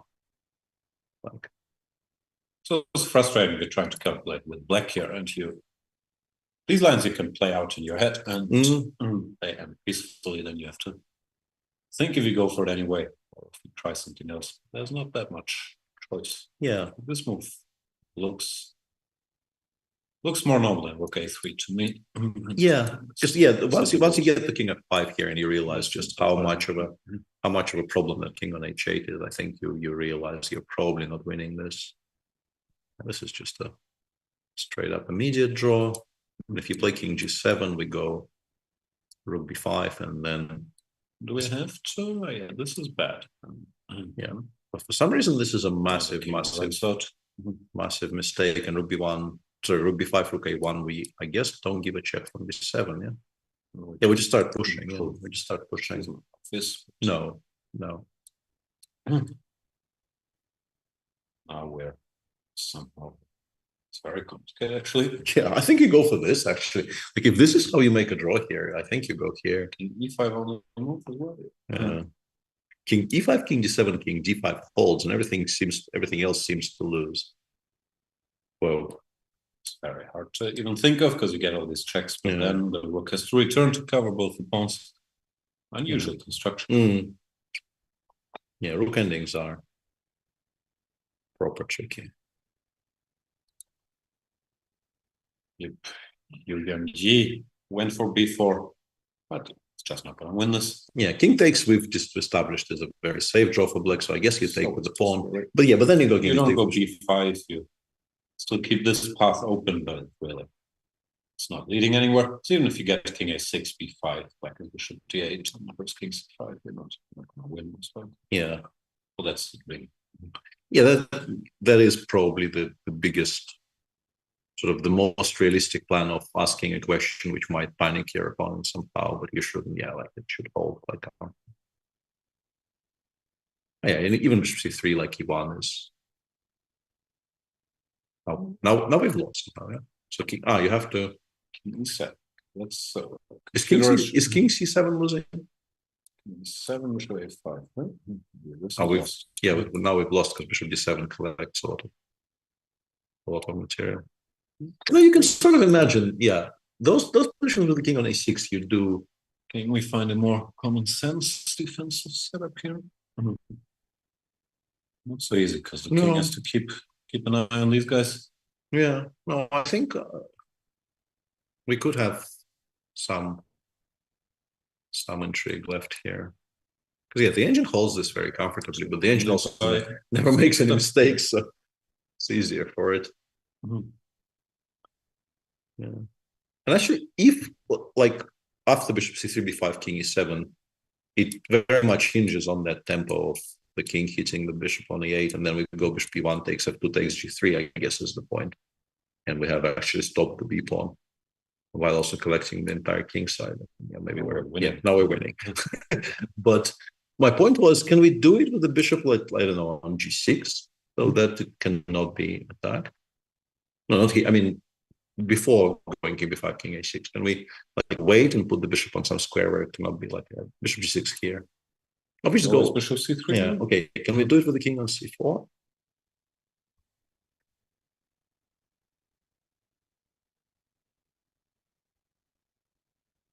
But just keep it on f6, I guess, right? You just always keep it on f6. Meet this with this. Yeah, don't go anywhere. Yeah, he's could we have kept it on f6 before? Probably, yeah. Yeah, it's a dumb move here, bishop e8, which isn't necessary. I guess we'll wait on this diagonal actually. Or b5 is first. Yeah, this is much more common. Yeah, but why isn't b5 a threat with bishop on e5? When bishop d8 is not available. Okay. This tempo now. No, not completely obvious. No. And then just back. You just stand there. Yeah. Honestly, the more we watch the machine defend this, the more I think it's losable. Because on the one hand it does it very easily, but on the other it all seems to be those like small tactics.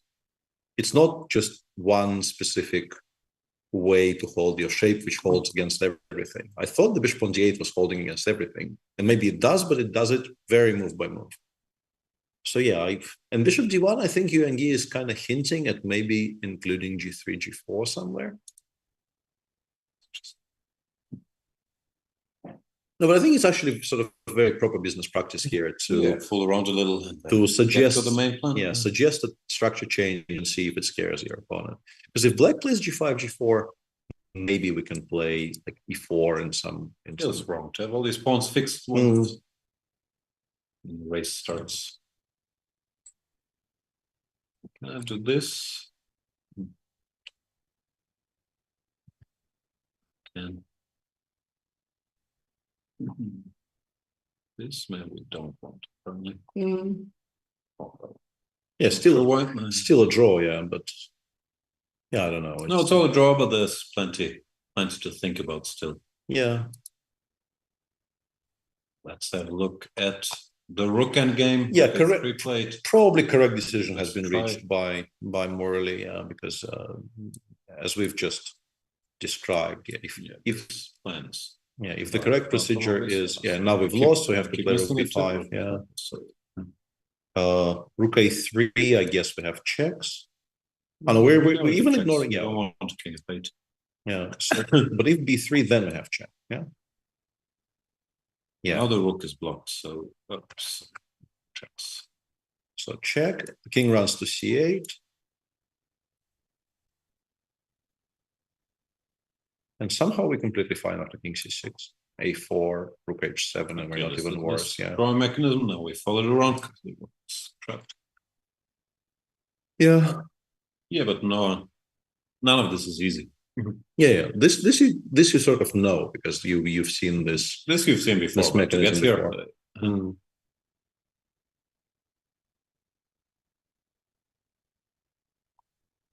Yeah. Radek Svane versus Yesipenko should not last that much longer. I guess maybe it does last longer actually. I was gonna say I guess black tries this. But how did it draw this? Probably. I said 0-0-0, but yeah, would you be confident? I wouldn't. I know I wouldn't. I would feel like I definitely have drawing chances, but I wouldn't know it's a draw. Actually, it's just quite safe, yeah, because like this is a better version of the other endgame where the pawns are just being stopped. Yeah, I guess it's not very difficult here. Yeah, in particular if you can put the rook on h6 and nothing moves from here. Yeah. This is another construction that's sort of very well established. Yeah. Yeah, just trying to look through the games to see if there's something important running apart from the ones we keep on returning to. But I think no. I think it's this rook ending, the opposite color bishop ending, and everything else we sort of know what's going on. There's a game we're missing. There's a game on board 13 between Vupola and Ivan Cheparinov, which is the revolution will not be televised. This particular revolution, at least. But apart from that, these are the two endgames we have to watch. Can't wait to see more moves being played. Yes. Kolar's a pretty good technician, but yeah, he will have to have answers. And g4 played, Yulian Yi was not bluffing. It's not the type. This is not the Shereshevsky school of doing nothing for the next 30 moves. Just went bishop d1 to go g4. Went g4. But it gives the bishop access to these pawns from here, no? I'm sure how useful that is. Yeah, makes actually a decent amount of sense for sure. Yeah, just to ask an immediate counter question there. Do you want to let me provoke f3 or? It's also common business practice to lure these pawns onto light squares. So bishop has much more scope. Yep. Yeah, something like this is now a very, very straightforward draw because you can even play e6, e5, and just never let the king come in. Famously, even being 2 pawns up is not supposed to be enough unless your opponent resigns. Who would resign? You need to know your clients. Alexander didn't seem to have many doubts about this one. Yeah. Good job. Rook h6 or rook g6. h6, h4, and then I guess rook g6. Yeah, rook g6, and you have to put the rook on g3, and then we go king g2, king h2 moves. Yeah, and that's a very, very well established. Yeah, even b6 is okay. Yeah. Although I honestly I am probably playing rook 6 check and then back to g6. Yeah, b6 is probably sort of bad technique, but hard to mess this up. Yeah, check and put it back. Yeah, because really nothing at all moves anymore on the king side. So yeah, Frederick probably holds this. I guess after g3, g4, as long as Colors doesn't panic, he probably also holds this. The rook ending is still tricky. I wouldn't like to call the result there on board 3. What's he thinking about? Some direct king f5? Then rook c3 wins. Now we went the wrong way. King f6 or rook f3. Yeah, but I guess it is specifically king f5 because rook a4, king f6 we've already made an immediate draw. Yeah, it's also wins now. Yeah, we can't go this way. The rook still. Yeah, is out in the wilderness. So you should spot rook takes c5. It's king of it's difficult to check, right? But it feels like maybe it's the only move that makes a draw. Everything else will lose. Yeah? An interesting little kind of a thought experiment here would be to put the pawn, which is currently on g3, on g2. I have a feeling it's lost then for white, because after king f5, b3, king f6, there will be rook f4 check. Yeah. No, it's very random draw, actually. Very move by move. Yeah. Like it actually hinges on the fact that the king of f6 cannot be out. Suddenly we've lost. Yeah. Now we get rook b4. Yeah, suddenly we've lost. Yeah.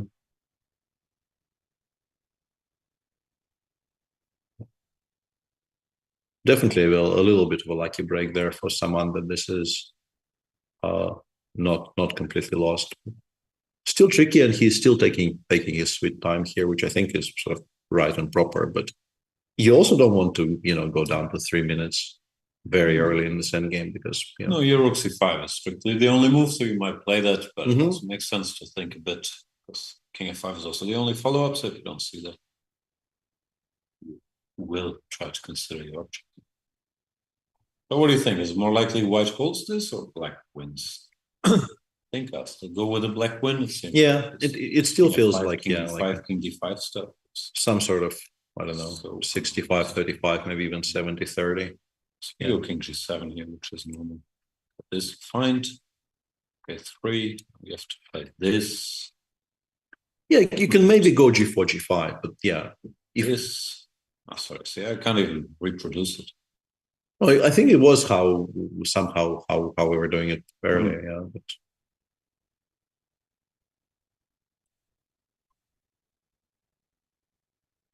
b3 we always go in with the king. Yeah, this one is. Yeah, that's. So it's tricky. Yeah, it definitely is quite tricky. Color's doing well. Didn't react to this. So he creates this. She was on the right diagonal. I think Yu Yang Yi. And Aditya just seemingly. Start with king f5. Oh, that's not the way. And now supposedly both c4 and rook c3 are just winning for black. Yeah, because now you give a check and then you start pushing. You start pushing the c and b pawns, and the white king is. Yeah, he lost a crucial tempo. This is a big tempo. You can't really afford to lose here. Yeah. Right idea, but wrong execution. He had to wait, which is actually logical, until the rook is sort of passive, doesn't have the checks. Yeah. But always easier to criticize than to make moves after a hard time trouble battle. Yeah.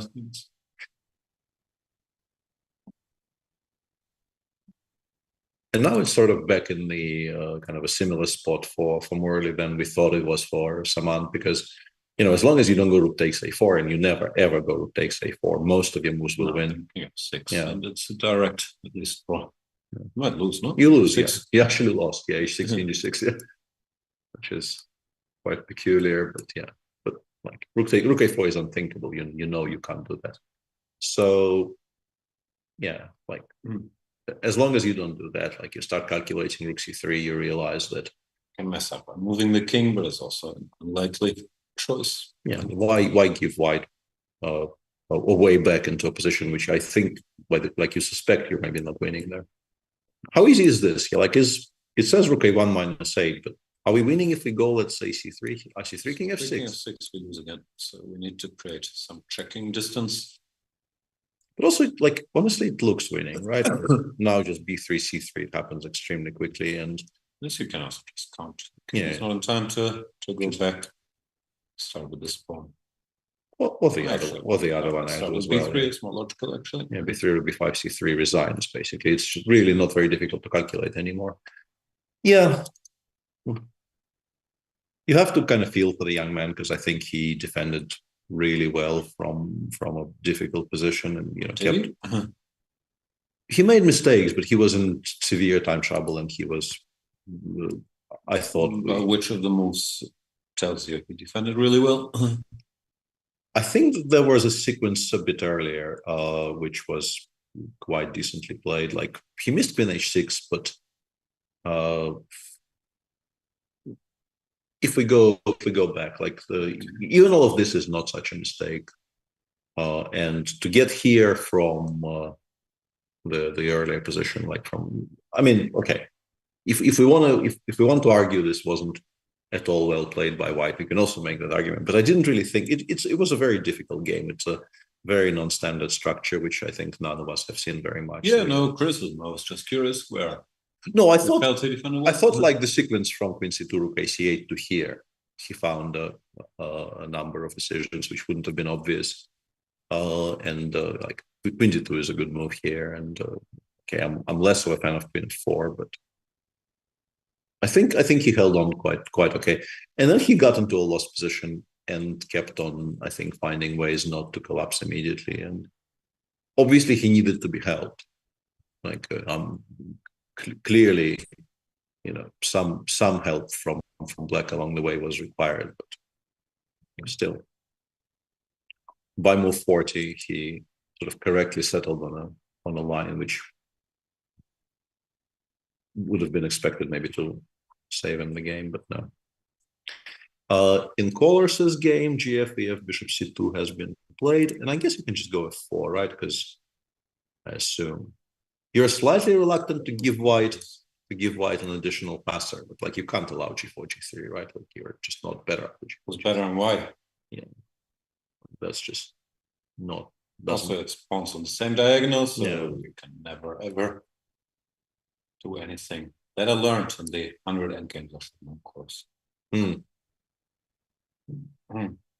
Oh yeah, this is just a very, very safe position for black. Yeah, and generally you're very much welcome the idea of getting pawns off the board. So f4, like if it doesn't lose on the spot, you definitely would like to play f4 and trade some. Is any square now?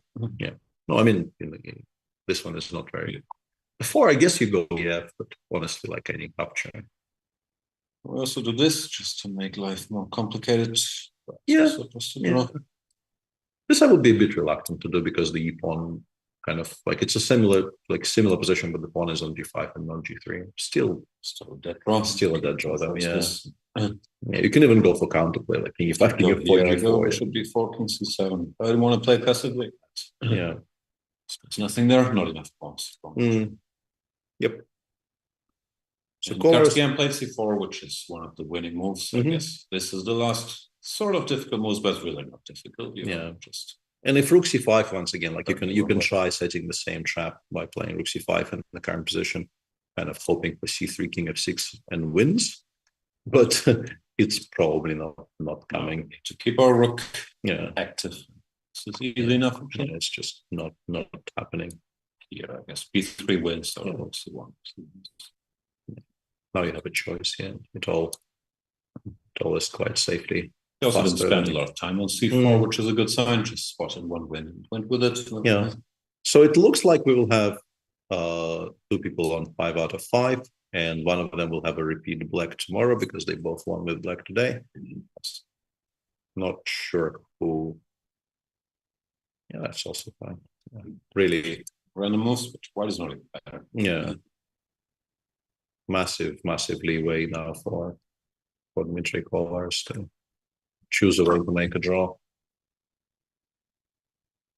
So generally, I think the higher rated player changes color, right? Yeah. So my assumption is Kirill has white tomorrow against Morley Kartikeyan on board 1. And then there's going to be, let's try and figure this out. Please do. Yeah. We can't wait for the parents to come out. Let's calculate. So Karen Grigoryan and Sneeman on 4.5. We will have Demchenko, probably Manuel Petrosian, Eltaj Safarli, and that's actually it. 1, 2, 3, 4. Is that true? Seems to be true. That's already quite a lot of, like, considering how big of a tie there was with 4 in the group, half a point behind the leaders. It's quite a lot of separation. 2 people on 5 out of 5 and only 6 people on 4.5. Very exciting, important information that is crucial to the understanding of what's going on in this tournament. Command of how many people have how many points.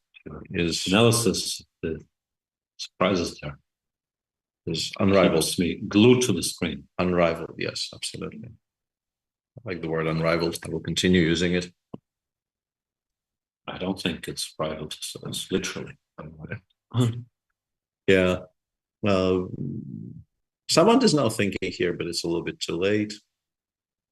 Yuengi played bishop d1, which is kind of clever, but we've already established that, like, maybe can even mind this. Yeah, but can maybe remove the g5 pawn off the board now. You shouldn't. Yeah, So now the typical defensive technique, just so you don't have to think about it here. Make sure these pawns are here. But what if white doesn't play e4? What if you play king d4 instead? Check, no? And then king e4. What are you trying to achieve here? b2, king f5. Is bishop c1 the only move that makes a draw here? That's the defensive technique. I mean, protect the pawns to complete freedom. Yeah. Let's make a random move here. I'm not sure this is lost, but this is pushing our luck, certainly. Might be lost, actually. Yeah. Not happening. Yeah, definitely not happening. But yeah, I was kind of curious there for a second. G3, same idea. Yeah, very similar. So king d1, like, sorry, king d4. I guess we go bishop b1, bishop a5. Yeah, and just do it that way. b6. Fairly decent. White having the wrong h pawn does not help this course. Yeah, we can even go. The right h pawn won't help either. Oh, we can't actually give up too much stuff here. We still have to play bishop d4. Yeah, not very difficult. Not very difficult at all. No, I think we're slowly coming to the end. We can stick around a little, see if Samant continues, but I don't see a way to screw this up anymore. Like, yeah, maybe he tries rook c5, asks one last question. Yeah, but it will be answered. Yeah, it feels like once you realize you can just start pushing. It's very, very difficult to go wrong. Frederick Swane also. This game is technically still going, but Swane knows his stuff. Yeah, and not a lot of stuff that needs to be known in this position, if we're honest with ourselves. Just put the rook on either h6 or g5. I think both are completely fine, and just start shuffling. Shuffling. Indeed. Indeed. So in round 6, have you checked how many people will have 100% and how big the suivants will be? The what? the pack chasing them. I think it's 6 people, but I could be wrong. Can you check? I will check again. Absolutely. The pack will consist of Grigoryan, Niemann, Demchenko, Safarli. Is it actually 4 and not 6? Petrosyan. I think we all know at this point that Demchenko is going to win the tournament, but I like that still has to be. Well, there's actually a lot of intrigue there because I keep on counting the exact same 9 games and coming to a different answer. That's why I keep asking. Yes. So I think I'm currently at 5. I was at 6 earlier, and then I was briefly at 4, but I think it's actually 5. Niemann and Grigoryan, and then Petrosyan, Demchenko, and Safarli. So those are 5 on average, which makes it more likely. It's actually fine. It is very true. Very, very true. Truer words have never been spoken. Tomorrow should also see the return of the one, the only Mr. Dodgy, who, in the spirit of the FIDE circuit, will not take more than 1 buy, I assume. You're not allowed to. Normally you can only have 1 buy per open tournament. Those tend to be the rules. Them's the rules, yeah.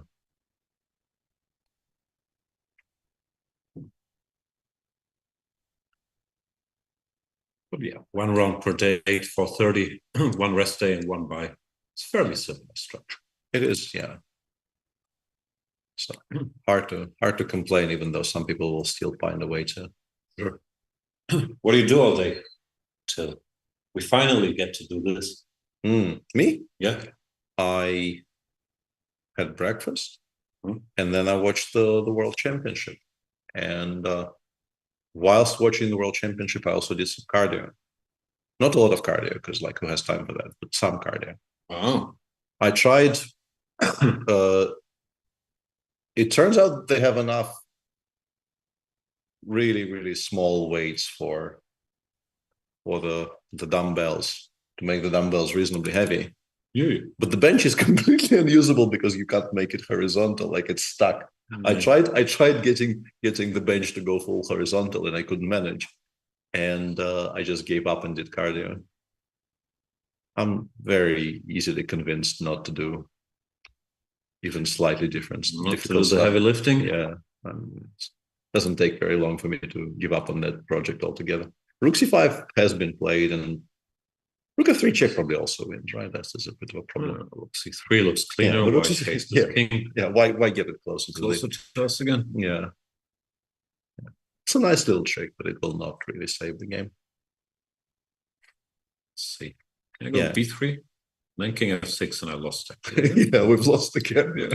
Did it again. Yeah. Andrei Yasipenko very culturally got everything off the board immediately. Yeah, very much approve of this. And I want to see b6 after g3 hg. You never take on g3 here. Everyone takes on g3 here. No. Whoa, I'm very disappointed with Frederick. You're wrong. If you defend it, then you're not playful. You take on. No nonsense. The final capture has to happen on the same move, if possible. This is a very important stylistic point. I will insist on this. This is not just an unwritten rule, it's also an unspoken rule. The rule that shall never be named.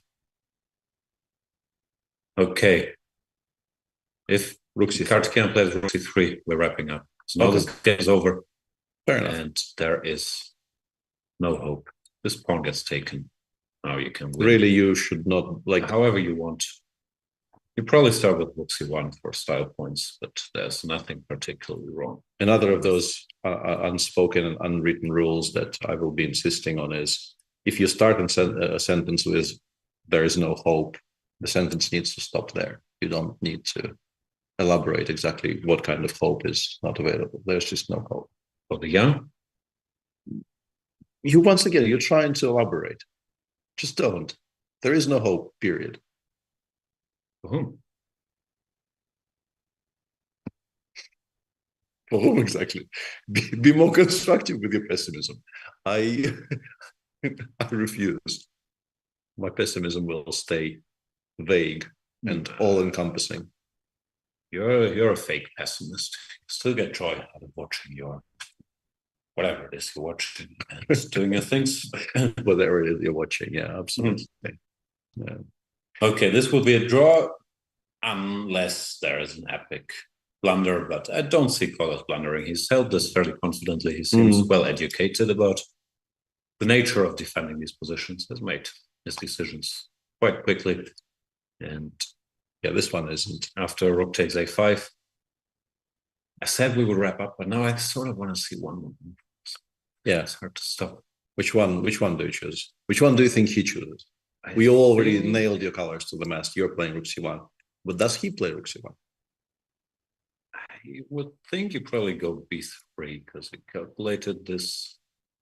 Just a5, c3, yeah. But I'm not sure. Rook c1 does look very smooth as well. No, you can even do this. Yeah, you can pretty much always just do this because the king is on the poor square here.